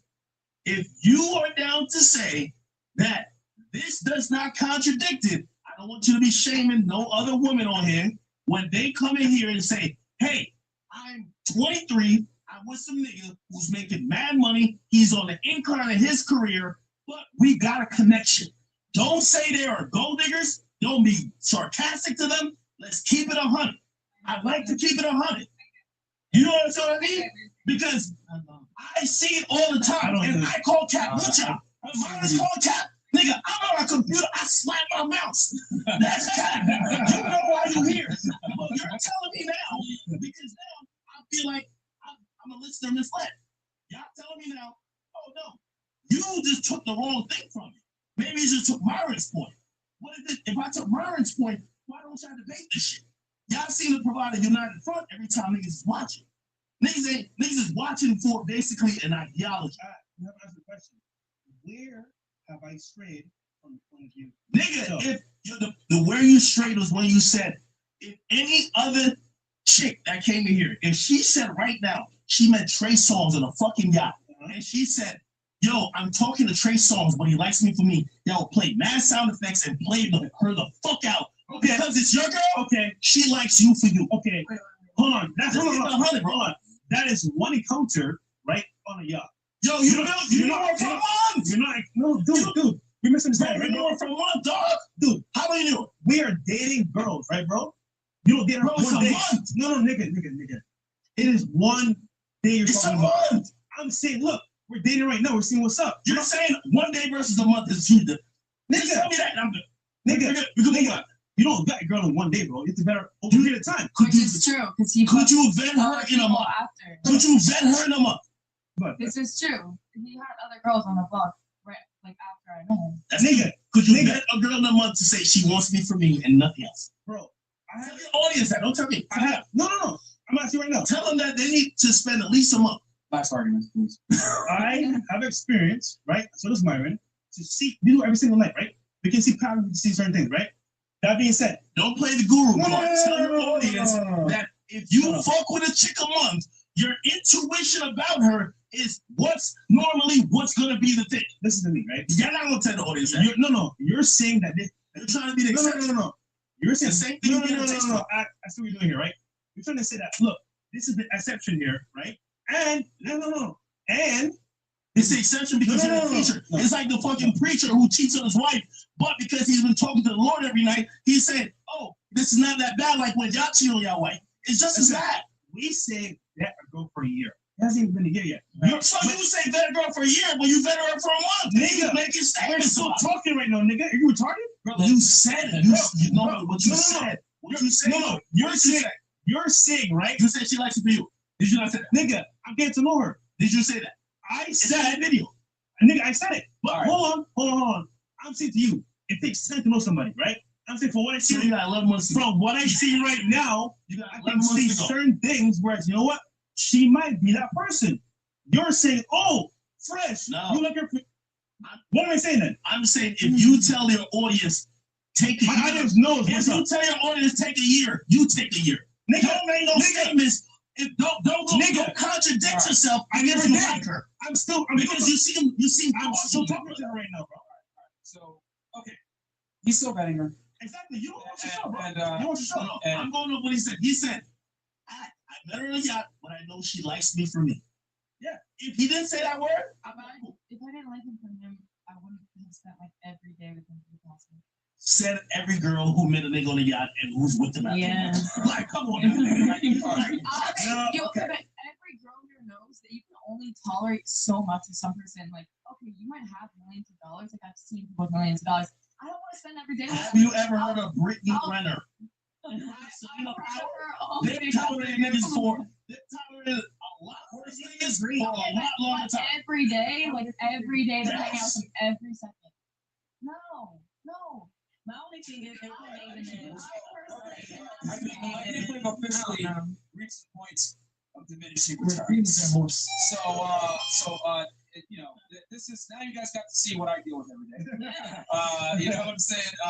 Between shows and everything else like that. But yeah, I'm gonna give a round of applause to both parties here because that was very very entertaining. We got 10,000 plus y'all niggas in here. So give me a quick homie. I can still go homie. We still got that, right? We're gonna go to after this. Yeah, I'm just only here to save Fresh from like making a big mistake. But other than that, like we're gonna hit the club. Yeah. We're gonna get lit. Now look, give it 6 months. Look, if it works out cool, it doesn't. By the way, that's my turn. Hey, listen, I think I don't know if I can speak for Fresh, but I'm good on everything I can say. You could have the last word. And I do want, of course, Myron and Mike have the last word on all this, and we can get right into bullshit. Yeah, because we got a video to react to, right? Yeah, we do. Okay, so Mike, you want to go first? Listen, this is legendary right now. Right? I like this guy. Listen, we got where is he going?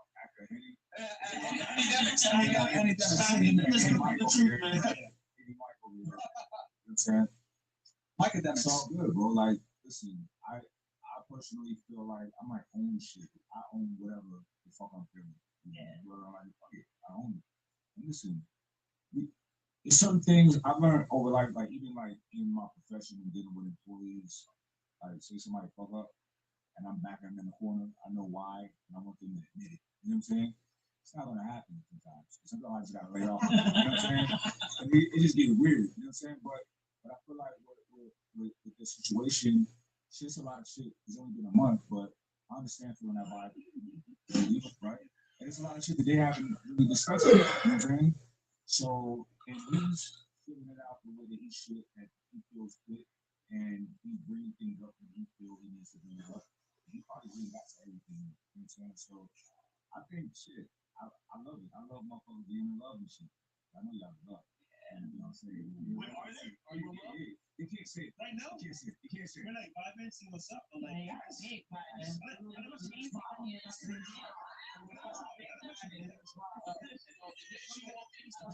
You say yeah, my nigga be free. Yes.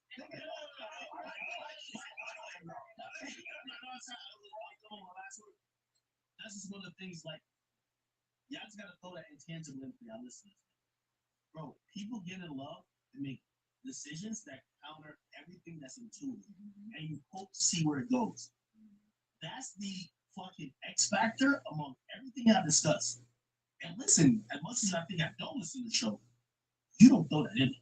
And that's so when you're in it, right now, you're making this exception thing to try to carve out a space. Hold up, slow down. Please, I think this you're almost every. You want me to add in? Yes. Hold on. Real quick, though, what he said is real. And is life. Like, fuck it, if you just fall. No. Nobody perfect and can like have a rule. Somebody situation. Hold up. Hold up. That's not happening. And I always say with Fresh, you'll find about Caffrey, there was no Caffrey involved. Every time Fresh ever talked about his romantic life he had going on, you could see it all on and off camera. Like, it's always been like that. Same way. Same on camera, same off camera, bro. The only reason why I would say that's not true, because again, this was an off-camera conversation. We asked a very distinct conversation, distinct questions, and Mike was there off camera, and she was not with. Nigga, everything. No. We're going right back to where we started. We're going right back. You gotta keep going, man.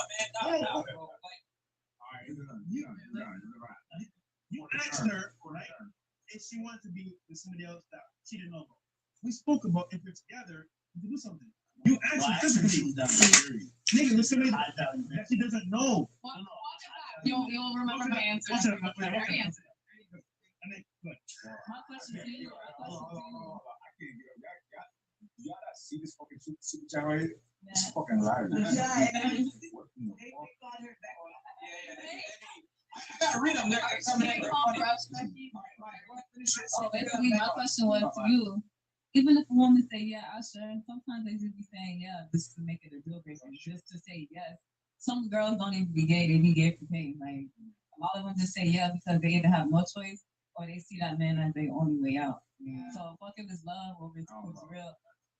Sometimes, if you was not there, some girls would not be fucking each other if you was not there. Like, and I know a lot of girls. Well, I've seen a lot of girls. Back to the exception of the rule. With Fresh and everything, this whole outside thing, if he chooses to fall in love with this person, that's what he chooses, and it falls with the things that he had said before. There's nothing that he said. I don't care, bro. I don't care. I never care. I never will care. And then you zooming in on some parts of what he's saying. You're not even zooming in on 100%. I think you're looking at 30% of the shit that you probably caught. Not the shit that you want to talk about. You know what? I don't want to keep talking about it. I don't want to. You're going out. I don't want you to be shaming no women who come in here who tell you they're dating a dude for a month or even a short period of time, and you questioning their motives, especially when there's a clear, obvious financial motivation there, and they say no. Okay, I don't want you to be questioning. Here's the thing, because that'll be very counter to what. Listen, that'll be very counter. That'll be hypocritical. It'd be weird for her to say like, yeah, I see that shit together. I feel a little comfortable with that shit. Blah blah blah. Especially so early. It's okay. You ain't gotta say that. But it'd be weird. It'd be weird if a woman just don't give a fuck that a nigga got his shit together. You know what I'm saying? Why do you want me? Just because I'm funny? Nah. Remember that our conversation. That's not. I mean, she can't say. She can't say. All right, well, you got your shit together. I like that. She can say it, right? But a lot of people don't want to say that shit. But it's okay. You know what I mean? It's not realistic that somebody don't see that you have your shit together. You know what I'm saying? Why is it? It's not. You might got it. You might got it.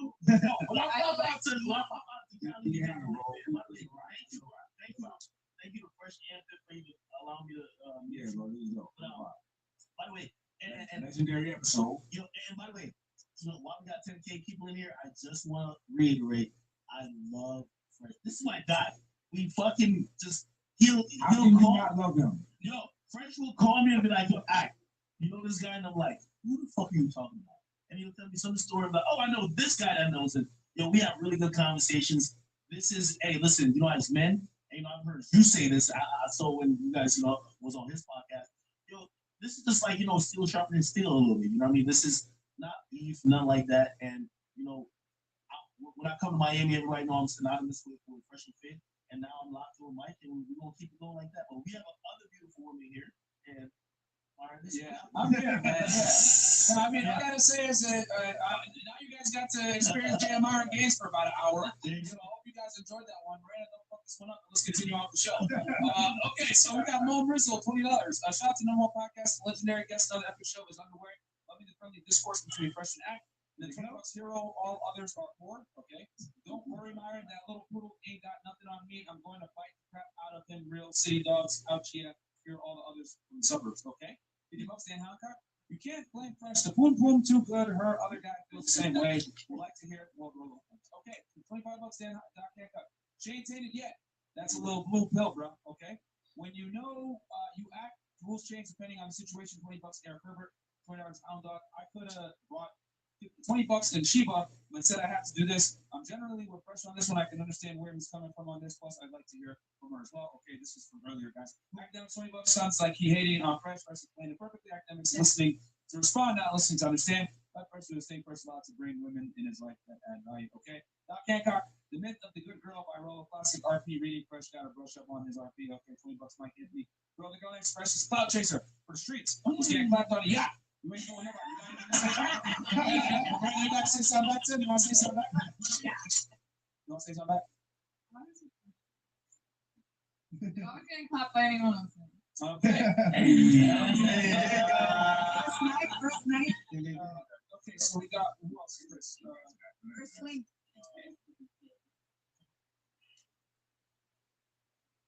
All right, so what's the video that we're going to react to first? That's the video of article. It's an article video. Okay, can you guys roast my IG tonight, Sean Muhammad? No, that's not tonight's show. $20 Hot Boy Low Key.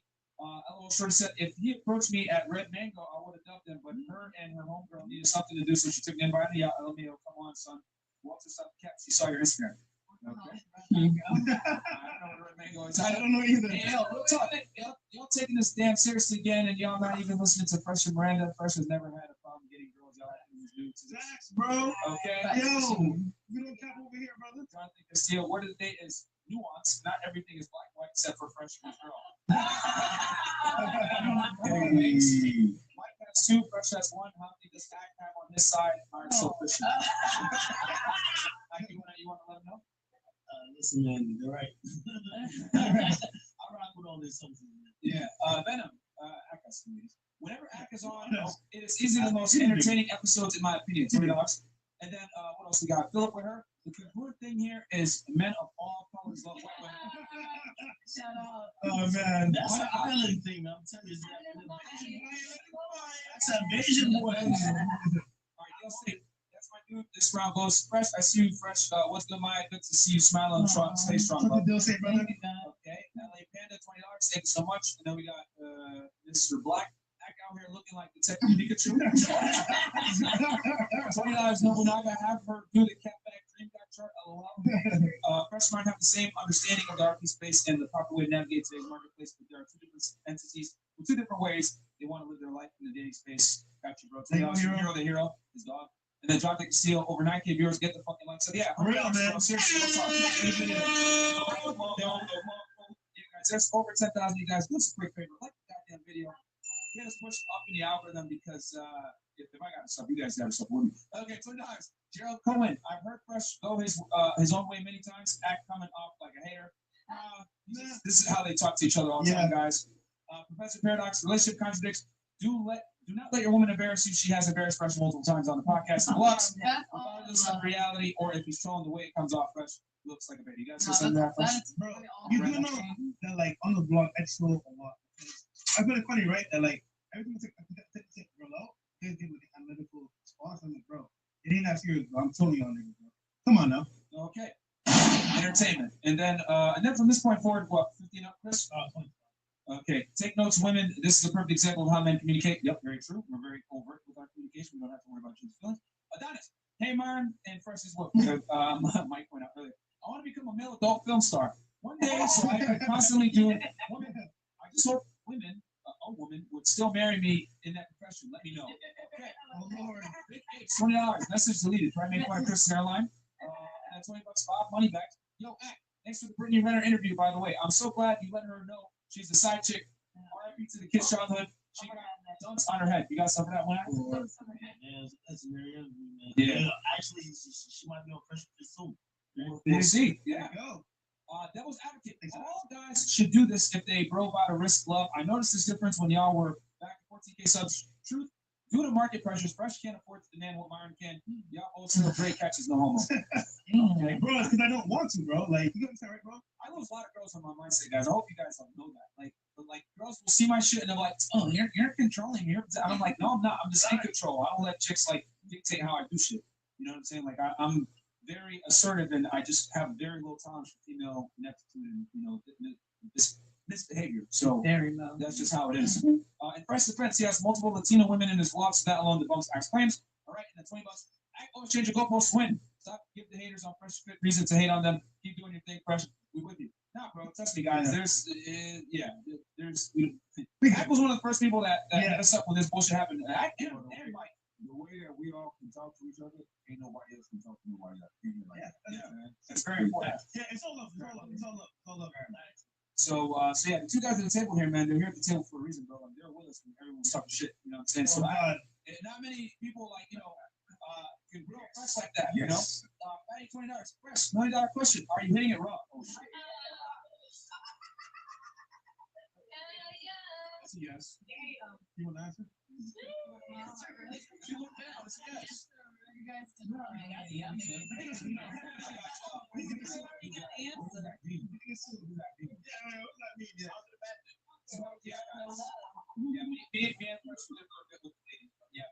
Okay, so we got an article here. What's this article?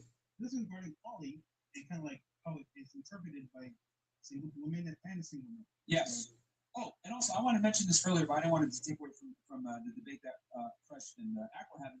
But what I've come to realize is that a lot of women, because Mike, you were saying like the knee-jerk reaction when you tell a girl you're gonna have to share me, it's typically like they hit you with the no, I don't want to share you. But what I've come to realize is that many Western women are kind of indoctrinated to think that they're more special than they really are. And before I get into this, let me just give you guys a disclaimer. What I'm gonna say right now does not constitute what anyone at the table thinks.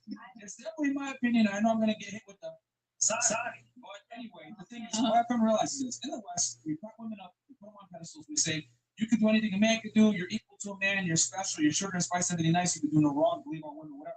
Women are considered to be like the ideal human being in the West in general, right? They can do no wrong. And okay, anyway, no. So my thing is, since women have this mindset, when you tell them something like you're gonna have to share me, their knee-jerk reaction is like, no, I'm special. I've been told my entire life I'm special. I'm not sharing you. Who the fuck do you think you are? But what they don't understand is the dating economics. That high-status men are rare and beautiful women are extremely common. And the other thing too is that when beauty is common, men don't have the same metrics of mating that women do. Women have, a laundry list of things. I want to be tall, make more money, attractive, confident, ambitious, blah, blah, blah. A million things, right? But for guys, are you attractive? Are you submissive? Are you feminine? Pretty much we're going to be happy. Can you cook? Can you clean? Men have far less requirements. So since we have far less requirements, we can deal with more women. And the most important thing that women don't understand, socioeconomic status doesn't matter to us. So we can date down below our level. Women can't, however. So who has the leverage for real? The men do, once they reach a certain status point. So what I say is, listen, if you want a guy of a certain caliber, you're going to have to share him. Whether it's knowingly or unknowingly, he's going to fuck other girls. So you need to make peace with that. Let's fuck them together. There you go. So there you go. Wait. What if the girl is at the same caliber or higher than me? It don't matter. Let her ask her question. All right, most of the time, a lot of times I've ran into situations that I got more than men out here. Because a lot of men are bum. That's good. No argument there. So what if a female is a higher caliber? How do you feel about that? Okay, let's say hypothetically, no. Hypothetically, let's say me and you went on a date. Probably not, because I probably triggered you already at this point. We already did. We did? Yeah. Oh shit. Oh shit. I got to on you, but oh shit.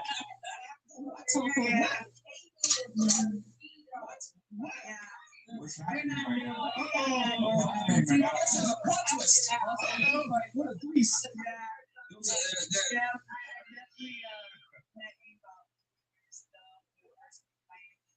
When did we meet? It's a very disturbing. End show. Oh, shit. You tell us the story? Turn me off. Enough about me. Story time. Tell the story. Do not recognize it's okay because I always look like that all the time and I was different. And no, so Myron, what's your name? Myron or Byron? So I'm that serious. I'm not gonna lie. If he just told you all about your situation, your relationship, why can't I say something about my experience with him? I'm saying, go ahead. I genuinely don't. You don't because you're a dog, so like you don't remember.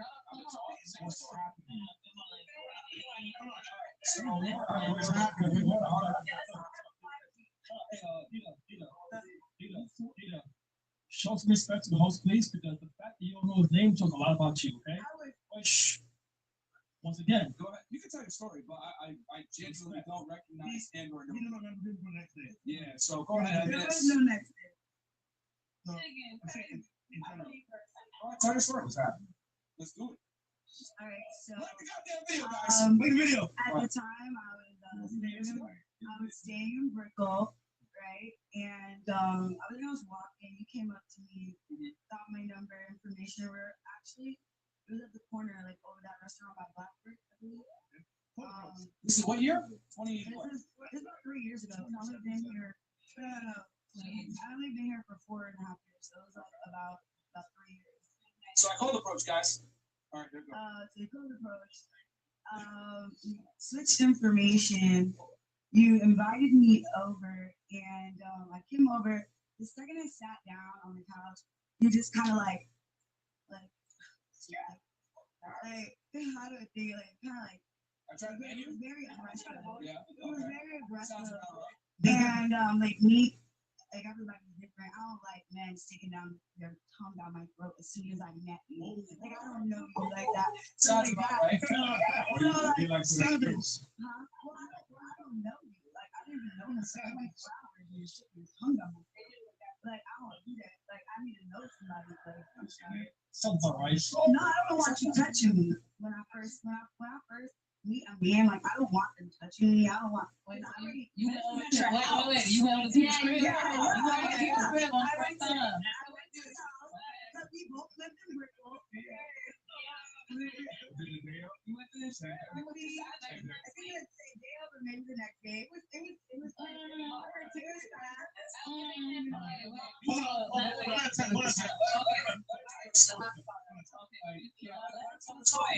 Finish it. So it's like I was sitting on the couch and he kind of talking very aggressively as far as like, put your hands on me, put your tongue down my throat, and I just got turned off and I left. But it was a turn off. Like it wasn't. You're not a gentleman. It's not respectful. Like you can't get pussy like that either when you attack somebody so aggressively. But that was just it. Sounds about right. It's okay. Sounds about right. I mean, that's whatever it is, though. It's even better that you don't recognize me, so that's even better.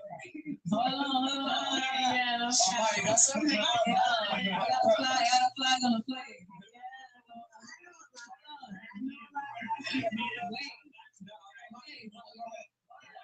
Your point is that he tried to stick his muscle down your throat within 24 hours, but you went to his crib within 24 hours. So why did you go to his crib? That's why you got a cell phone. That's why you got text messages. So what made you say, yeah, I'm gonna go over there even though I don't know? Because I just moved to Miami and I was living in Brickell and he lived in Brickell, so I was like, all right, cool. Let me go hang out with him.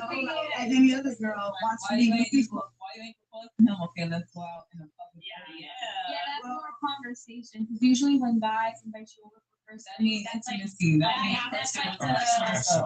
intention. Like the intention is like on the hug. If I been coming over at nighttime, I'm trying to say it was the daytime. It wasn't nighttime.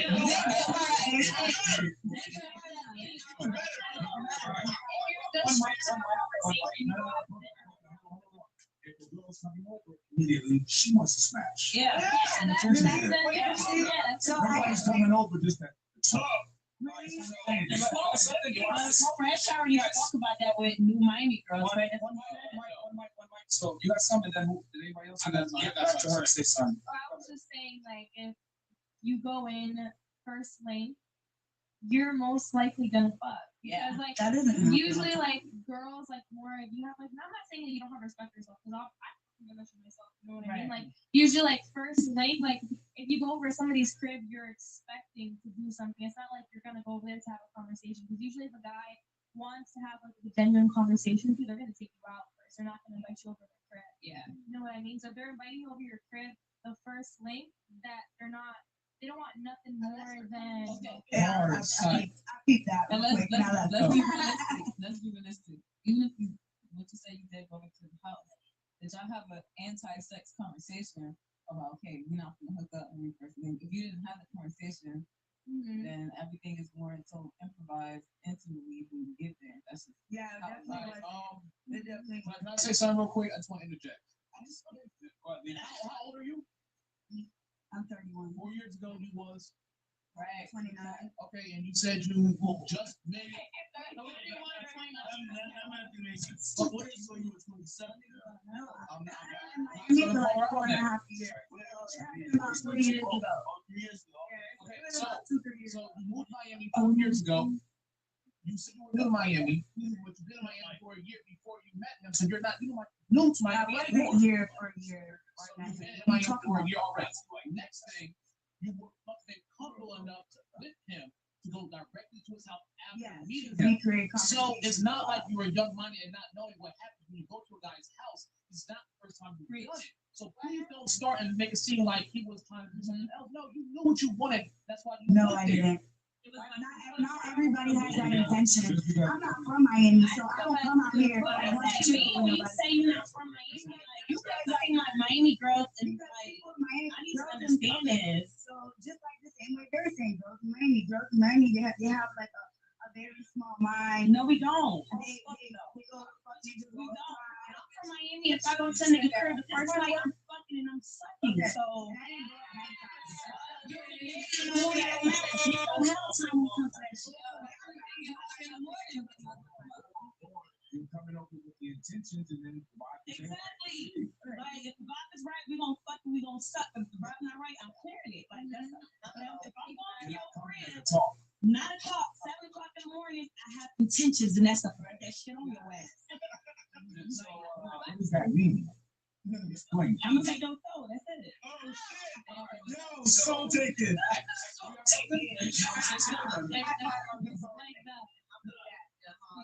Like that shit, that Miami shit ain't got nothing to do with it. You see what he's saying. And everybody has different intentions. It's gotta be one mic at a time. Ain't got shit to do more than got nothing to do with it. One mic at a time. It really hurts the listeners here when everyone's over each other. One mic at a time, please. Hey, did you have someone want to say something? I was just trying to say, man, like, yo, I thought this was fresh on trial. It's not fresh on trial. You didn't even attack it. I mean, all she did really was prove that I do what I say. We don't care, bro.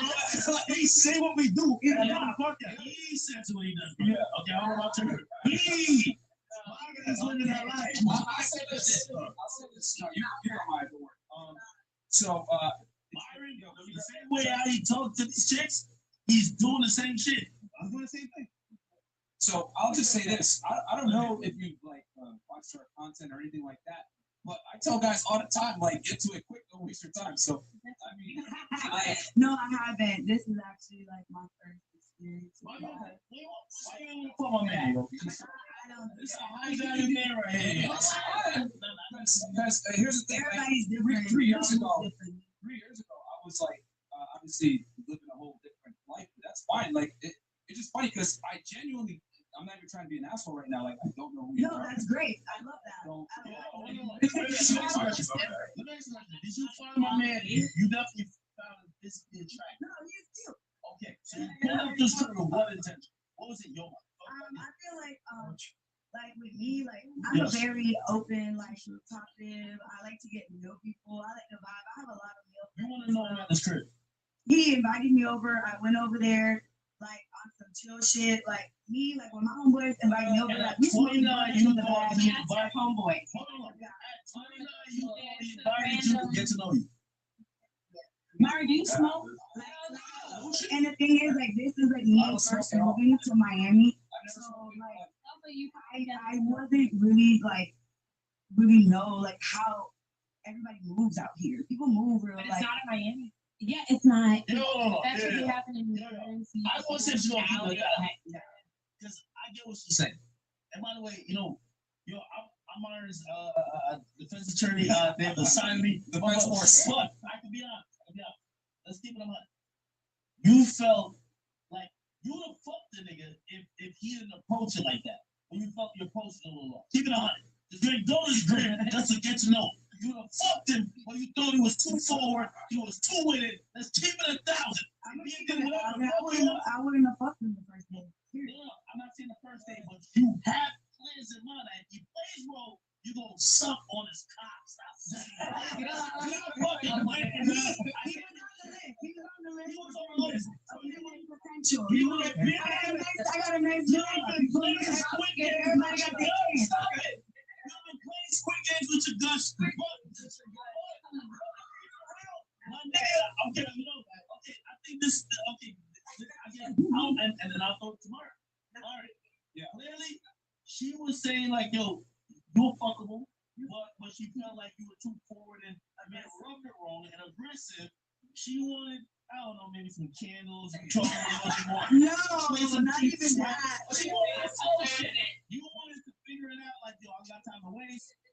Do you regret in hindsight not, you know what I mean, trying to like massage the it's the same intention, like fuck it, right? Yeah. But you feel you were too forward, and would you like change your So would you define your approach? Yeah, so here's the thing. Back then, like, and this is a testament. Like, I was getting a lot more girls back then, guys, because I had my government job. I was chilling. I was doing my thing. I didn't have the business, so I was just like, I had my regular job, and that's it. So I had more time to go after chicks, which makes sense. I told her, I don't recall. If I did, it is what it is. That just shows you guys I talk to a lot of girls. But the thing is that like I always move quickly because if she's not with it, I just move on to the next one. So all the time. So if she didn't want to fuck, I was like, all right, cool. And then she probably left, and I probably didn't even walk me downstairs, right? I was ready to leave. Okay, so you left. So I already know. Like I know myself. So like I'm always trying to get sex quickly. So if she if you don't smash, all right, cool, bye. And then I probably call somebody else. Did I walk you downstairs? I don't remember. I probably didn't. So I probably call somebody else. So that's just what I was talking about. I'm like, I'm out of here. Here's the thing, like, yo, all you did, because you try to kind of like put me on blast, all you did was just show that I'm congruent. I am who I say I am. I say all the time. I was just I'm in my head, I'm like, listen, I am who I say I am. Nigga, like, this is how it is. Like, y'all think I'm kidding around when I say this shit. Like, if a girl doesn't want to fuck, go call somebody else. Who cares? I don't even remember her. No offense. But like, it's like, it is what it is. So like, I told guys, get sex as quickly as possible. So you know what I'm saying? She comes over, escalate. She don't want to smash. Move on to the next girl. That's what happened here. Yo, okay, man. Action. This man is saying we need on camera, off camera. This is why. Because if the story is going anywhere else, I'll get on his ass. That's why I get on your ass. You know what's the show? You know what's the show? Listen, even when I heard that he got that little dirty fucking stripper who was false claiming that he got her pregnant. Yeah. When I heard that he got her pregnant, I was like, come on, Myron. Not you. You can't get caught in lacking like that. Like, I got beef with so many niggas. If niggas call me lacking, I'm like, yo, you talk too much shit to me. What's wrong? He's on the front lines. If she was like, yeah, if she was saying a different story where you were looking crazy out of character, it fit him. It fit his description. Yeah. Everything you said.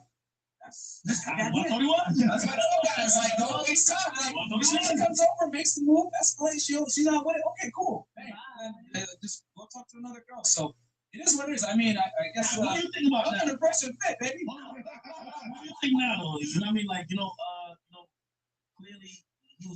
focused. He was working towards a goal. Pressure, success, and culture. You think you owe that nigga some pussy or what? You're not my type.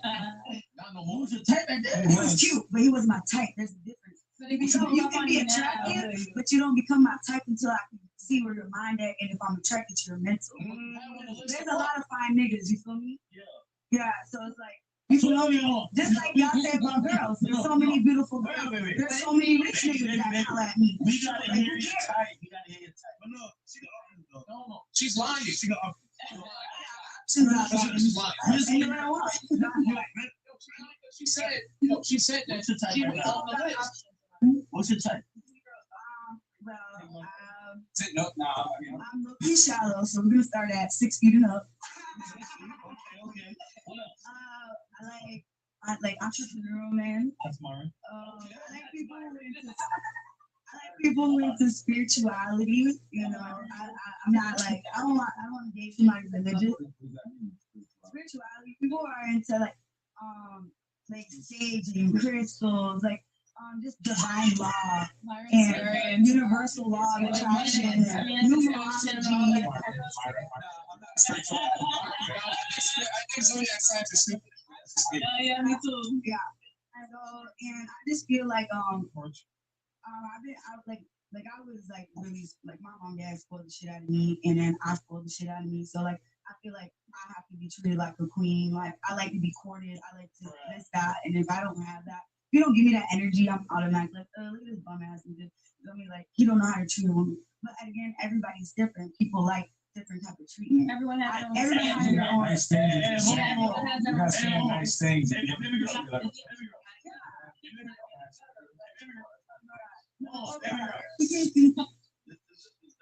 play the role of fresh before he got out of here. Hold on. What do you bring to the table that a nigga needs all that? Well, I'm self-made, self-paid. Talk about it. I'm a celebrity makeup artist. Come on, yeah. I'm on TV. Talk about it. I have my own business. No channel though. Well, I just did a little thing for Being Strong. I'm about to be on HBO. I'm about to be on HBO this week, so I'm filming for Issa Rae. Y'all know who Issa Rae is. She's a big. But how could a nigga benefit from that though? He has a bar ass bitch who don't need shit. And most Yeah, my benefit means I'm Puerto Rican. We got the best boom boom.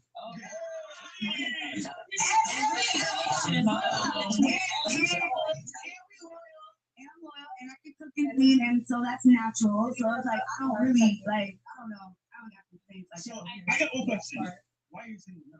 Because I want to be like, I've been in and out relationships. No. I'm exactly serious. I've been in and out relationships back to back, you know, dating guys, and it just wasn't working. And I was like, you know what? You can't go from one to, yeah. You can't go from one. Yeah, I can cook and clean. You saw me good? Yeah,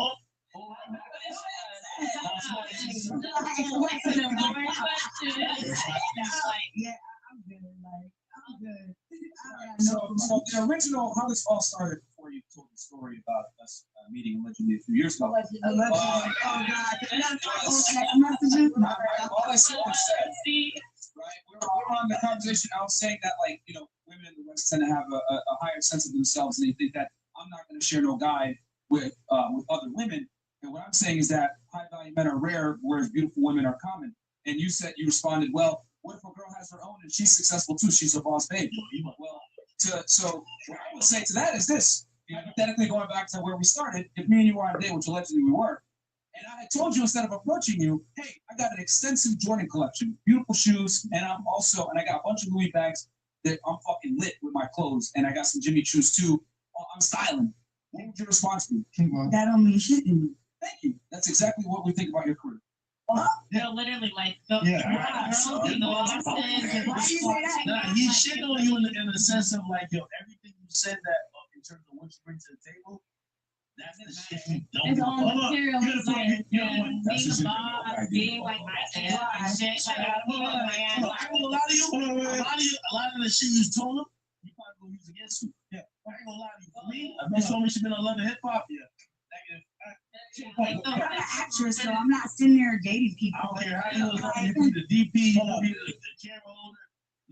Yeah, but they're putting somebody out of a stereotype and a statistic just because they're doing something to benefit their career. He didn't mean it like that. He meant it in the My girl sense. not even in those type of vicinities. I'm gonna keep it that.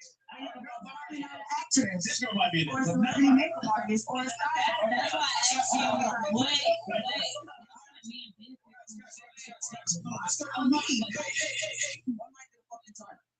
Yeah, Go ahead. Then you can go ahead. So like, men don't care if you're a boss. Men don't care if you handle your bag, if you that you handle your whole life. They really don't care.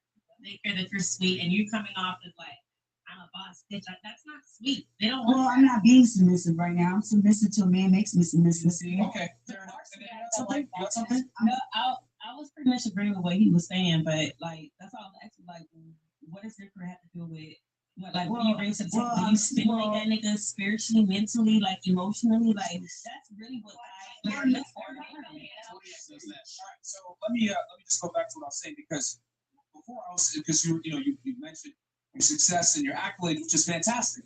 But when a woman mentions that to me, that's the equivalent to me telling you I have an extensive Jordan collection. I got a bunch of new bags. I'm styling and I'm dripped because just like you don't necessarily care about my ability to make myself pretty or look good from a fashionable sense, that's how men view a woman's career. And I'll go a step further.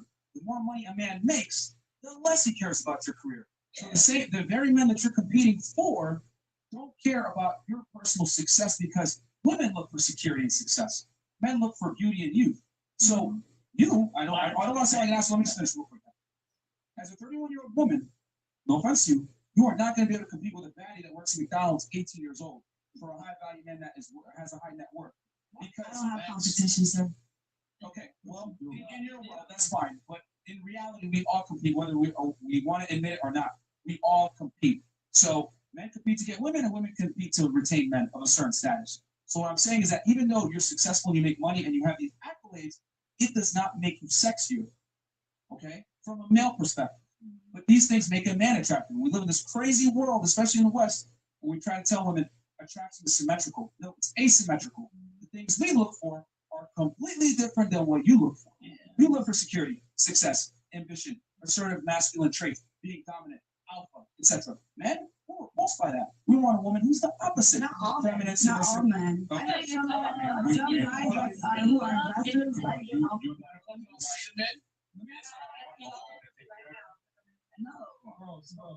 Ladies, I'm gonna finish my point. You're single. So the thing is that and that's fine. That's fine. My line is very plugged up. And that's fine that you have options. But what I'm trying to say though is that men and women are not the same. So you can say you have a career and all this other stuff. It doesn't make you sexier. As a matter of fact, it's going to ostracize you from the very men that you're competing for.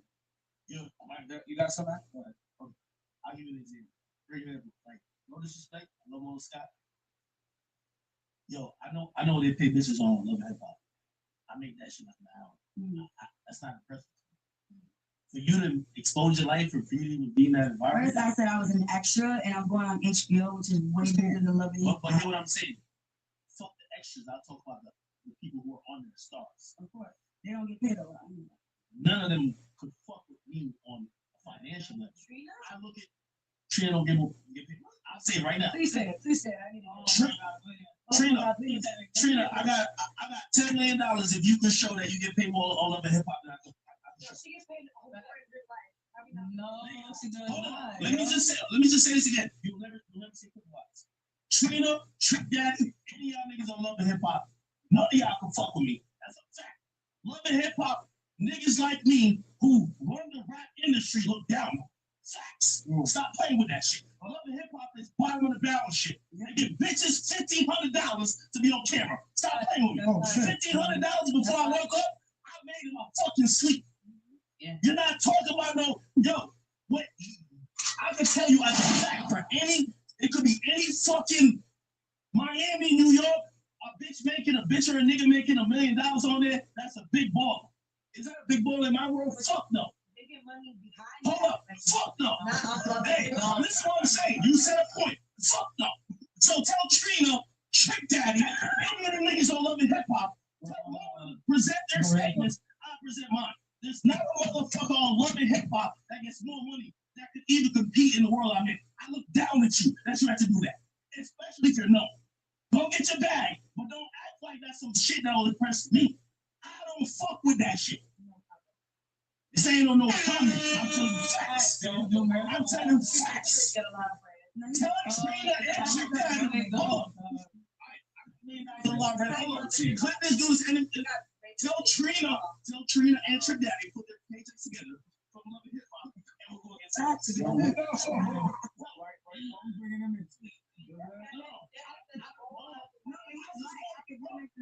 say that. Regular chicks, man. Listen. You was an extra on this shit, man. Stop talking about Trina because you got me going in stuff. Stop fucking playing. Bitches that belong me. That's a fact. They don't get millions, they get $1,500. Stop the fucking playing. That's fact. So when I talk about that, it sounds good. No, they don't. No, they don't. Look at how the Trina. Are you every other week?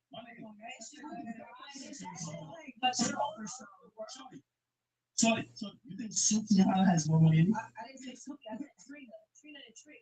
You think Trina is pulling more from Love and Hip Hop? I'm saying Love I and didn't Hip say about Love and Hip Hop. Hop. We talking about Love and Hip Hop right now. Yeah. Well, I'm talking about real life. Trina's a legendary artist. Trina is a legendary artist. I ain't talking about the music career. Yeah, reality. Oh, they talking about the music career. I ain't talking about what you talking about.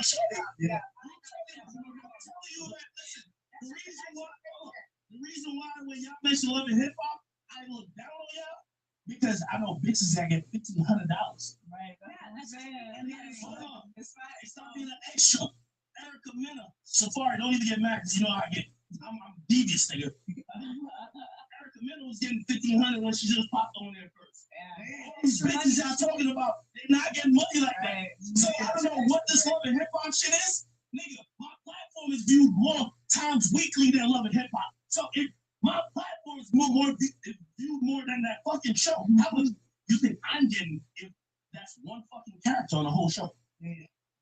You guys still talk about it? It's true. They don't pay. They don't understand. The people barely be making rent. Oh, we still talk about it? They're struggling. I'm not gonna talk about it. Nigga, my name's Academics. Anybody in music industry. Tell Trick that shoot down the laugh y'all villain if you said that to him. He's a star and you the extra. He's a star and you the extra. You be like, yo, you told Academics that I make more of this and that. You like that villain. I look down on people that be on Love and Hip Hop. My bitch on Love and Hip Hop like, damn man, might as well do the OnlyFans. How much you making? OnlyFans. Wait. You can't have OnlyFans. I ain't not getting. I'm trying to tell you. Love and Hip Hop I make more than an extra on fucking Love and Hip Hop.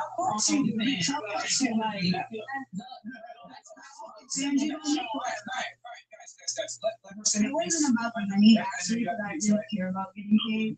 It's just right, exactly. My point. It's just the connection to also like you gotta understand I'm a makeup artist, so these are clients for me. So that's why I'm gonna get in. You feel me?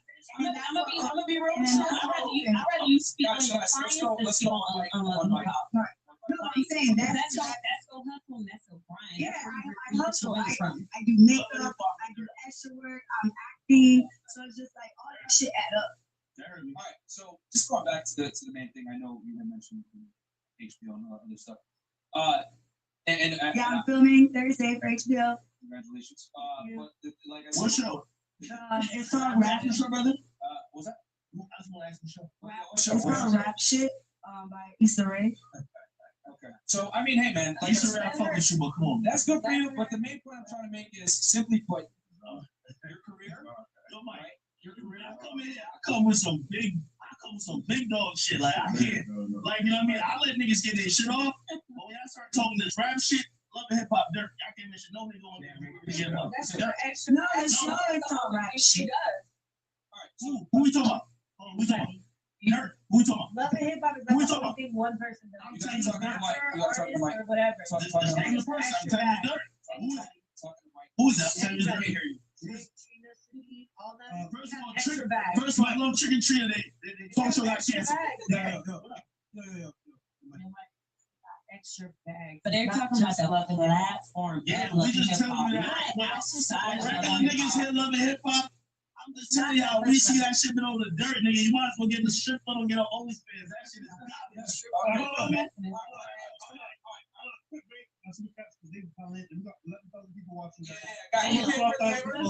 Somebody said this is the best episode. Like the video. Like the video because I'll tell you this, man. I'm just snare followers here. But so I just wanted to finish my point on there is that, yo, it's great that you have this money and that you're a celebrity makeup artist and all this other stuff. All I'm simply saying is that it doesn't hold weight with being able to attract and more importantly, retain men. Because I know you're saying, I have options. I know you say, I have options, guys that are my pipeline, whatever. This is gonna probably not, probably not gonna like hearing this, but the reality is they just see you as a sexual option more than likely, and they're probably not gonna commit to you because when women say I have options, 9 out of 10 times it's sexual options, not necessarily relationship options. So and the other thing too is that you said, well, I'm going to be conditionally submissive or I'm masculine until the right guy comes around. Like, here's the thing, ladies. Men don't have to accept their masculinity, nor should they. Like I don't know what this crazy concept is. Like, well, if you can't handle me, then you don't deserve me. And I'm like, no, you gotta change. Like, if I walked around in a dress every day and heels, and I said, well, I need a really, I need a really, feminine woman for me to be masculine. Y'all will look at me like I'm fucking stupid. But you let women run around and act and talk like guys and all this other shit. We don't check them on it. They act crazy, and then they're like, "No, well, I just need a really masculine man, and it's gonna put me on my feminine." No, why should a guy have to rise up to the level of damn near slapping you to get you in line when he can just deal with a naturally feminine woman? That's the way guys go. Here's the reality, though.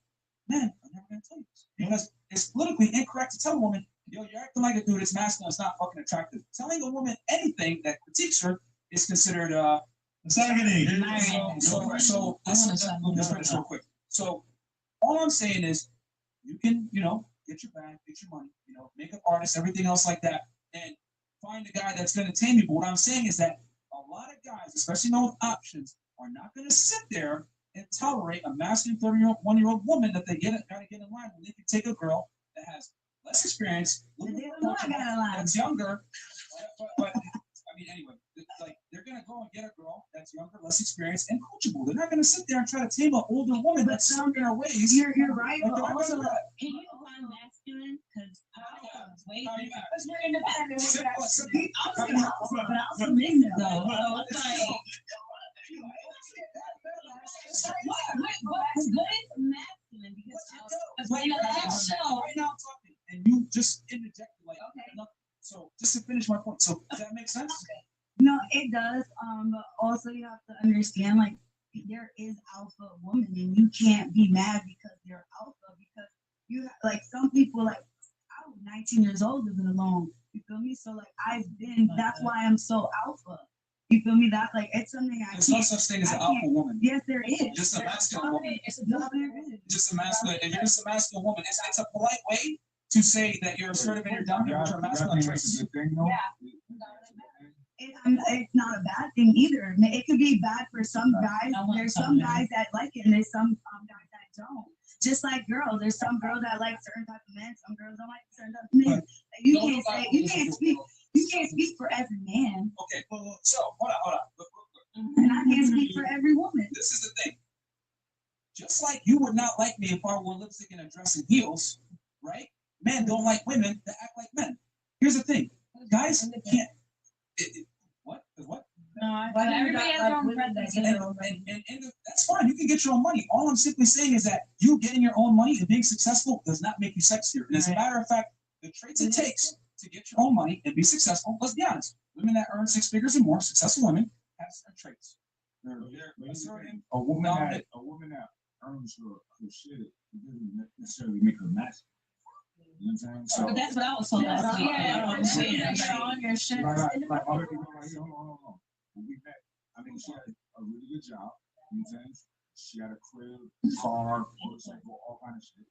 She don't ask me for anything, but I give her everything because I know she can do it on her own, and I appreciate that shit. Right. And I respect the fact that she don't ask me for shit, and she doesn't act masculine or alpha or talk like that. But she's a woman. She's might be an exception. A lot of women that earn money, they have certain characteristics. You can't make a lot of money and not have certain traits. Hold on. So you can't, like, what do you expect though? Like a chick who's sitting own money, like not the moving. No, yeah, like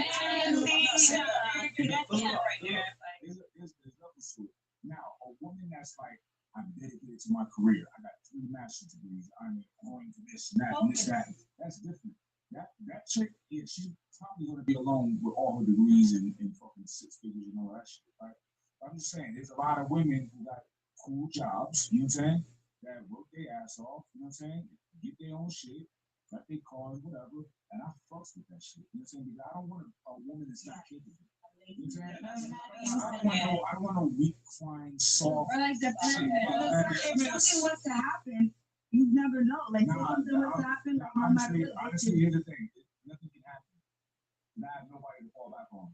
So I got everybody in my world. You know, that's straight. I would keep it 100.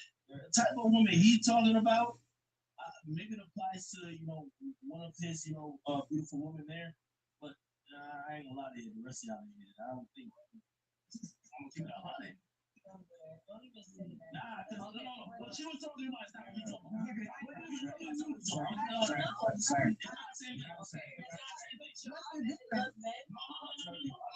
tell you what the difference is.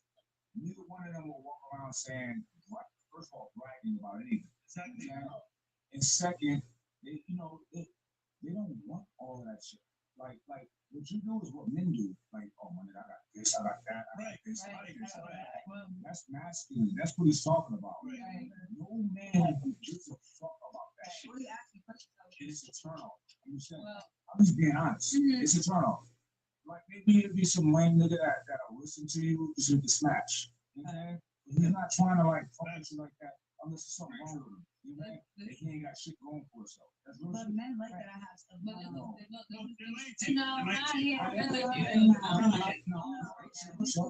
like that. If a man like that shit, you be married, you be white, somebody will be taking you serious. Real shit. Not if it don't work. Okay, well, I'm gonna go ahead and say I just want to say, speaking as a woman who don't work super serious jobs and little off the grid jobs, it's not really about the fact that you're a degree holder or you're a 9-to-5 holder. It's more so about, as a woman, the way you carry yourself, that's your currency. The way you talk, the way you speak, the things that you say and don't say. Even if you have 3 degrees, 3 jobs, 3 sources of income, 3 cars, 3 houses, it's more so about, do you put air in your chest every day to brag about what you got going on? That's very unattractive. Even for me, I'm not interested in women, but if a woman comes to me talking about what she got, that's unattractive. Same with a man. If you just live and breathe as who you are, it's more attractive to find out that you're on that. It's not attractive for you to be boasted. Oh, I did this yesterday. Last week I did this. I don't think that's boasting. It is boasting. What I'm saying is, yes, if you create a sentence and saying that I'm this and that and I'm this and that, that's boasting. That is the sentence of you boasting. If you just chill and I find out, I catch you on TV, damn, that bitch really on that. Fuck if she said it, the TV showing me. If you really saying you got all these checks and shit, your lifestyle will show it. You saying it is not doing anything for me or for the man that wants you. If you just be who you are and you truly are who you are. I had the main role in that HBO, that same shit. I ain't saying shit this whole time. I auditioned, I done told Marion about this a few dinners ago. I was the main character on that shit for a long time before the audition just fell in my lap. I don't have to go boasting who all that shit. I don't have to. It's just more so. But the podcast asked the question. I understand she answered my question. Like 3 times. The man wrote the same shit. That's a real nigga shit though. Don't say that to me. Real nigga shit. You say, oh, I do this and that. I feel like it's just personally me. I feel like it's more flimsy that you say that because you only betting on your word. I need you to bet on your action. I'm not saying you ain't do it. It's everything I do is a fact. So right, but to me, it's not boasting because I'm confident and I work hard to get where I'm at. So if I'm gonna sit here and explain to myself what I do, because nobody know me. Right. So to me, I'm not boasting because I'm not saying I'm better than you. I'm better than you. I'm better than you. I'm confident, and a lot of people are not used to confident women. That's true. And I'm not bragging. I'm not boasting. I'm proud of myself. So I'm sorry to you that it feels like I'm bragging and boasting, but to me, I'm proud of myself. You are allowed to be proud of that. But I'm saying about back search your name, it better pop on IMDb. It better pop on Wikipedia. It better pop up on HBO.com. It better pop up. become a fact in every city I lived in. I feel you. But I'm just saying that men, they don't care about that. You're not no Pokemon card. You don't come with stack cards. You're not no Pokemon players. Like, they just want to know if you chill. Like, you want to know if you a hot maid. That's some guys want to make sure you got something going on. the right man will care, and like you all in their face. It Like, depends I'm on the out man. Hold on. We had Shorty to cut for a minute. What are you talking about? Oh yeah, Yes. and then other females. Yeah. Y'all want to say something? Say something. I just feel like you just, it's how you said it. Right. Really, like you like came off so strong, and then you like, I'm Puerto Rican. Da da da da. I have a strong personality. No, it was just everything. It was so sorry. Like that shit was bad. It was like a cry for help. When I was just looking like, what the fuck are you? Like I literally, you said before this podcast started, you were just outside talking about, I'm on HBO tomorrow. All that shit. I'm sorry because I'm proud.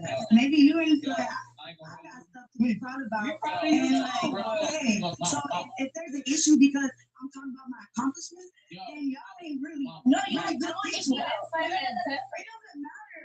It doesn't matter because if you were to say that, I would never be like, oh, look at this girl. Both I'm like, hell yeah. Because I come from a place where everybody like to see people win. And that's beautiful. So whatever somebody Sis. Hold on. Leave.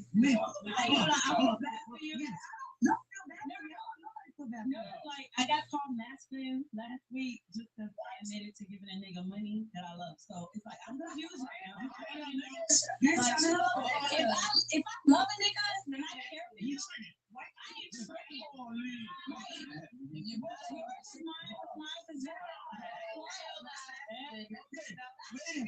Ladies, one at a time. Go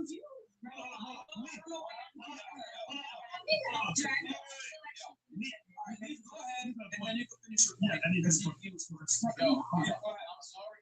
I say this. It's cool that you have things going on in your life. That is a very good thing. We don't want no bum bitch. I'm sorry. Nobody wants somebody that sits at home and does nothing all day. But we as men don't give a fuck what you're doing as long as you're doing something. But you're boasting about it like I'm doing this. You have to take note of what I do. We don't care as long as you're doing something. If you're doing nothing, we don't like it. If you're doing something, you're doing better. It's how you approach. Okay, it's about how you approach and tell people what you're doing and how you're moving. It's going to be a turn off, and probably why most men only see it as one thing: smashing people moving. Because if it was in a different type of light, I would be in more longer relationship. How you know I'm not? He said his piece. She goes. I'm with somebody, but doesn't mean we're like Let her say her piece, and then I started that off. And you get the last word, and then we're gonna move on to. Oh, and then you got some too. Okay. So, okay. All right. So you, and then you, and then you, and then all right. Go ahead. All right, I agree with what he's saying. You do have to be humble. You do have to carry yourself a certain way. I don't brag. I don't do all of that shit. But if you did that, that's fine. And you are the reason why she popped off on you. She was like, "Smack your ass." I'm sorry, like, it had nothing to do with why she was going to drag your ass. No. On the couch. Let her finish real fast. At the table. I'll turn it back to you. Go ahead. Let's finish your point. My point has nothing to do with what she has to do. Like, I just made it a point that if I'm in love with a guy, which with over heads, what's mine is his, what's his is mine. That's it, girl. That was all my point. But you guys took it in offense as if I was bragging, and I never dropped my income. I never dropped my what's the fucking word? Just to clarify, remember, me and Fresh actually took your side and said, no. And those are other girls that clowned you. Exactly. We said you're masculine because you like to interject too much. Exactly. That was what happened. I already know why people call me masculine because I do have a mouth, and when I feel a certain way, I'm a passionate person. I'm passionate inside and outside the bedroom. Like, that's just who I am. You guys took offense to what I said and thought I was pretty much trying to stun you guys and trying to like say I was broke or whatever. But at the end of the day, if I have it to give, that's what I'm gonna do. And you guys took offense to that shit. And whatever happened, all of a sudden, OnlyFans, I don't post this, I don't post that, and Y'all was about to get dragged by one person, and it wasn't me. I was chill. Okay, so. Go ahead, it's your turn, Hold on, baby, no, let's go. hold on. We got some You're things that fucking take. 33. I'm a 20 years old. Okay, and You trying to like do this shit right now? You have a fucking child. okay, and Right now, like Must you be. mad older than me. And then the last y'all was about to. So you should be listening to me. I ain't listening to what you got going on. Nothing you said. Nothing you said, I didn't fuck you. Because you're a part of this generation. Right. You're the No, generation I'm I'm a not. part of that I was talking No, about. my turn. I'll cut this shit. She was about to. You don't even know what the fuck happened outside. So I was right here in the kitchen. What are you talking about? I was not out there. That bitch just I was there when she opened her mouth and said, she not like that talking. She finna roll your ass. That's exactly what she said. Did I just fucking say it's my turn? I let you talk. You talk. It's my turn. Now. 30 seconds. So. Because you cut and She got mad. I get it. What? She got mad because I said that she took our way out in life, and that I didn't. She came over there, literally just fucking me. She just tried to just fuck me. She felt offense. I mean, like, I said what I said. She said what she said, and then we got. And well, and she was gonna drag shit. I mean, all my girls was about stuff, so that was nothing. Wasn't about to drag shit. Wasn't about to drag shit. Okay. All right. All right. So, as soon as you see me, all right. So you had something for her, please. So I used to be a very, very, very masculine woman. Anyone that passed my whole family, I was in the military. I always made it a thing to always be the best, and I used to have better physical test scores than men and everything. And it wasn't until I realized that men don't want a woman that challenges them. Okay. Your energy should not be trying to bump heads with your man. And it wasn't until then that I realized that I needed to really be in my feminine in order to attract a man. Because as long as you are an alpha woman, you're gonna be only in relationships with beta men. Because the alpha man will you have to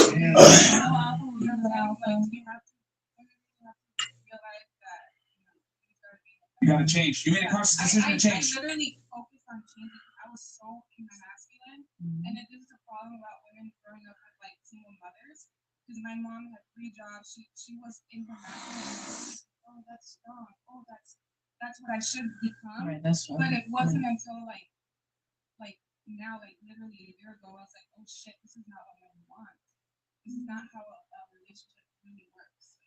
See, she said basically she didn't understand what men really want. She changed for the better. You're saying kind of like, okay, this is who I am, what I'm about. I'm gonna stay single. I get submissive when I like someone. Y'all make me seem like I'm just a whole nigga right here. How do you even Like accept I'm. that if you're not being submissive? How do you turn it off and on? I gotta like you. You gotta make me like feel some type of way about you, and then I'll be submissive. But what if he was the guy for you? We saw the front thing of being after and said, you know what? I don't want to. That's what I'm saying. They're not gonna get to know you. Yeah. They're not gonna. They're not gonna. They're gone. I used to be like, I'm like, why don't guys come up to me because I'm acting masculine? Like, dude, you have an energy, you have an aura. When she told me that, I was like, because she was so feminine when I met her. You know what I'm saying? So I'm not fucking with. Listen, I make a lot of money. I don't put it out there, whatever. But I'm really comfortable, and I spoil whoever I'm with. You know what I'm saying? And I'm not even. If a woman is coming off tough, cutting people off, and all this shit, I'm like, that's bullshit. You know what I'm saying? But here's the thing, though. You say you got life, Like I'm talking to a guy now, and like when I'm around him, I'm saying this. That's a weird thing to say to a guy, right? And like I say a lot of shit. Like in my world is good. Like I'm good. Everybody in my world is good. We're happy, comfortable, right? It's like women need guidance. When a little girl like my daughter, I will be her everything until I hand her off to her husband. You know what I'm saying? That's how shit used to be. Then the husband takes responsibility. You know what I'm saying? And he's a man of respect. Like the father vets that guy out. He's a man of respect. He comes from a good family, and he's confident that guy will guide his daughter and make her happy and keep her safe and comfortable. You know what I'm saying? And that's how shit should be. it's weird that we live in a society. And look, me and their audience have a lot of back and forth because I put a lot of responsibility on men. Women be masculine because it's a void of masculinity in men. Men scared to be men. You know what I'm saying? And I be like, oh, my nigga, like, you qualify yourself. You know what I'm saying? All the men in here that got their shit together, for a lot of fucking hard work. That's not a conversation for y'all. That's a conversation to the men watching, right? Like, you need to quit chasing pussy and qualify yourself to be that fucking guy.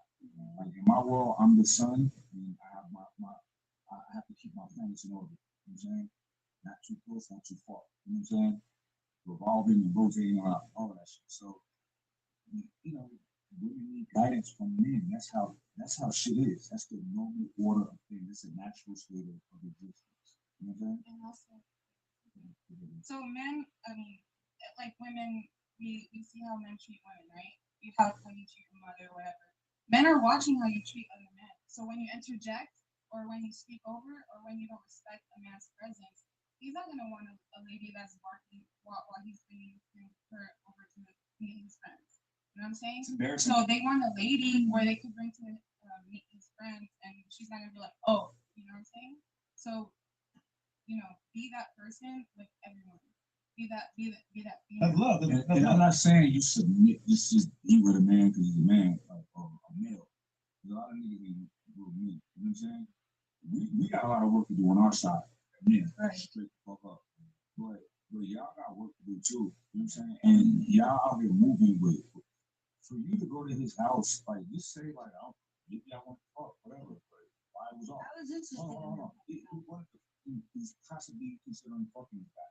It's not. There's no realistic reason for you to just meet a guy and go to a strip and just move to the spot. You know what I'm saying? This is the type of shit that I'm talking about. Motherfuckers out here floating around with no kind of intention. And now, men, we do that shit because we trying to smash shit, especially when we're young or whatever. But it's like that shouldn't be doing that shit. That shit's goofy. You know what I'm saying? And you know what? Like this nigga gonna tell his own dog. See a picture of that smash and I just got it on there. You know what I'm saying? Like this all shit, Brian, all that shit. And that make y'all look bad. Like y'all need to have intentions on why y'all moving the way y'all move. Like, and like, you know, I need to learn how to be a wife. So unless you just don't want to be a wife or whatever, you know what I'm saying? But that shit listen, it's not, maybe it's not for everybody, husband, wife, whatever the fuck, but it's for most people. You know what I'm saying? And I think most people in here don't want to die alone. You know what I'm saying? So it's like people need to really think about like, what am I doing? Yeah. Why am I on the team? What am I really trying to do, accomplish? You know what I'm saying? And refine how they act. You know what I'm saying? Men and women, and move forward. That's it. Dita, have attention. You heard all that. What are your thoughts? I feel like he's right as far as like the intention wise, because like when I start talking to somebody, I realize okay, we not on the same mind frame. Like you want this, I want that, so that you kind of have to know, like you gotta know what you want. You know, and like me, like I feel like I've been through a lot of like ups and downs, like relationship. Right now I'm just focused on me, and I'm talking to somebody right now. We good, we kicking it, got a great relationship. You know, we like friends. And I don't know. I just feel like I am whatever alpha, whatever you want to call it. I am like that, but at the end of the day, I have a feminine side. My parents been married for 40 years. Like I have a great foundation, a great mother and father. Like I know what a good relationship is, a wife and a husband. I see it. I was raised off of love. And the thing is, it's just like I know how to be that person, but I just don't choose to be that person because that's just not where I want to be. Like I don't want to. Like I'm not looking to be submissive right now, trying to do this and trying to do that because that's not my intention. Like he said, you gotta go with your intention. I had intention before to be with somebody and oh my God, let's get married, let's have kids. Oh my God, it's so fine. I love them, shit like that, but it just didn't work because I was the alpha. I was making more money. He was in my house. Like it just didn't work. So it's just like that's why I have my guard up. A lot of people do have guards up, and it's for a reason because they've been through a lot. Y'all be dealing with y'all would deal with a situation to where like if a dude always coming to your crib, you already know he Right. y'all need to cut that shit off. Like y'all gotta have higher standards. You know what I'm saying? So it's it's a lot of fucking work that a lot of people gotta do and a lot of self-awareness that y'all people gotta adopt and motherfuckers need to stop dating right now. Yeah, exactly. Get yourself together before you get out there fucking up somebody's life. I gotta speak for me and Mike. I think he's, I've been on here a bunch of times, and people probably they're use my voice or they're like tired of me or whatever the case is. But yeah, I'm getting over here. But I gotta say, he's giving a really enlightened perspective. And the only thing I would say to you, and really maybe even tying to what he's saying about, I hear a lot of hurt, and I think there's some steps in terms of remediating that particular hurt. But everything that Mike is saying, I kid you not, I'm sitting back and listening to him, and I'm like, No, I agreed with him. I feel like self-love is the biggest focus when you hurt, and that's what I've been. So that's what I'm saying. Like the intermediary steps is almost like pressing that hurt, making you get to a point where you can move beyond it. And that's obviously not easy. Like that's something that people don't really take into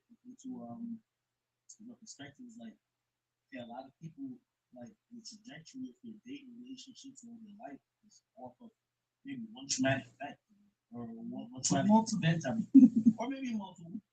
But yeah, like I hear what he's saying. I can see that you're receptive, but I can see it hurt as well. Mm-hmm. And that's why, like, I'm glad, like, this is why I pressure to this girl too. First of all, I've never met Mike before. Connected us, we're on the stream, and hearing everything he's saying, I see like actual foundation to it. He's spitting from a place of, hey, listen, not only have I lived it, but I'm not just talking bullshit. And hearing what you're saying, I'm not gonna validate what you're saying as well, but I'll also understand hurt.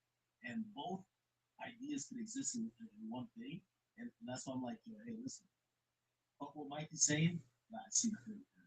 You know what I mean? So that's really what I have to say.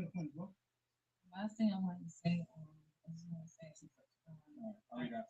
a woman, there's certain things that you have to have as a balance. One thing I want to say, basically, when it comes to you talking to different men, you have to understand there's different calibers. Most men, like they said before, they just don't want to challenge.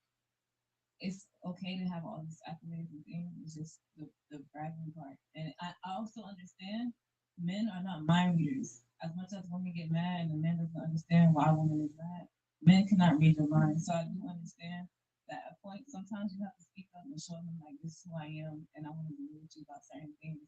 But this is the balance to have. You can be real without being so forcefully in your face about being real. Like, I could be open about who I am. I can show you my stats without telling you what this is my stats. And like I said, men are not mind readers. A lot of, maybe my cousins, I call them every day. My cousin named Chris, I call him every day. I'm like, oh, why doesn't this guy understand? So men are not mind readers. They're not social creatures. They're more so about quantity versus quality. That's just how they move. So if you just come off more so like submissive, it complements their masculinity. It is masculine to show your stats. All these masculine sports, I see their stats on the screen when they talk about it, conferences.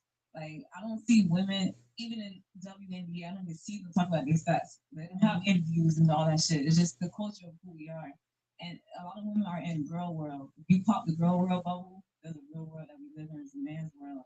We just have to act accordingly. It does suck that sometimes you try to be real and it doesn't penetrate how you want it to. And keeping it real sometimes it is equivalent to being masculine. So sometimes you have to dress things up a certain way as a woman. You just have to. How you carry yourself is your currency 100%. It doesn't matter what degree you have or don't have, or income you have or don't have, the way you carry yourself.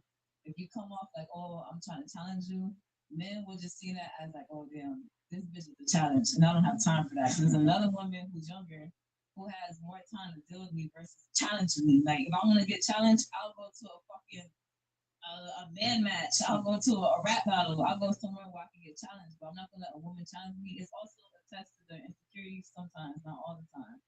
So I understand you just want to tell them like, look, this is what I do, this is what I bring, but just breathe that way. Just ICE does not say it's cool. It's just cool. You know that. And check out bars.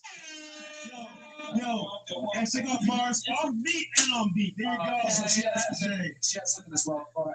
Yeah, I'm just gonna say, I mean, like, it's not that, like, oh, like, women could have been through something with a man and then felt like, let me just date and not have to be intertwined or, like, and be independent and do what they have to do because they've been with a certain person that didn't do shit for themselves. They had to do everything.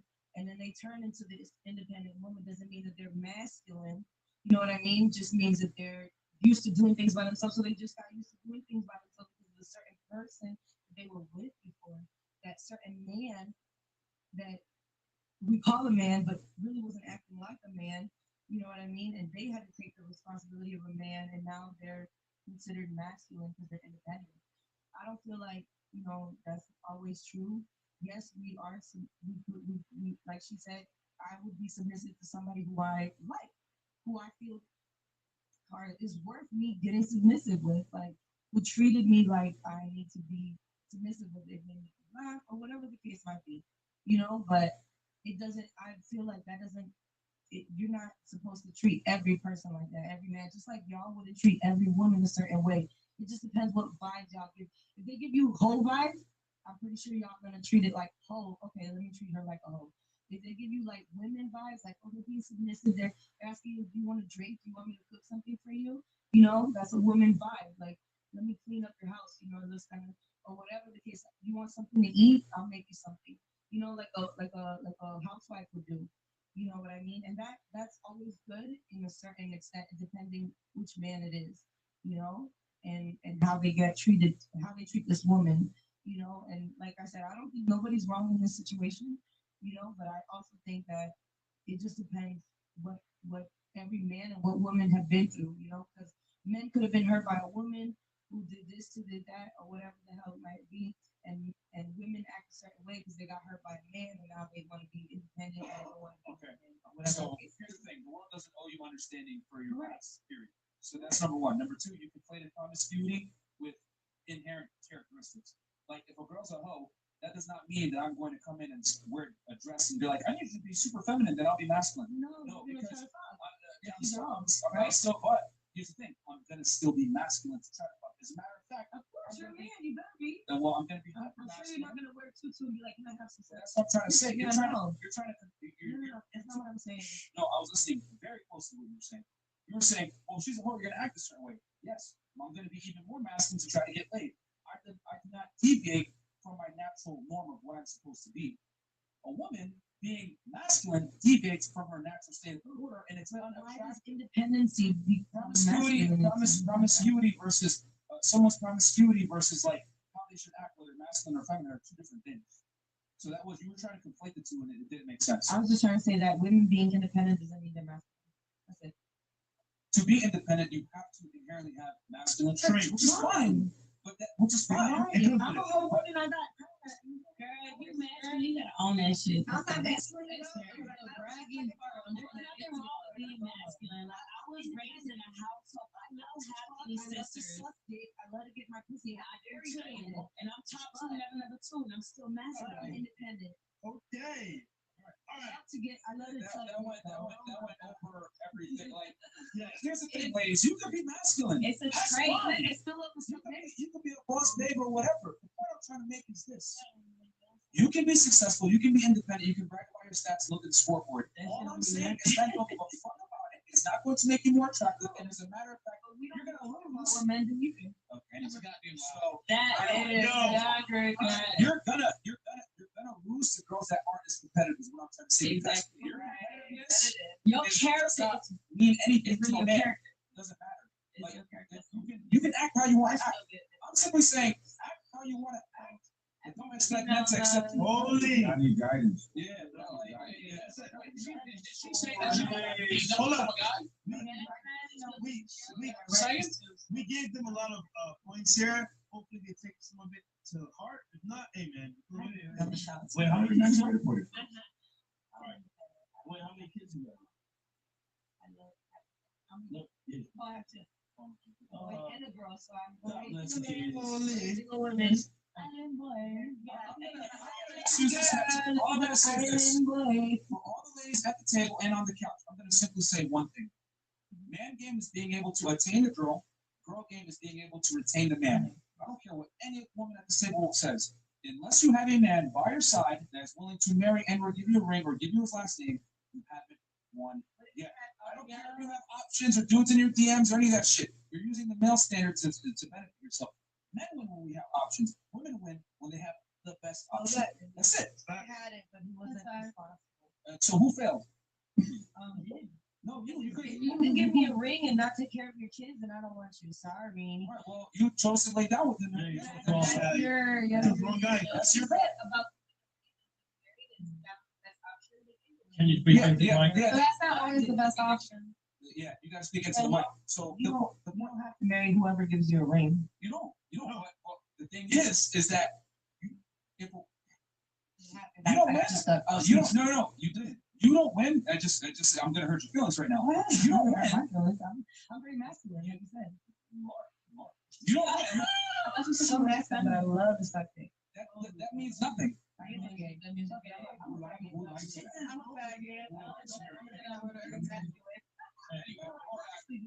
And whether the ladies want to accept it or not, until you have a man by your side that you love, admire, and respect, and he's with you, and he claims you as his main girl and or wife, you lost as a woman.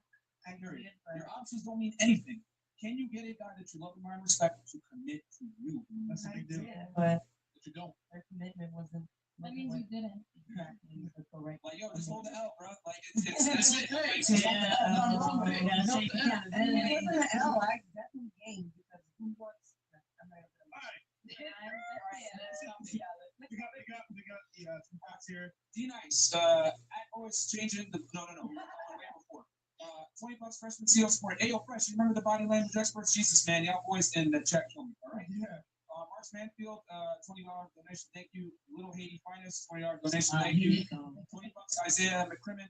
This is perfect episode. Similar situation as Fresh currently watching with a girl trying to understand art in space. Yo, guys, do me a quick favor. There's 12,000 plus y'all in here. Yo, like the video. Can y'all get us up to 10K likes on YouTube, man? If you guys get us to 10K while we're live streaming, I'm telling you, this is gonna get pushed to the algo. We're gonna grow. We're gonna hit 1 million, and then on top of that, we're gonna find Mike, Act, find their content because Mike has a dope fitness channel, and then Act obviously has the best hip hop commentary in the world. I've said it before. Yeah. No one's touching Act and Adam 22 No Jumper. Y'all are the top ones in the hip hop industry. So yeah. And also the podcast is pretty popular. Yes. Yes, we just released an episode with Fresh where they argued about jewelry for a few hours, which is hilarious. Annoying TV, shout out to them as well. All right, we got $20. Ian Simmons, she drunk and trolling. Yeah, it is what it is. Venom. If this ain't proof that hell hath no fear like woman scorned, then I don't know what is. Okay, $20. Is that Bafuma? Okay, her remembering Myron and Myron don't work for her is proof that high value men are few and beautiful women are common. She remembers Myron vividly, regardless of how you did on the date. She remember if it's a high value man. I guess, man. I mean, yeah. I still think this is allegedly, bro. I didn't see the text messages. I ain't gonna lie. No, just because I know her outside of here, it's true. And I'll say this because I know you said because you will go this. You figure girl instantly. Like she don't smile. All right, what about this bitch? Same play. On the next one. On the next one. I can tell you where you were staying at too. The house with all the, it's right there. It's like 1200 in Brooklyn Bay Drive. The next one over. Yeah, because I lived next door. Wait. What color was it? What color was it? The building was the gray one with the people on it. Oh shit. Yeah. Okay. Actually, shit.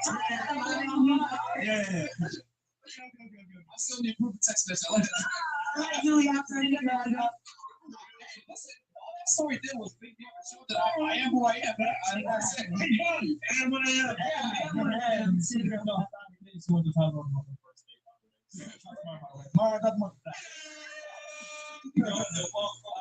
Okay, so $20 Nick Pin. She's still there though. LOL. Why did you go to the script then? Okay. You know what time it is. Pull up to the crib. It's going down 6'9" boys. I got you, bro, right here. Stupid. Okay, $20 at Fun B. G. Love from UK Fresh. My guy, for real, he a real one. And until Axe out acting like some doc when he was simping live on Insta with Selena Powell years back. how no one should take that guy's opinion seriously. Yo, bro, I guess come clean about that. Yeah. Mistakes plenty of time. I guess very transparent. He will transparent. He will tell you the truth no matter what. That being said, That being said, we just keep it real. So I keep telling y'all, that was straight up. Secondly, I understand. I definitely made mistakes. I always see my mistakes. My mistake was associating my brand, which is so great, so beautiful, so $10+ million up. Yeah, I should never associate with that fucking board. I think I'm on That makes sense. Okay, Acastic Connections are powered cloud fresh on every major social media platform. That's my guy. Now stop playing. Y'all don't play with my. Don't. Hey, listen. I don't want none of y'all little channels to try to grab no clips of me talking to my guy and try to play with Fresh and Fit. I come down here, we have a lot of fun, we on and off camera, we talk about all type of stuff. We have our own relationship. Please understand that it was only brought onto air because we both, and actually Martin as well. Martin was just so tired of us talking about it. It was good entertainment. Okay? This is a great situation here, and if anybody ever try to make this anything but that, is them realizing that they can't get better out. $20 to get all the way from Canada. Turned off on Myron. Why are you working the podcast here? I just found out, like, I see, like, I moved in, and I see that you're on there, but I really didn't hear. Like, Luxury intent. This is exactly what Act's talking about. There's exceptions to women. This is proving exactly the point with the fresh one earlier. $20. I like that she really thought she was going to come over Myron's crib to talk about some tea and biscuits. I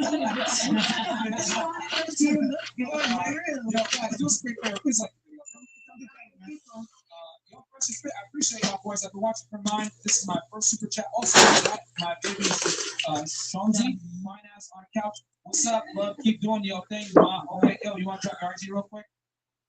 I'm talking to you. It's the real Shanti, SBT. AKA Miss Starring Fights on the Fresh Fit podcast. Negative. Peace and love, man.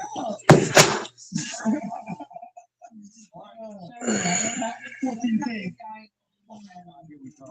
Pat 14K. I'm the real Shanti. You can always give y'all talk my Eddie real quick. It won't be my Eddie. Lord. It'll never be my Eddie. Oh my God. I ain't coming to you. Coming down. We got a situation right now. All right, Thunder in the house. Fresh. It started was nil during the heated debate. Myron, bro, Miss Kevin is starting hard. Thanks, Harvey. And thank you so much, Pat 14. $20 Black Wolf Inc. This further proves that the Me Too movement exposed the games women play. Also, Miami took sense to be realer than. Thank you, I appreciate the support. $20 shout out to Mike. Us Haitians ride with you, King. Okay. In Miami, baby, can recognize these nuts. Okay. Mr. Williams, Shorty 31, going on 300, trying to act like she's 19 and just moved from Kansas. Now, Dorothy, you're not back to Kansas. You know, first date chill means first date anytime. I'm a normal dude, and most girls know first date chill is for clapping. You got something to say about that, Miss Puerto Rico? No comment. All right, Angel, bro, she came to try to expose Myron, but it backfired. LOL, talking about I went to his house to play tic-tac-toe, bro. Okay. Ease, you're 36 years old. Okay. Who is that? 36? Oh, okay. Krause, 10. Myron dodged a nuclear blast.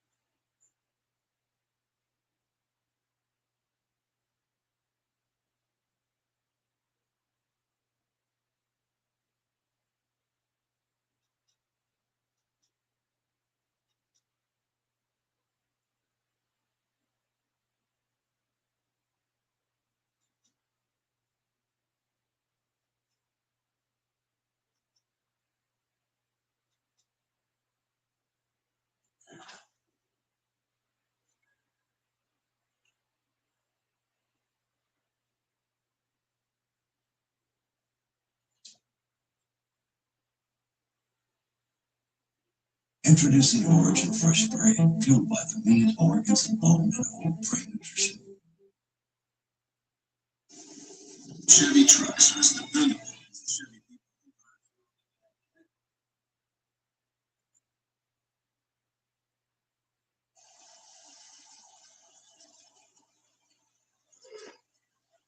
people.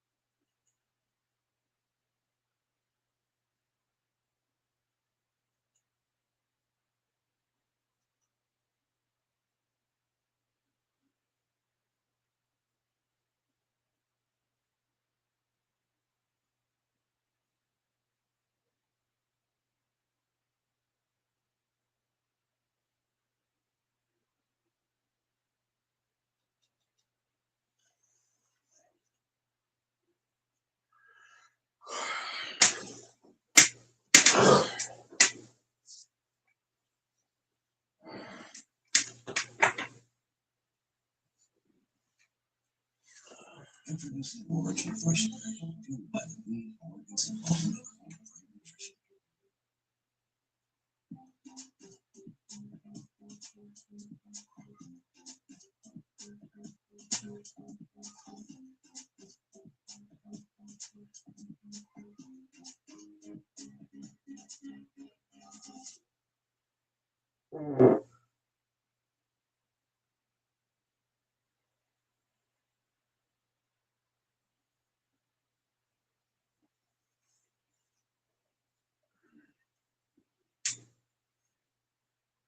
Growing up, I spent every summer vacation at my grandparents' house in rural Tennessee.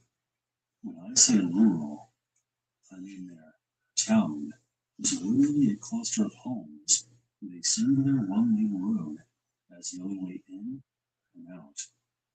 It was 45 minutes from the nearest freeway on-ramp, 30 minutes from the nearest grocery store, and an hour and a half to a Sam's Club or Costco.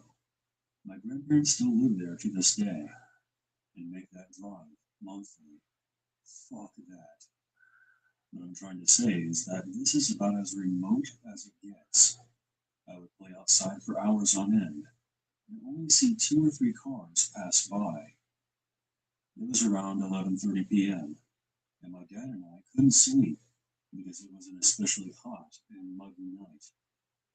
We decided to go for a drive on the curvy back roads that ran through the hills that I absolutely loved and still do. There was a scenic access site that was just a clearing overlooking a cliff about 15 minutes from my grandparents' house. It wasn't very well known. It was down a narrow 2-track road with a couple of dilapidated trailers lining it every quarter mile or so. Due to the isolation and lack of any real police presence, this area was infested with meth heads during this time, and there was a local rumor that an inbred cult resided somewhere in the forest. Keep in mind, it was around midnight by the time we got to what you could loosely call a parking lot for the overlook. My dad has always had a bit of an intuition. He asked me if I really wanted to get out of the car.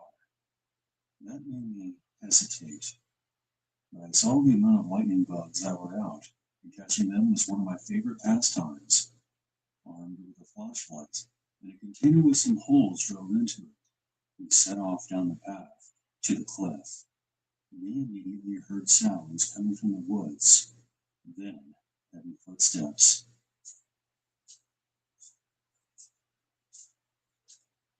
Way too heavy to be a deer, and there wasn't really a bear problem in this area.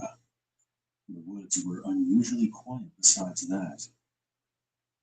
Then, we both thought we saw someone hiding behind a tree out of the corner of our eyes.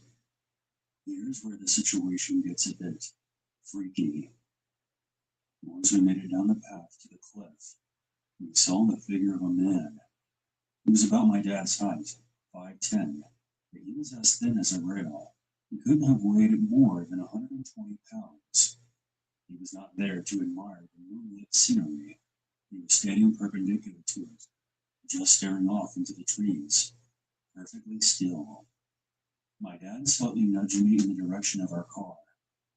As I started walking back, my dad shined his light on the man.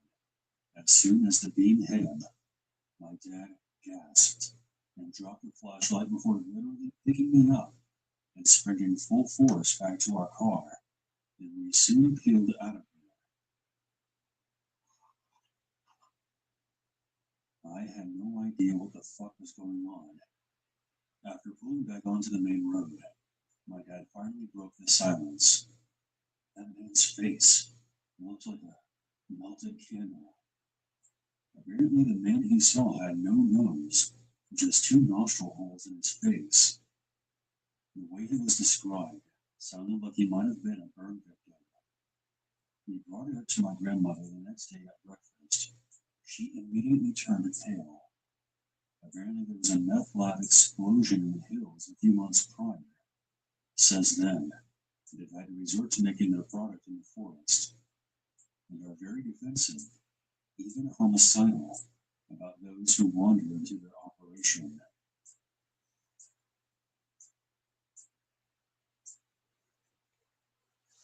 I was on my way back home to New Jersey from New York City.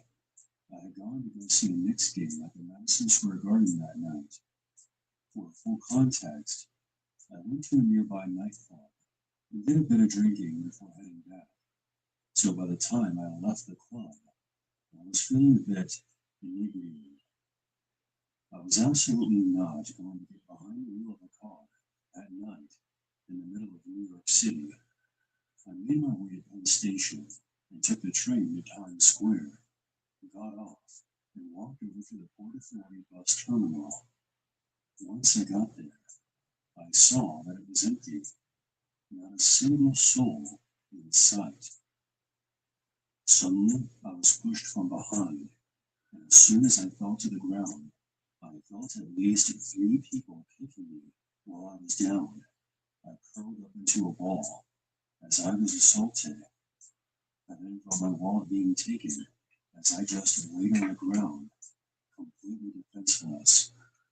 The 3 assailants ran off, and I was left there with no money or identification. Thankfully, my phone had not been taken during the attack. I rapidly pressed the power button 5 times, which connected me to a police operator. I told the dispatch what had just taken place, and they said that they would be sending the car out right away. I was still pretty shaken up about what happened, breathing heavy, and my words were trembling as I spoke. I turned my head to the right to see a knife laying there. It must have fallen out of one of the robbers' pockets as they were kicking me. I'm just glad it wasn't used on me. The police got there in under 5 minutes, along with the EMTs. I was rushed to the hospital, where I told my story to the police. After being treated, I was released the next day. I'm still pretty upset that I lost $300 in cash, along with all my credit cards and driver's license. But my life is more valuable than any of that stuff. I'm still in communication with the investigators assigned to my case. No arrests have been made yet, and I'm not sure if they'll ever be able to track them down. If the police do end up catching them, I'll be 100% pressing charges. This story has become all too familiar within our society, especially in New York City. As a victim who was traumatized and beaten, we should never accept this as normal. People should be allowed to walk down the streets or ride the subway and not have to worry about being attacked or harassed. I hope that by sharing my experience, it'll help others be more aware if they ever plan on visiting the big cities, because this problem is nationwide.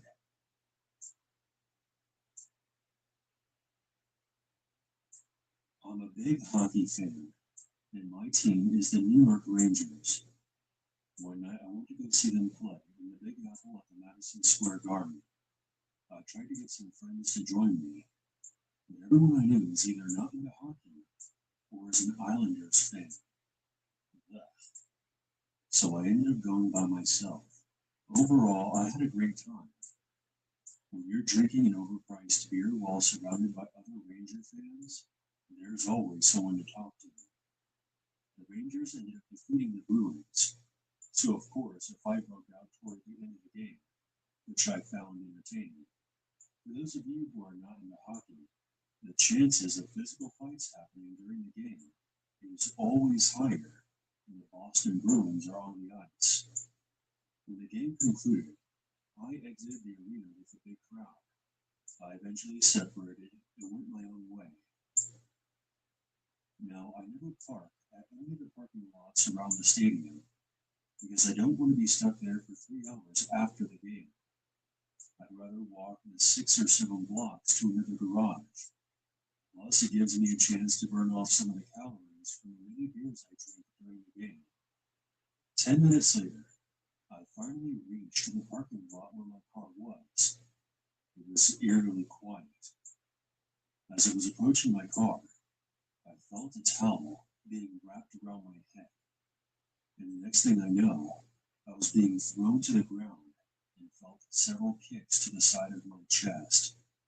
I can't remember how long this lasted, but when they finally stopped beating on me, I was too weak to move or say anything. I was pretty sure they had broken my ribs. I then felt my phone, wallet, and car keys being taken out of my pockets. I then heard several men speaking to each other in Spanish. They probably thought they had knocked me out, because there were several kicks to my head as well. But I was just laying there, waiting for them to leave. When I could no longer hear them, I got up from the ground. I kept grunting and groaning because I was in a lot of pain. It took me about a full minute to stand up. I then took a step and immediately vomited. I looked down and could see a pool of my own blood. I managed to gather my wits and walked 50 feet to a payphone and dialed 911. 2 NYPD officers arrived a short time later.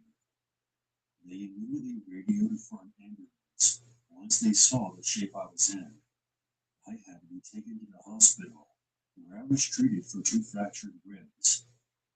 While I was doped up on morphine, I got the news that my car had never left the garage and was towed to an impound lot, which was good news, I guess. But those bastards still charge you to get your car out. But at the very least, it wasn't set on fire.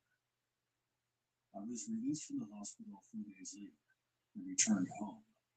I had to cancel all my credit cards, get a new license, and had to pay to get my car out of the impound. I'm still pissed off that I was jumped, but the most important thing at the end of the day was that I made it out alive. Welcome to New York City. one last thing. Go Rangers.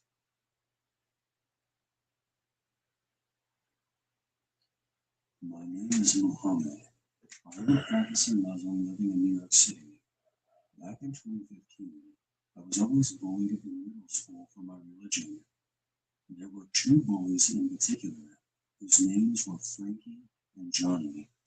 They would take things to an extreme, which included assaulting me, chasing me, shoving me into lockers, and they even ganged up on me one time to dunk my head into one of the toilets. Funny enough, I had some friends who would preach about social injustice and Islamophobia in America, but they did not step in when they saw me being bullied. It was approaching the first weekend of December. My parents wanted to go upstate to our countryside house, which was located near the Catskill Mountains. I invited my best friend Jaden to come along with us. We drove out of the city at around 6 p.m. on a Friday night and got to the house around 8:30. After unpacking, we all went to bed. The next morning, Jaden and I wanted to go geocaching, since the house was right next to a state forest, which had plenty of hiking trails. If you don't know, geocaching is an outdoor activity where you use a GPS device to find hidden containers, kind of like a treasure hunt. Jaden and I have been doing this since the first grade. My parents gave us permission, but we were only allowed to do it for 4 hours. So, we then set off into the forest. An hour and a half passed, and we had already located 4 treasures on our hike. We were now near a waterfall, and the next box was 0.4 miles away from our current location.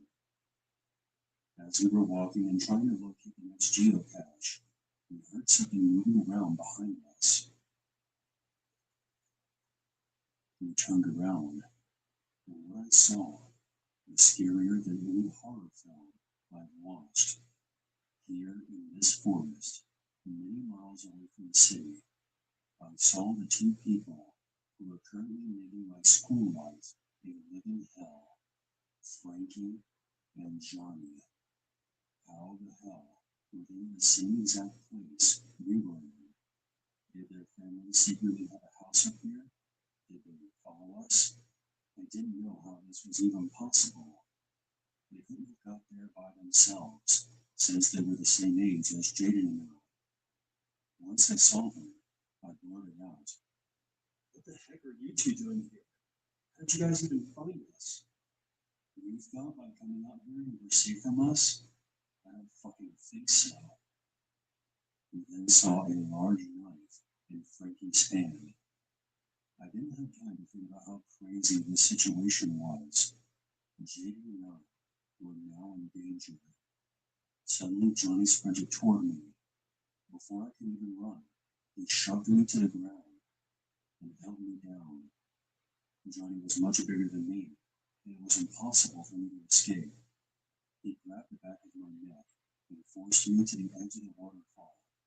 There were no safety bars to prevent me from falling over. Was Johnny actually planning on killing me? I was now terrified for my life. I heard Jaden yelling for help, and I remember seeing him being held down by Frankie, who still had the knife. Both of our lives were now in danger. As Johnny and I neared the edge, I tried my best to break free, but it was no use. I clearly remember him saying, "This is what you fucking get. You bastards killed my uncle." His tone was downright romantic. I pleaded with him not to kill me, pointing out that my family was born in America, but he didn't listen. I started to shout, hoping somebody would hear me. Then, from behind the 4 of us, we heard a gunshot. Honey, remember our road surfer road trip? Feels like adventure is calling again. Book now with Road Surfer. So good, your cat will come with my name. Takana Market Medley.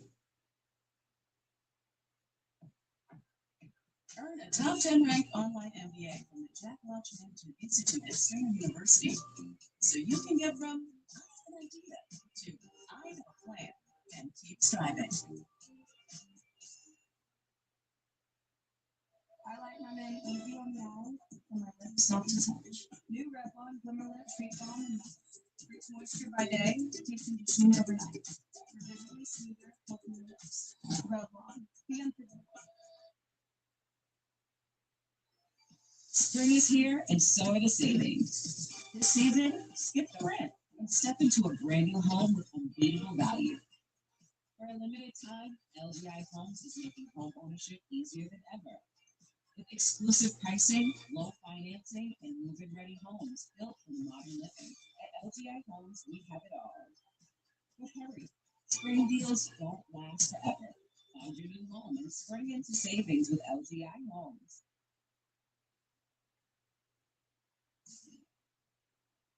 Johnny immediately let go of me. There was a man dressed in hunting gear with a rifle in his hand. Now, before you make any assumptions, let me clear him of any wrongdoing. We were in the non-hunting section of the park, but we were also in an area that bordered a private property that did allow hunting. There is a barrier of fencing that separates the two properties, but there are several ways to get past it. This man must have been hunting nearby, heard us struggling, and came running. The gunshot we heard was him firing his rifle into the air.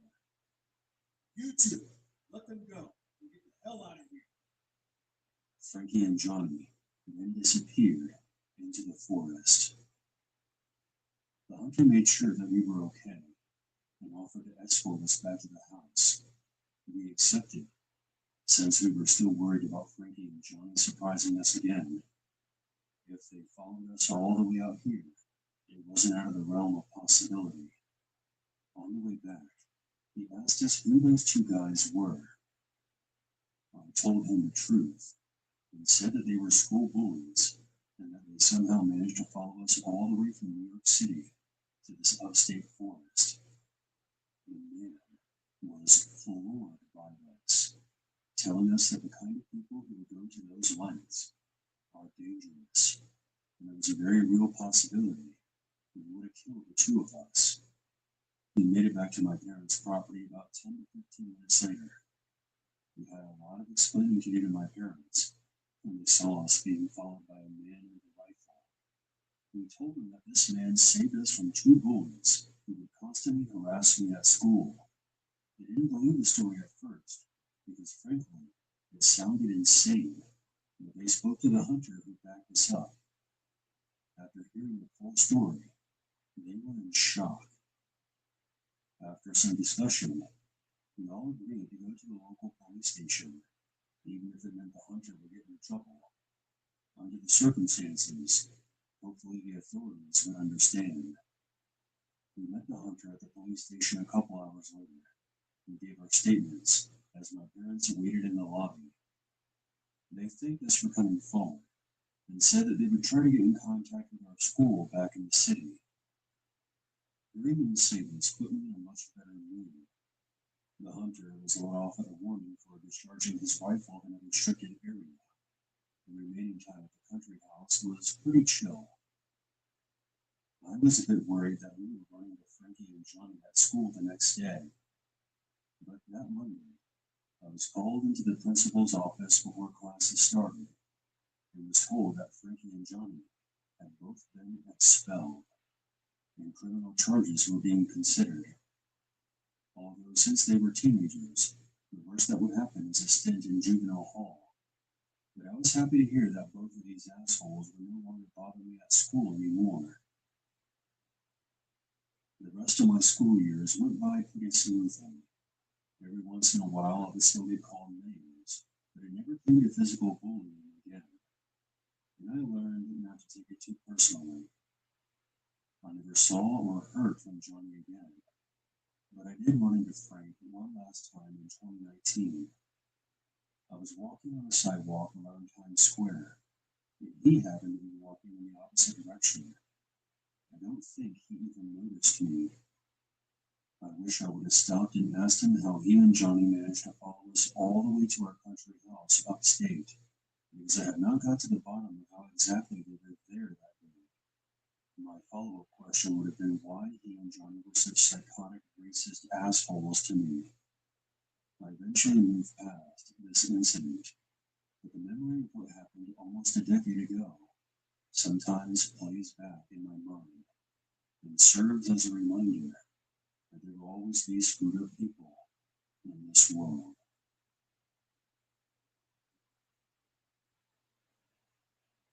I'm a male in his 40s. I live with my wife, and we currently have no children. We move almost every 2 years because we both have jobs that require traveling. We have gotten along with almost every neighbor we've had. The only neighbor that we never had problems with is the topic of this story. It was February of 2020. My wife and I had moved to a first-floor apartment in Farmington, New Mexico. A few days into the new place, we met our next-door neighbors. They were a married couple named Olivia and Humberto. They had 2 daughters. When we first met them, they seemed like they were very nice people. But Humberto seemed off to me. There was something about him that didn't seem right. A few weeks went by, and everything went on as normal. Whenever we saw our neighbors, we just smiled and waved to them, and they did the same for us. But we never had full-on conversations with each other. In late March is when the lockdowns happened. As we now know, this had devastating impacts on the mental health for certain people. I would hear yelling coming from next door. It was mostly Humberto. I was concerned, but I thought he was just having trouble acclimating to the lockdowns. We couldn't go outside or see other family members or friends. Part of me felt sympathetic, but he was yelling at the top of his lungs, and we could hear him from our apartment. It was now April. My wife showed me a text from Olivia that said they were going to stay temporarily at her mother's house on the other side of the state, and asked if we could keep an eye on their place while they were away, seeing how this would be beneficial for us, as we wouldn't have to deal with any more yelling. We agreed.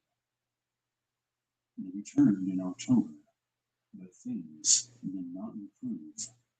Humberto's behavior was becoming creepy.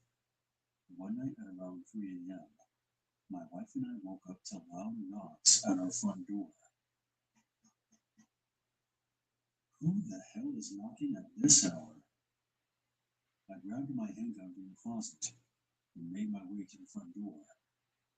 Before I left the bedroom, my wife told me to take it easy, but I told her that whoever was knocking at our door could be in danger or dangerous.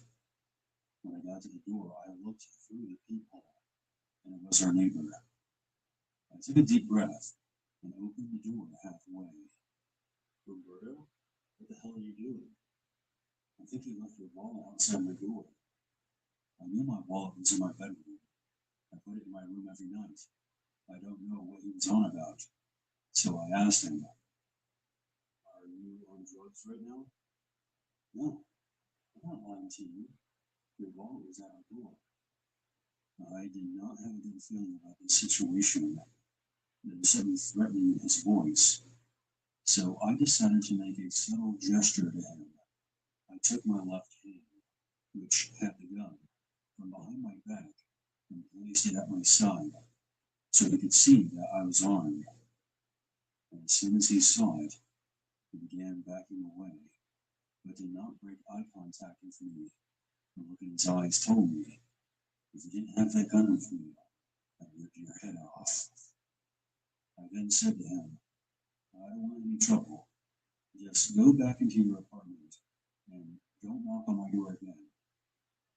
He then went back inside his apartment, only breaking eye contact when he opened his door. I closed my own door and went back to the bedroom, putting the gun back in the closet and hopping back in the bed. What did you do? My wife asked. I just gave him a warning. My wife eventually went back to sleep, but it was impossible for me to get him shut eye. I just stared at the ceiling, listening for any strange noises in the night. I conjured this disturbing image of my neighbor crawling through the vents, finding a way inside our apartment. Of course, this was just my imagination running wild, but it kept me awake nevertheless. Nothing else happened for the rest of that month. It was now the middle of November. My wife and I had to take a business trip to another state. It was gone for nearly 3 weeks. I finally felt totally relaxed because we didn't have to deal with our insane neighbor. We eventually came back around early December. My wife was heading out to do some shopping. Just a few seconds after she left our apartment, I heard someone yelling outside. Of course, I knew who it was, but I went out to see if he was yelling at my wife. If he was, it was a problem. I rushed outside, and my suspicion turned out to be correct. I saw that my wife was frightened. Hey, if you yell at her like that again, your head is going straight through your window. I'm serious. I've had enough of your crazy ass. He put up his hands like he was surrendering and just walked right back into his apartment.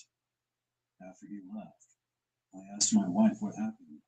She stated that he just started yelling at her for no reason. I shook my head and told her, there's clearly something wrong with him. If he does that again, try not to panic and come get me right away. Don't compromise on your sunscreen. Get this. Invisible protection you can trust at half price.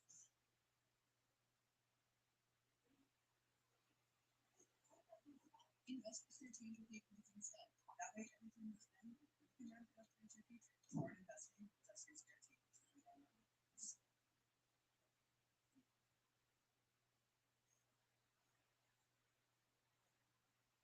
And upskill your soft skills.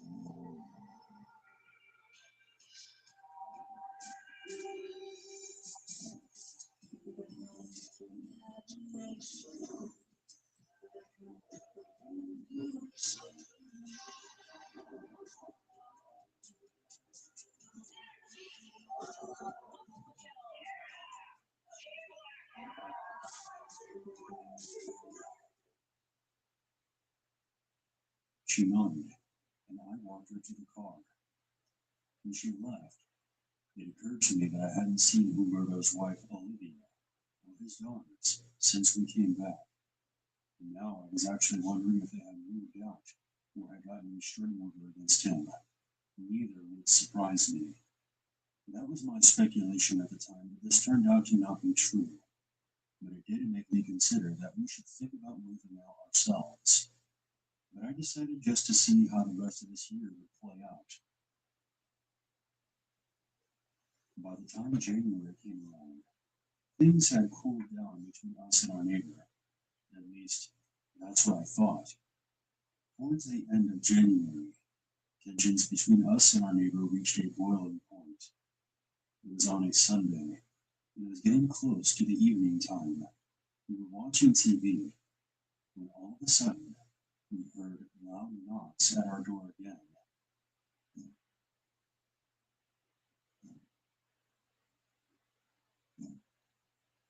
We didn't even question who it was, because it was obvious, but it sounded like he was trying to break down the door, which, as it turned out, that's exactly what he was doing.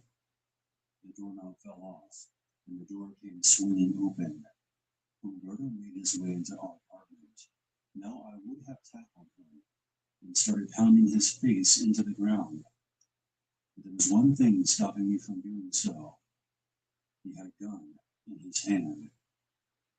And now I didn't have a chance to race back to the bedroom and get mine from the closet. There was no way I was leaving my wife alone.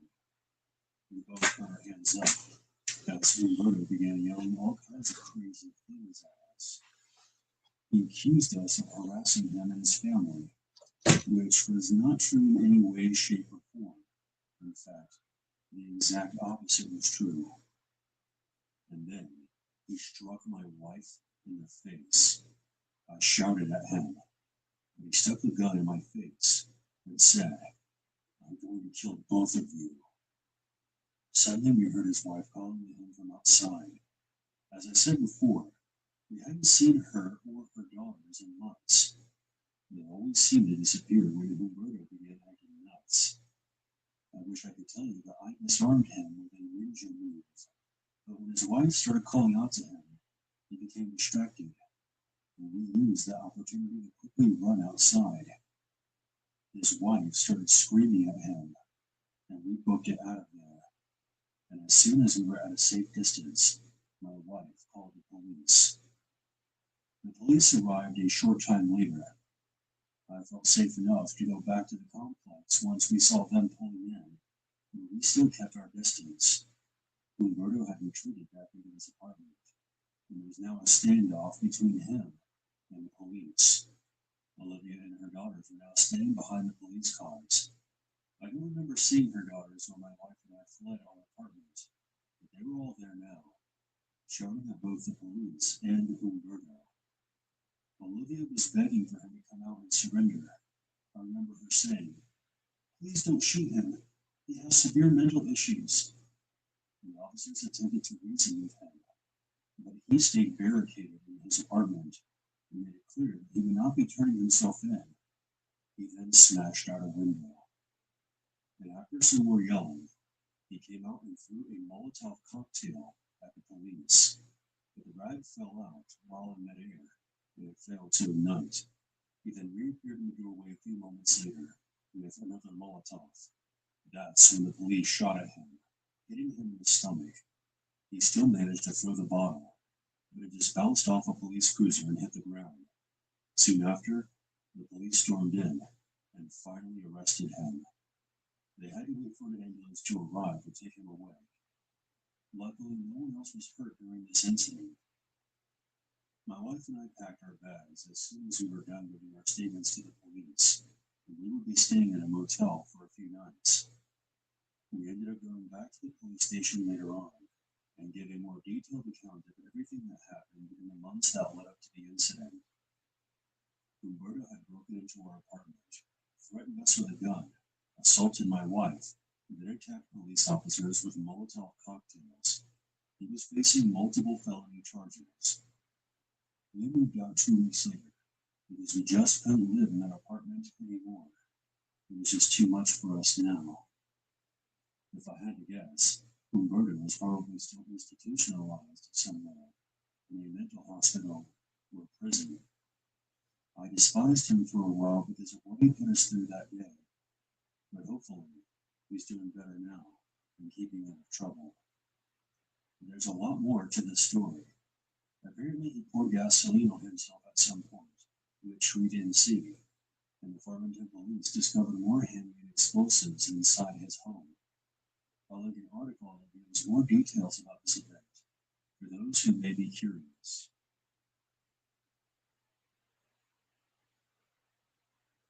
I wanted to share this story because some of the articles I've read regarding this are not entirely accurate.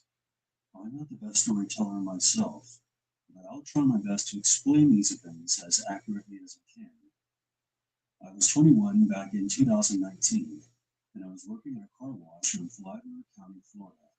My boss wasn't exactly the friendliest person, but he paid me a respectable amount, and I got along with almost everyone at my job until Nicholas came along.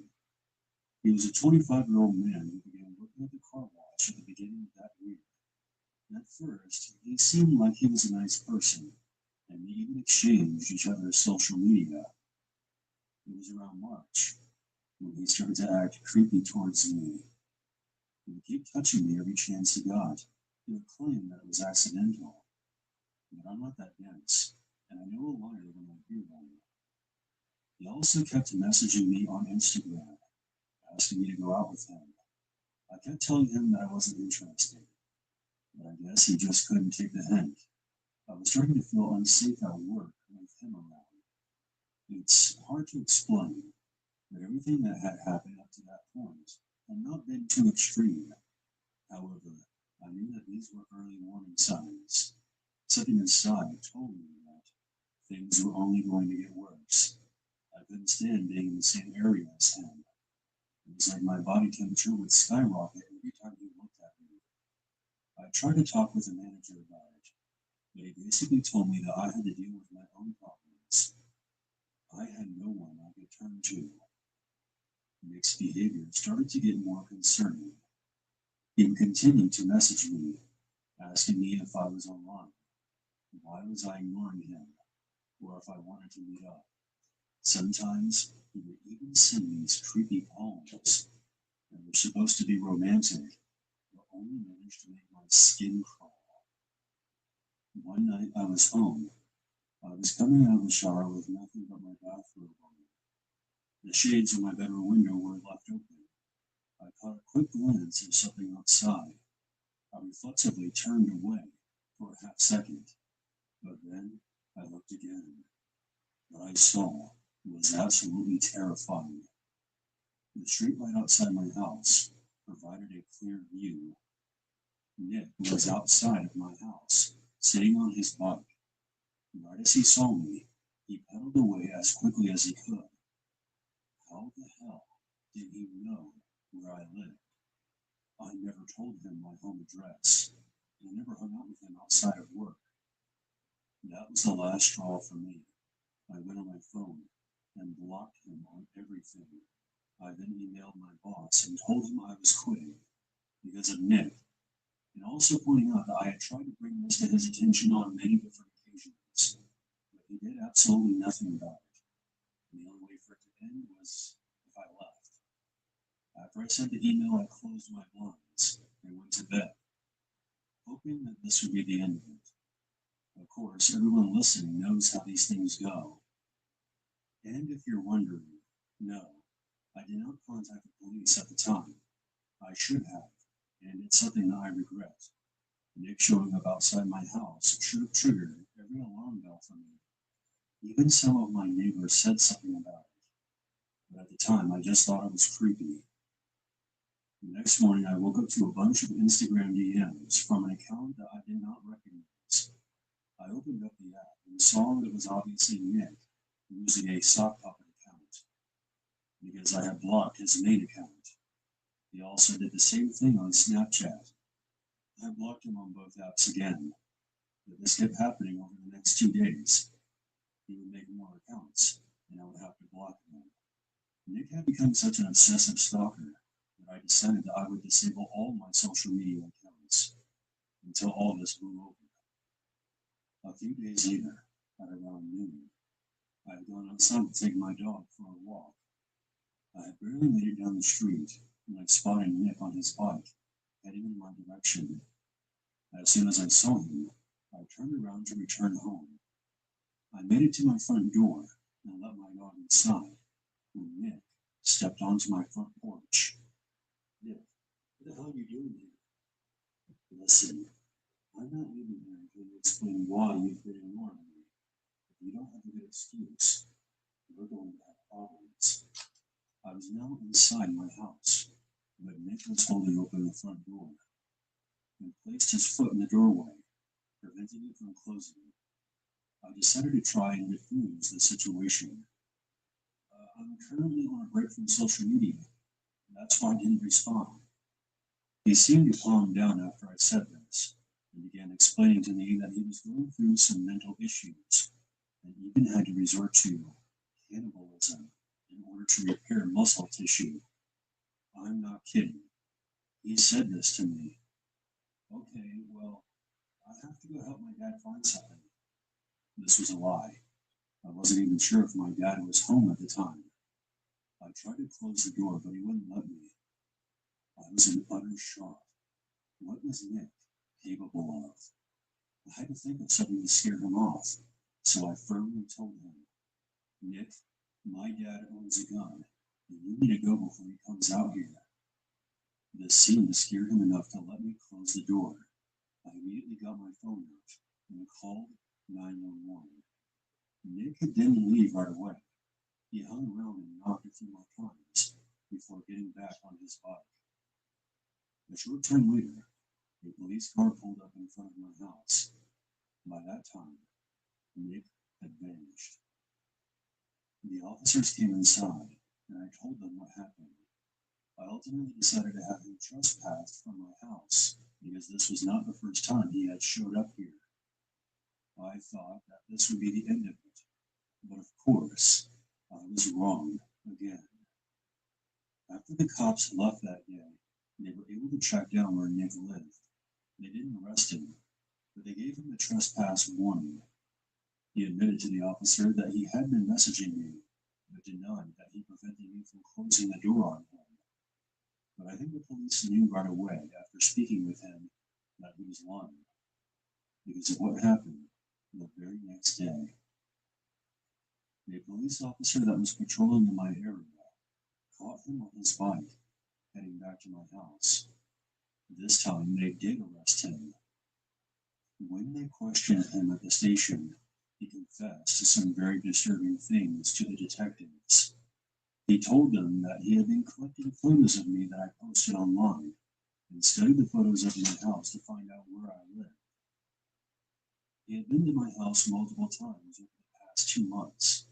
When he was asked about the whole cannibalism thing, he said it was in reference to a dieting technique. This made me feel sick to my stomach. Here's the real kicker. Nick must have made quite the impression on the police, because they suggested that I press criminal charges against him. Apparently, they discovered some very disturbing things about him during their investigation that were never made public. Nicholas S. was previously on misdemeanor probation, but was now facing a more serious charge of burglary of a dwelling and an additional charge for stalking. He was convicted of these charges but is currently appealing them. He was also fired from the car wash because other female employees began complaining about his creepy behavior. Who could have seen that coming? I hope by the time he's finished with his legal troubles, he'll have learned his lesson. Hopefully.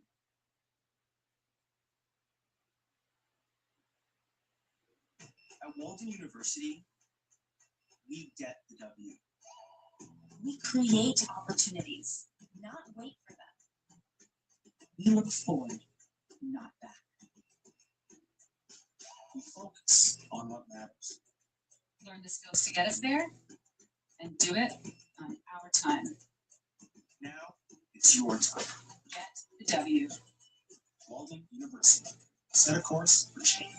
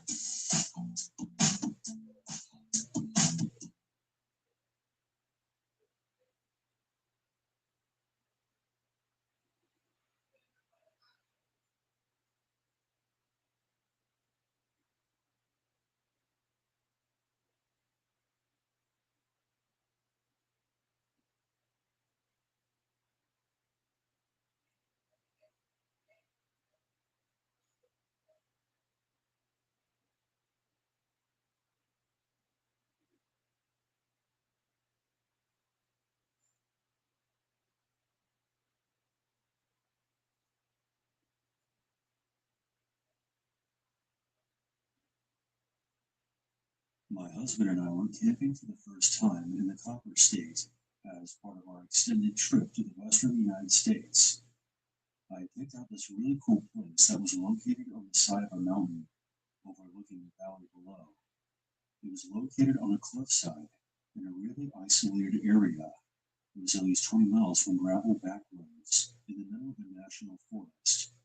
So we get there and set up our tent and did some hiking while taking pictures of the majestic landscapes. We see a few cars parked around 2 tents. We decide to stop and chat with the other campers. We heard that there was going to be a bad storm coming that night. It might be wise to exchange information, just in case. There were 4 guys in a campsite who were locals. Now, don't worry about it. The storm isn't going to be too bad around this area. I mean, we wouldn't be setting up camp here if we thought it was. And that was all the persuading we needed to stay. Later on, while we were making our way back to our campsite, We see a young woman with her dog and an older lady. We smile and wave as we pass each other, and they continue to head down a bit further toward the forest. When we got back to our tent, we watched the sunset, then made sure that our car was parked only a few yards away. We called it a night soon after the sun disappeared into the horizon. There were no stars out that night, and the storm clouds were approaching. It hadn't begun to rain just yet, so we decided to get some shut-eye and try to sleep through the storm. I woke up at around 10:30 p.m. to the sound of thunder rolling down the mountains and rain pelting our tent. And I'm a bit freaked out. This storm is a lot worse than what we were led to believe, and we get a lot of flash floods around here. Also, I have this fear of falling off the side of a cliff, but I tell myself I'm working myself up and being a bit paranoid. So eventually, I doze off again. It's now midnight, and I'm awake again. This time because I kept hearing something hitting the side of our tent. It was like someone could have been slapping our tent and sliding down the side of it. I couldn't see anything. It was totally dark. The sound continued every couple of minutes. At this point, I'm shitting bricks. Do you remember that urban legend where a young couple gets stranded on the side of the road and the girl falls asleep in the car while her boyfriend sets off to go find help? Then she wakes up the next morning to a scraping sound on the roof of the car? I'm sure you know the rest. Thankfully, my husband was still asleep right next to me. My thoughts were interrupted by the sounds of footsteps right next to my side of the tent.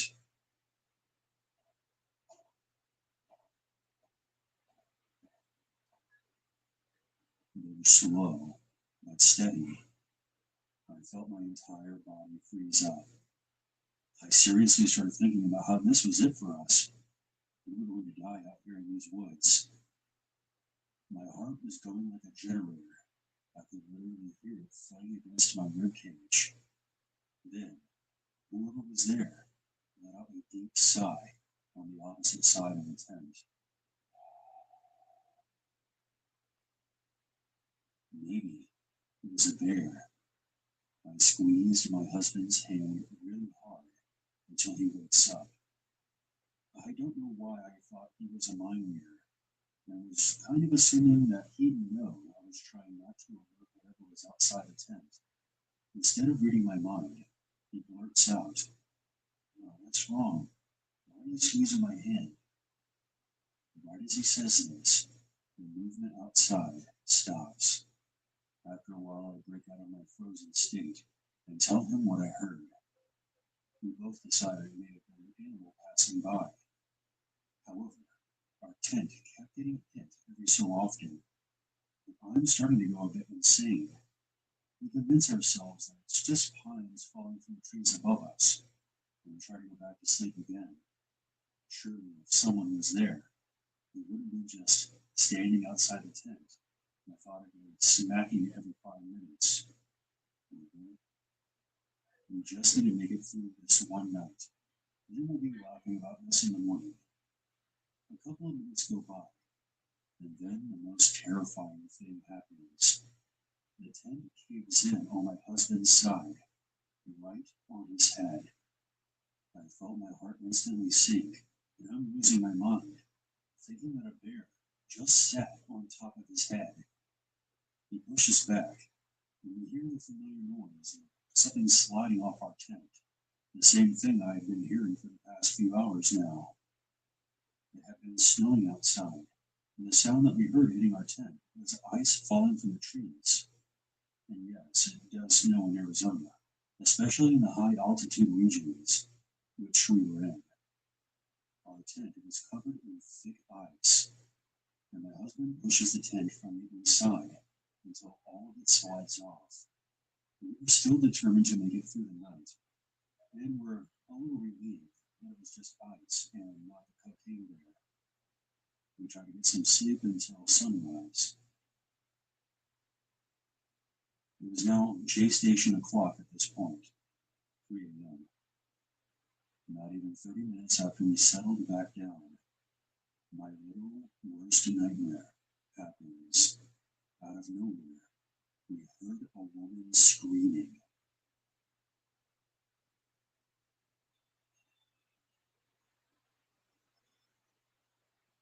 It didn't sound like anger.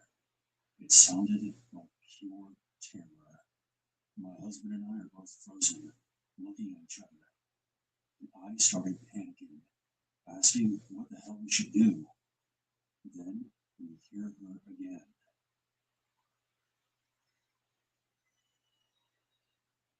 The screaming was followed by a car speeding off into the night. I'm in tears at this point. We had no idea what was happening. It was dead silent now, except for the icy rain still hitting our tent. It definitely sounded like she wasn't in the car. It was more like she was desperately yelling after it. This was the breaking point for us. I could take the bad weather. I could take a possible bear outside my tent. I could even take the ice falling on our heads in one of the warmest states in America. The one thing I can't and will never be able to handle is a woman screaming bloody murder in the middle of the pitch black woods at 3 a.m. We decided to get the fuck out of there and even contemplated leaving our tent and booking it back to our car. But instead, we tried to stay level-headed and grab our valuables and put them in the car first. Too expensive to just leave behind. We frantically gathered our things and stayed close to each other as we shuffled to our car. I closed the door and kept the headlights soft and tried to be unwelcome visitors. And while my husband used to grab the tent, I started the car and called 911. I told them what we heard and where we were, and they said that they were sending somebody out to the campsite to make sure everything was okay. The only thing is, we were literally in the middle of nowhere, and it will definitely take them more than an hour to get out there. Not to mention, the storm left those gravel roads in pretty bad shape. So my husband and I decided to start driving. It's about 3:30 a.m. now. As we were driving out of the campsite, my husband notices one last eerie detail that stuck with me. The 4 guys that we talked to earlier had left. All 3 cars were gone now, but their tents remained. Looked like they sure left in a hurry. It was only after we started driving that the thought occurred to me.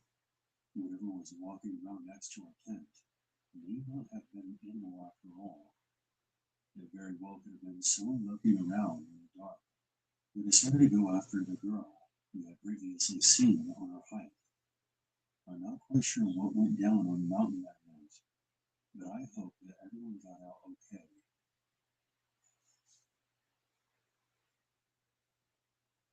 Let's take a trip back to the year 2002. Tom Brady had just won his first ring. WWE didn't suck, and all the cars had these little booklets full of CDs under the driver's seat, where you had a CD sleeve under the visor if you were really cool. I attended a private school in Tucson. I was invited to spend the weekend at a friend's house up in Phoenix.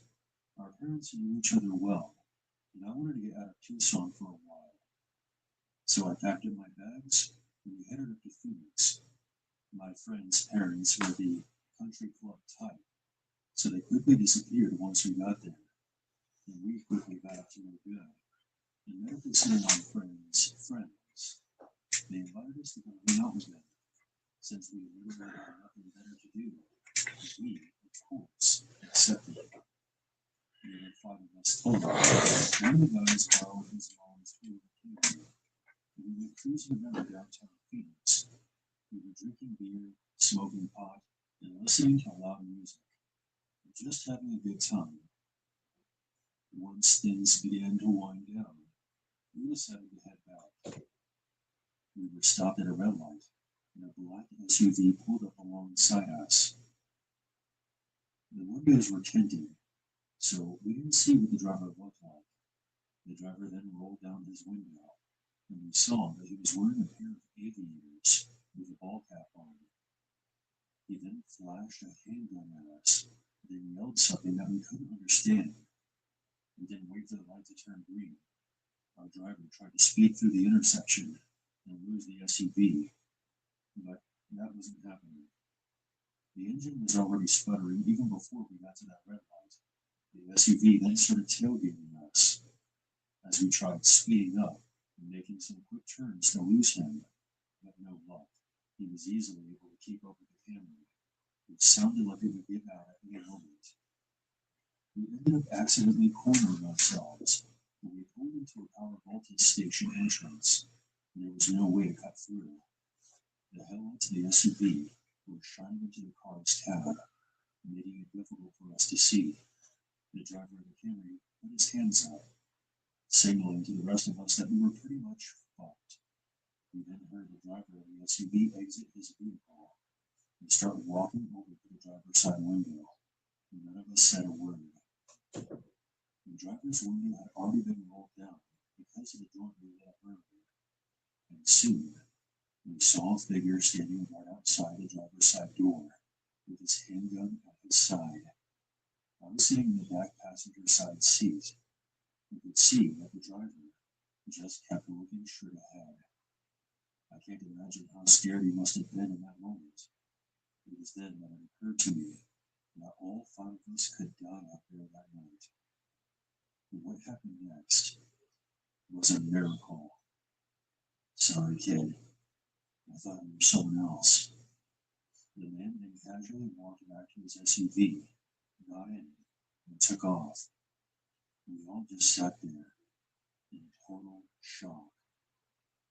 Apparently, the driver of the SUV thought our driver was somebody he knew.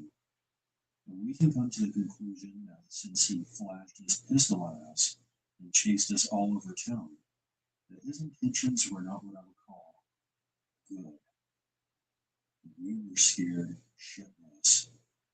We headed back home and didn't tell a word of this to my friend's parents, because up until that SUV encounter, we were having a blast and wanted to do it again sometime. We didn't call the cops that night because of the containers of open alcohol and the marijuana in the car. Recreational use was absolutely not legal in Arizona back then, and we would have definitely taken a trip to jail that night. But Phoenix can be a very dangerous place. In recent years, the drug problem there has only gotten worse and has exacerbated the crime element. If you plan on visiting, just be alert.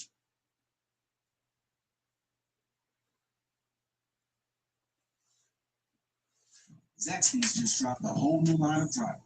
They're not fooling around. Who's got the sauce?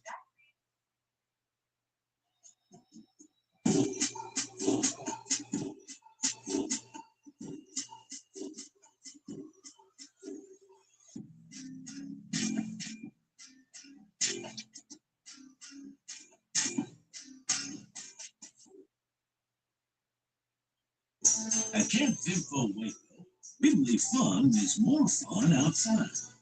We also believe fun is more fun in the pool, at the water park, at your RV, in a cabin, and with the friends and family you love the most. So grab a drink, take a ride, and stay a while. We think you'll discover that fun is more fun outside, too.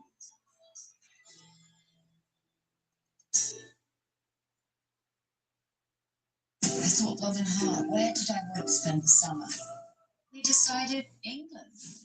Whilst my staff isn't ready for the royal family, I did invite royalty of another kind. You got Love Island, Bachelor Nation, The challenge. This is like the White Lotus of reality stars. I've never been so nervous. What you've done to me is leave her alone. Keep calm and carry on.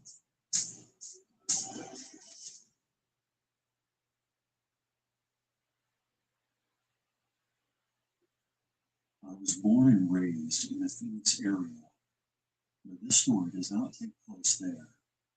It's funny how some people think that Arizona is just one massive desert, but there's actually a fairly large section of the northern part of the state that is mostly forest.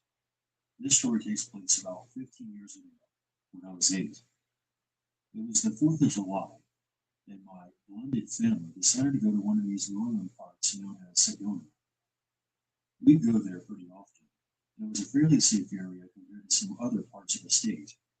So when this experience happened, it gave us goosebumps because it took us by surprise. Not only was it a close call, but it was an event that could have changed the course of my life. We went to a spot that had access to a river. I honestly can't remember the name of it, and my parents don't remember exactly where it was, but the layout is still clear in my mind.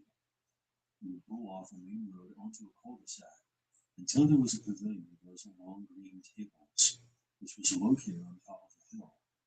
From there was a downhill slope where there was a long path of rocks with thick bushes lining it. Beyond that was the river. We went down there that day to swim and have fun. There's one thing you should know about me. I love collecting rocks and often lose track of time while doing so. I look for geodes, fossils, and arrowheads. We didn't see any people aside from the occasional car, and also 2 hikers passed us to get to another trail. After a full day of playing, most of the family went into town to get some barbecue, while my stepmom, one of my sisters, and myself stayed behind. I explored for what felt like 30 minutes after my dad left, and was out of sight of the pavilion. I then heard a gunshot in the direction of the pavilion, where my stepmother was. For a bit of context, we aren't insanely obsessed with guns, but my dad always made sure that my older siblings and my stepmother knew how to use one. Once I returned to where my stepmom was, I asked if she was okay, and she told me that she had accidentally discharged her handgun, but that everything was fine.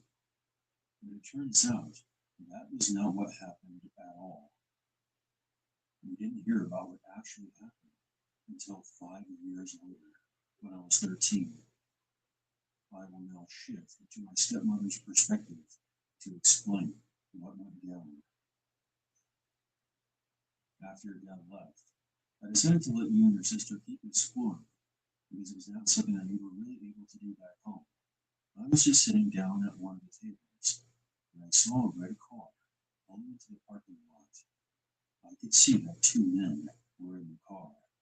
Given that I was still in my swimsuit, and it seemed like I was by myself, I set my bag, which had my gun in it, on the table next to me. Normally, I wouldn't assume the worst in the situation, but there was something off about these men. I moved in and sat at the end of the table and made sure my gun was ready. I noticed that the car was just idling in the middle of the parking lot. There were plenty of empty spaces if they wanted to park, but they were just sitting there, looking at me. The car then slowly pulled into an empty spot, closest to the pavilion. I was waiting for them to get out, but they just sat there for about 3 minutes.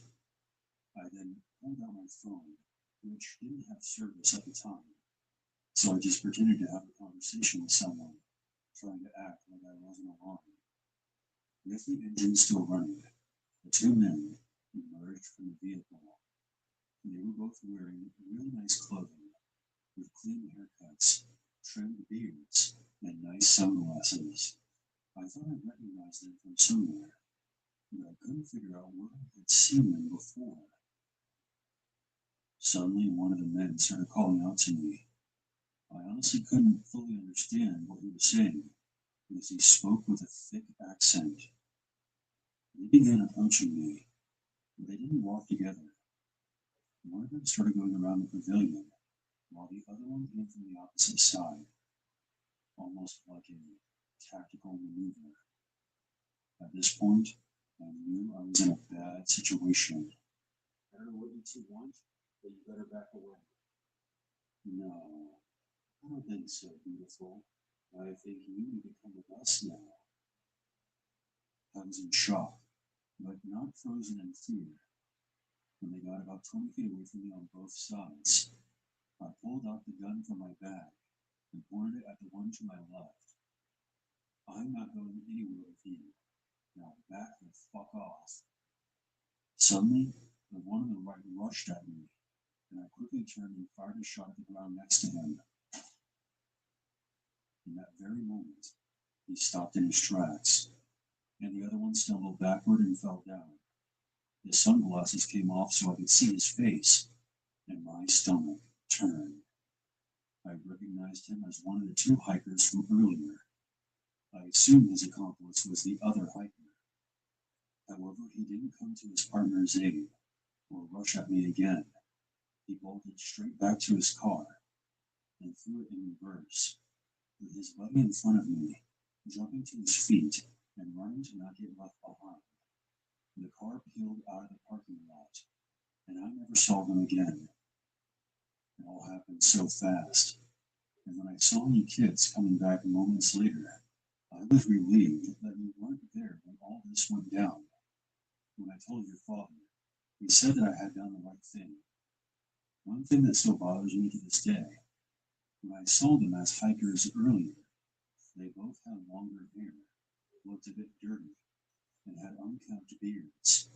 So why did they look completely different when they returned to the pavilion? I'm just glad I didn't have the deer in the headlights response to this situation. When we told the cops what happened, they said that they would keep an eye out for the red car and two suspects matching the physical descriptions. Back to my own words. Like I said before, we didn't hear about what happened until 5 years later. But something that didn't make any sense to me was why the men just waited there instead of immediately going after her. Perhaps they were thinking about the best way to get her into the car. When she pulled a gun on them, stood her ground, and fired a shot, they bolted. As for their appearance, my guess is as good as any. I assume that they were part of some kind of human trafficking group that scope out potential victims while in disguise and come back later to kidnap them. Why they chose to target a woman who was with her family is not only beyond fucked up, but makes me wonder if they were also eyeballing one of my sisters as well. It makes me sick just thinking about it. My stepmom was the hero that day. She did not hesitate when she came face to face with pure evil.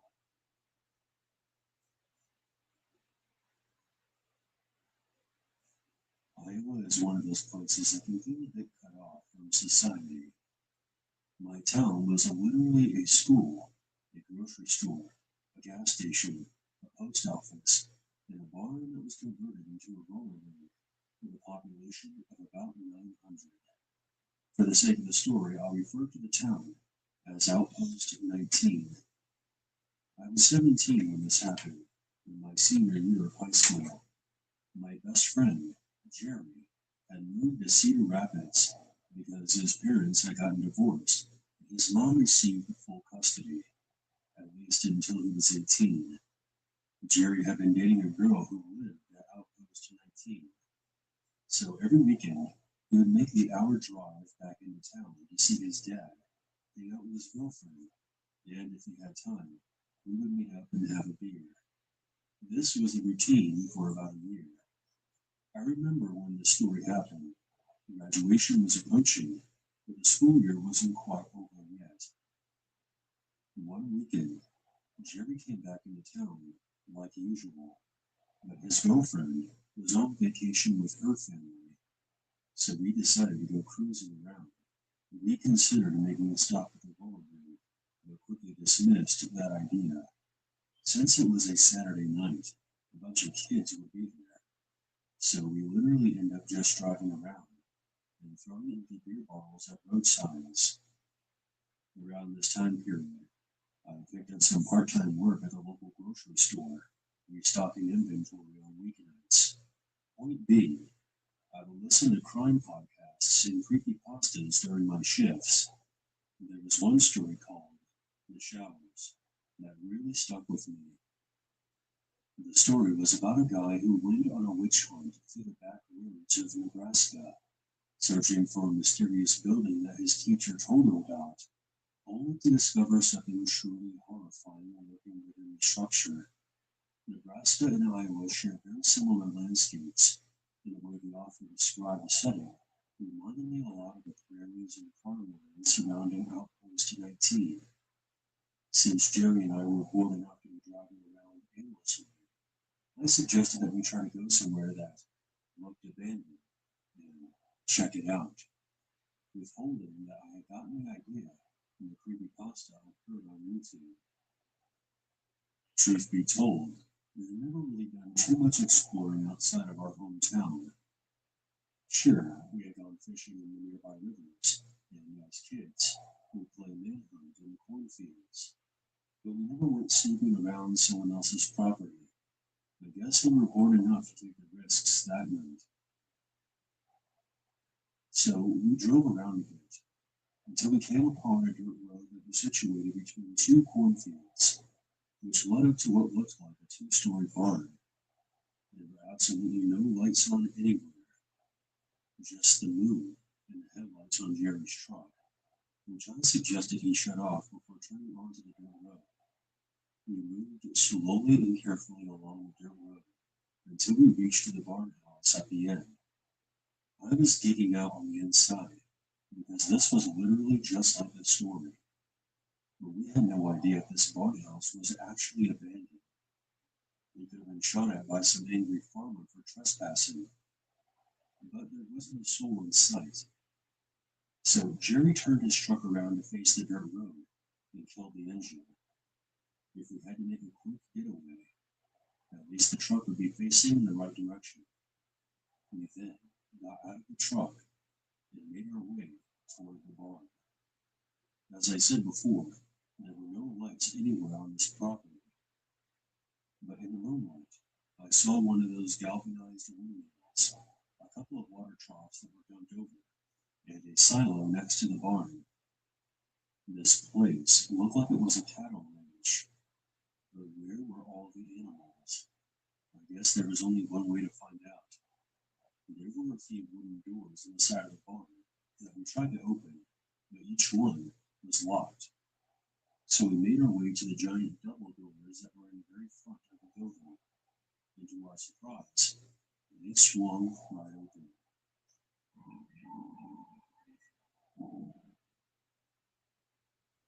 We immediately noticed that there was a faint glow coming from several areas within the building. I quickly realized that it was candlelight. Jerry had run along the flashlight, but said that he wouldn't turn it on unless he absolutely needed to, as to not give away our position to the aforementioned angry farmer with a gun. But even with the candlelight, it was impossible to see inside this building.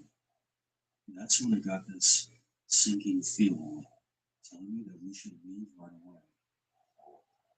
Jerry turned on his flashlight and shined it into the building. There were several candelabras placed on tables and railings throughout the foyer. The layout was almost like a wedding venue. We didn't see anyone, but someone had to have lit all these candles. We then noticed what looked like an altar in the center of the room. There was an unspoken thing between Jerry and I. We were going to have to see what was on this altar. And as we got closer, I saw a large knife between two candlesticks that had been stabbed into something. We had to get a bit closer to see what it was. And we soon discovered what looked like a dead lamb. Jerry, I think it's time to leave. Now. We booked it back to the truck, got in, and struck.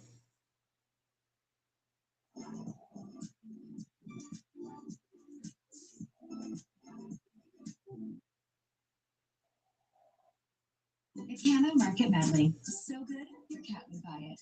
If they could. You were meant for this journey of change, so follow the Walden Wayfinder, a new path guiding you to your bachelor's degree. You'll receive comprehensive career navigation, starting with the personalized career opportunity report to help plan your education, and guidance through one-on-one coaching. And when it's time, a $1,500 graduation award to help you get where you want to be. Make your impact with a bachelor's from Walden University. Set a course for change. Earn a 200% commission rebate for 30 days.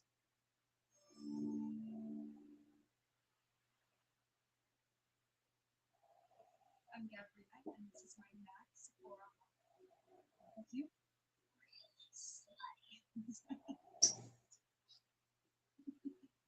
So go to Sephora because Max got Sephora finally.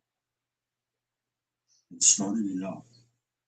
I took one last look behind us before we sped off back down the dirt road.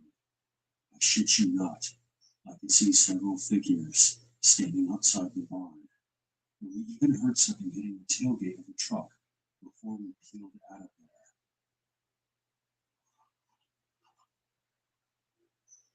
We had to GPS our way back to Outpost 19.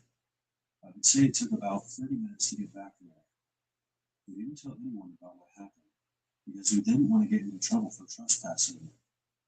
There was a small dent on Jerry's tailgate, and we assumed that one of the people I saw outside the barn must have thrown a rock or something. I lived at Outpost 19 for another year before I moved to Des Moines to work in construction. And a year after that, my parents retired and moved away as well, so there's no reason for me to return to that town ever again. I tried to research any dairy or cattle farms located outside Outpost 19, and I can't be sure if any of them were the place that we were at that night. It was quite dark, and the place could look completely different during the day. I've heard rumors that many satanic cults have compounds in secluded areas of Iowa. And this is only a guess, but I think we stumbled into one of these compounds that night and interrupted some kind of ritual that was taking place in that barn.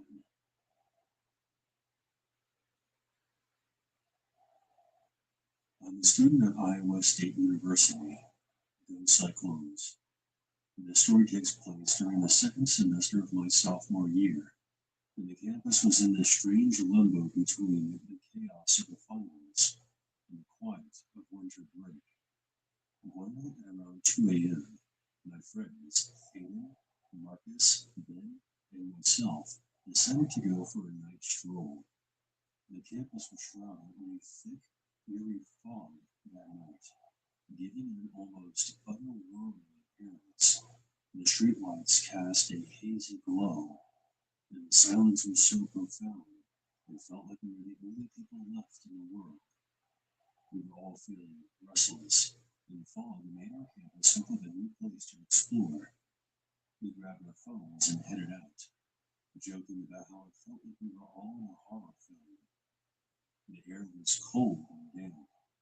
Our breath formed small clouds as we talked and laughed. But as we ventured further into the campus, I started to feel uneasy. The fog seemed to swallow all sound around us, and the general emptiness was becoming unnerving. My friends, of course, noticed my discomfort and decided to mess with me. At one point, they ran ahead and hid, leaving me alone for a few moments. It was kind of funny, and it only added to my growing sense of dread. We eventually found ourselves near a tunnel that went under one of the roads on the campus. I stopped to take some pictures, trying to capture the eerie atmosphere, while my friends entered the tunnel, their laughter echoing off the walls and out the other side. I couldn't shake the feeling that something was off. The silence outside the tunnel was almost aggressive. Still, we kept advancing, drawn in by the strange beauty of the foggy night. At some point, we stumbled upon a path that I had never noticed before. It was narrow and overgrown, and it led to a part of the campus that looked completely abandoned. It almost looked like a junkyard with old trucks and tractors scattered around, their paint peeling and their tires flat. I assumed they belonged to the university, but they looked like they hadn't been touched in years. There were signs warning that only ISU vehicles were allowed in this area, and I immediately felt a knot of anxiety in my stomach.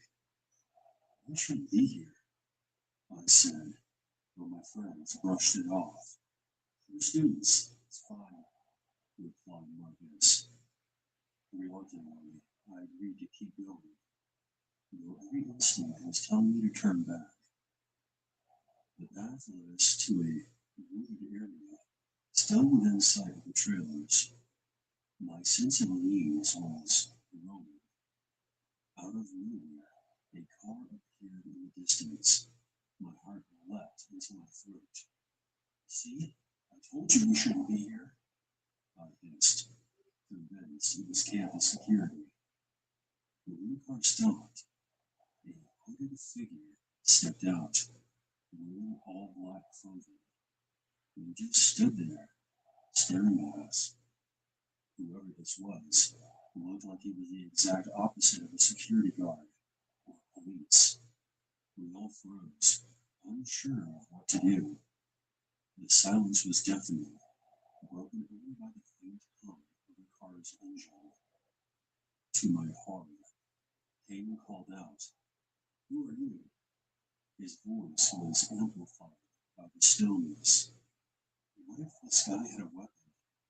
I wanted to shout at Hayden to stop, but I couldn't find my voice. The man didn't respond. Instead, he pulled out a pair of bolt cutters and started trying to break into one of the trailers. We could hear the metallic clanging echoing through the lot. After a few tense moments, the man gave up and quickly jumped back into his car and sped off. We didn't wait to see if he would come back. We just turned and practically ran back to the main part of the campus. When we finally stopped to catch our breath, my friends were buzzing with excitement. What the hell was that guy up to? Ben asked. We thought it was the coolest thing that had ever happened to us, but I couldn't shake this feeling of dread that had settled in my chest. The intruder's behavior was extremely bizarre. He clearly saw us in the fog, and yet still decided to try and break into one of the trailers. Maybe he was on something. I'm just grateful he didn't see us as a threat. We were far from any buildings or surveillance cameras, and no one would have known if something had happened to us. Those thoughts still haunt me sometimes.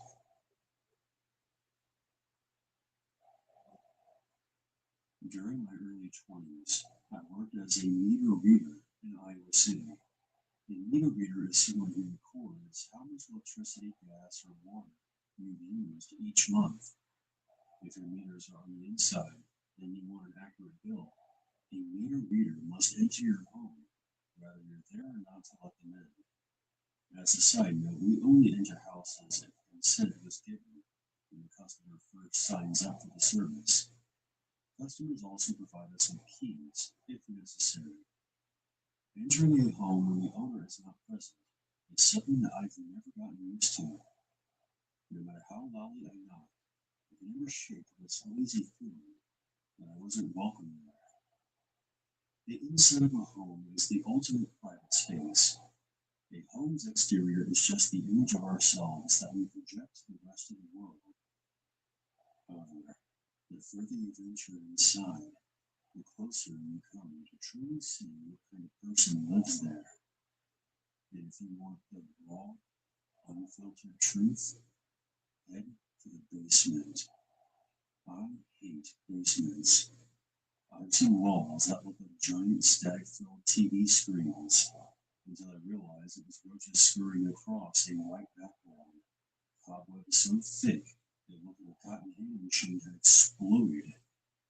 I've seen rats, snakes, feces, weapons, neglected children, abused pets, homeless squatters, massive hoards, bizarre sexual items, a makeshift meth lab, and even a coffin.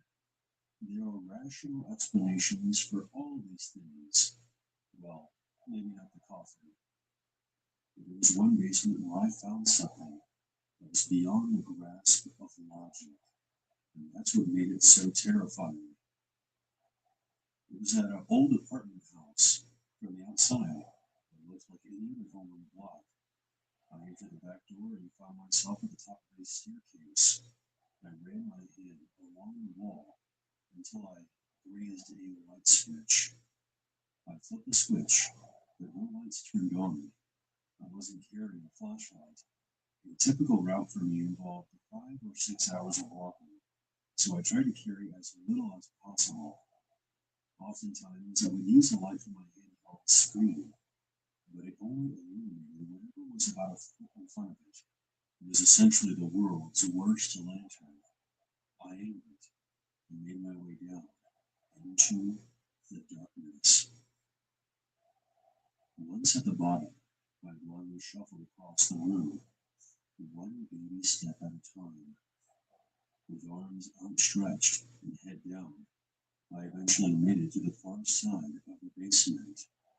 I shined a dim light from my handheld along the wall and discovered 2 doors, each door led into its own small room. I chose the one on the right and found the meters in the far corner. As I entered the data, I began hearing noises coming from the other room. Something was moving around in there, and there was some whimpering that grew louder the longer I listened. I eventually realized it was a dog. It sounded weak and distressed. I tried to open the door, but it was locked. At this point, the dog was scratching on the other side. I felt helpless. I reported it when I got back to the office, but I couldn't shake the thought of that dog being trapped down there in that basement. It stuck with me over the next month until it was time to return. So there I was, in the same place a month later, back inside that dark basement. At least this time, I knew where the meters were located. I shuffled back to those small rooms and entered the one on the right, while carefully listening for any sounds that may come from the other room.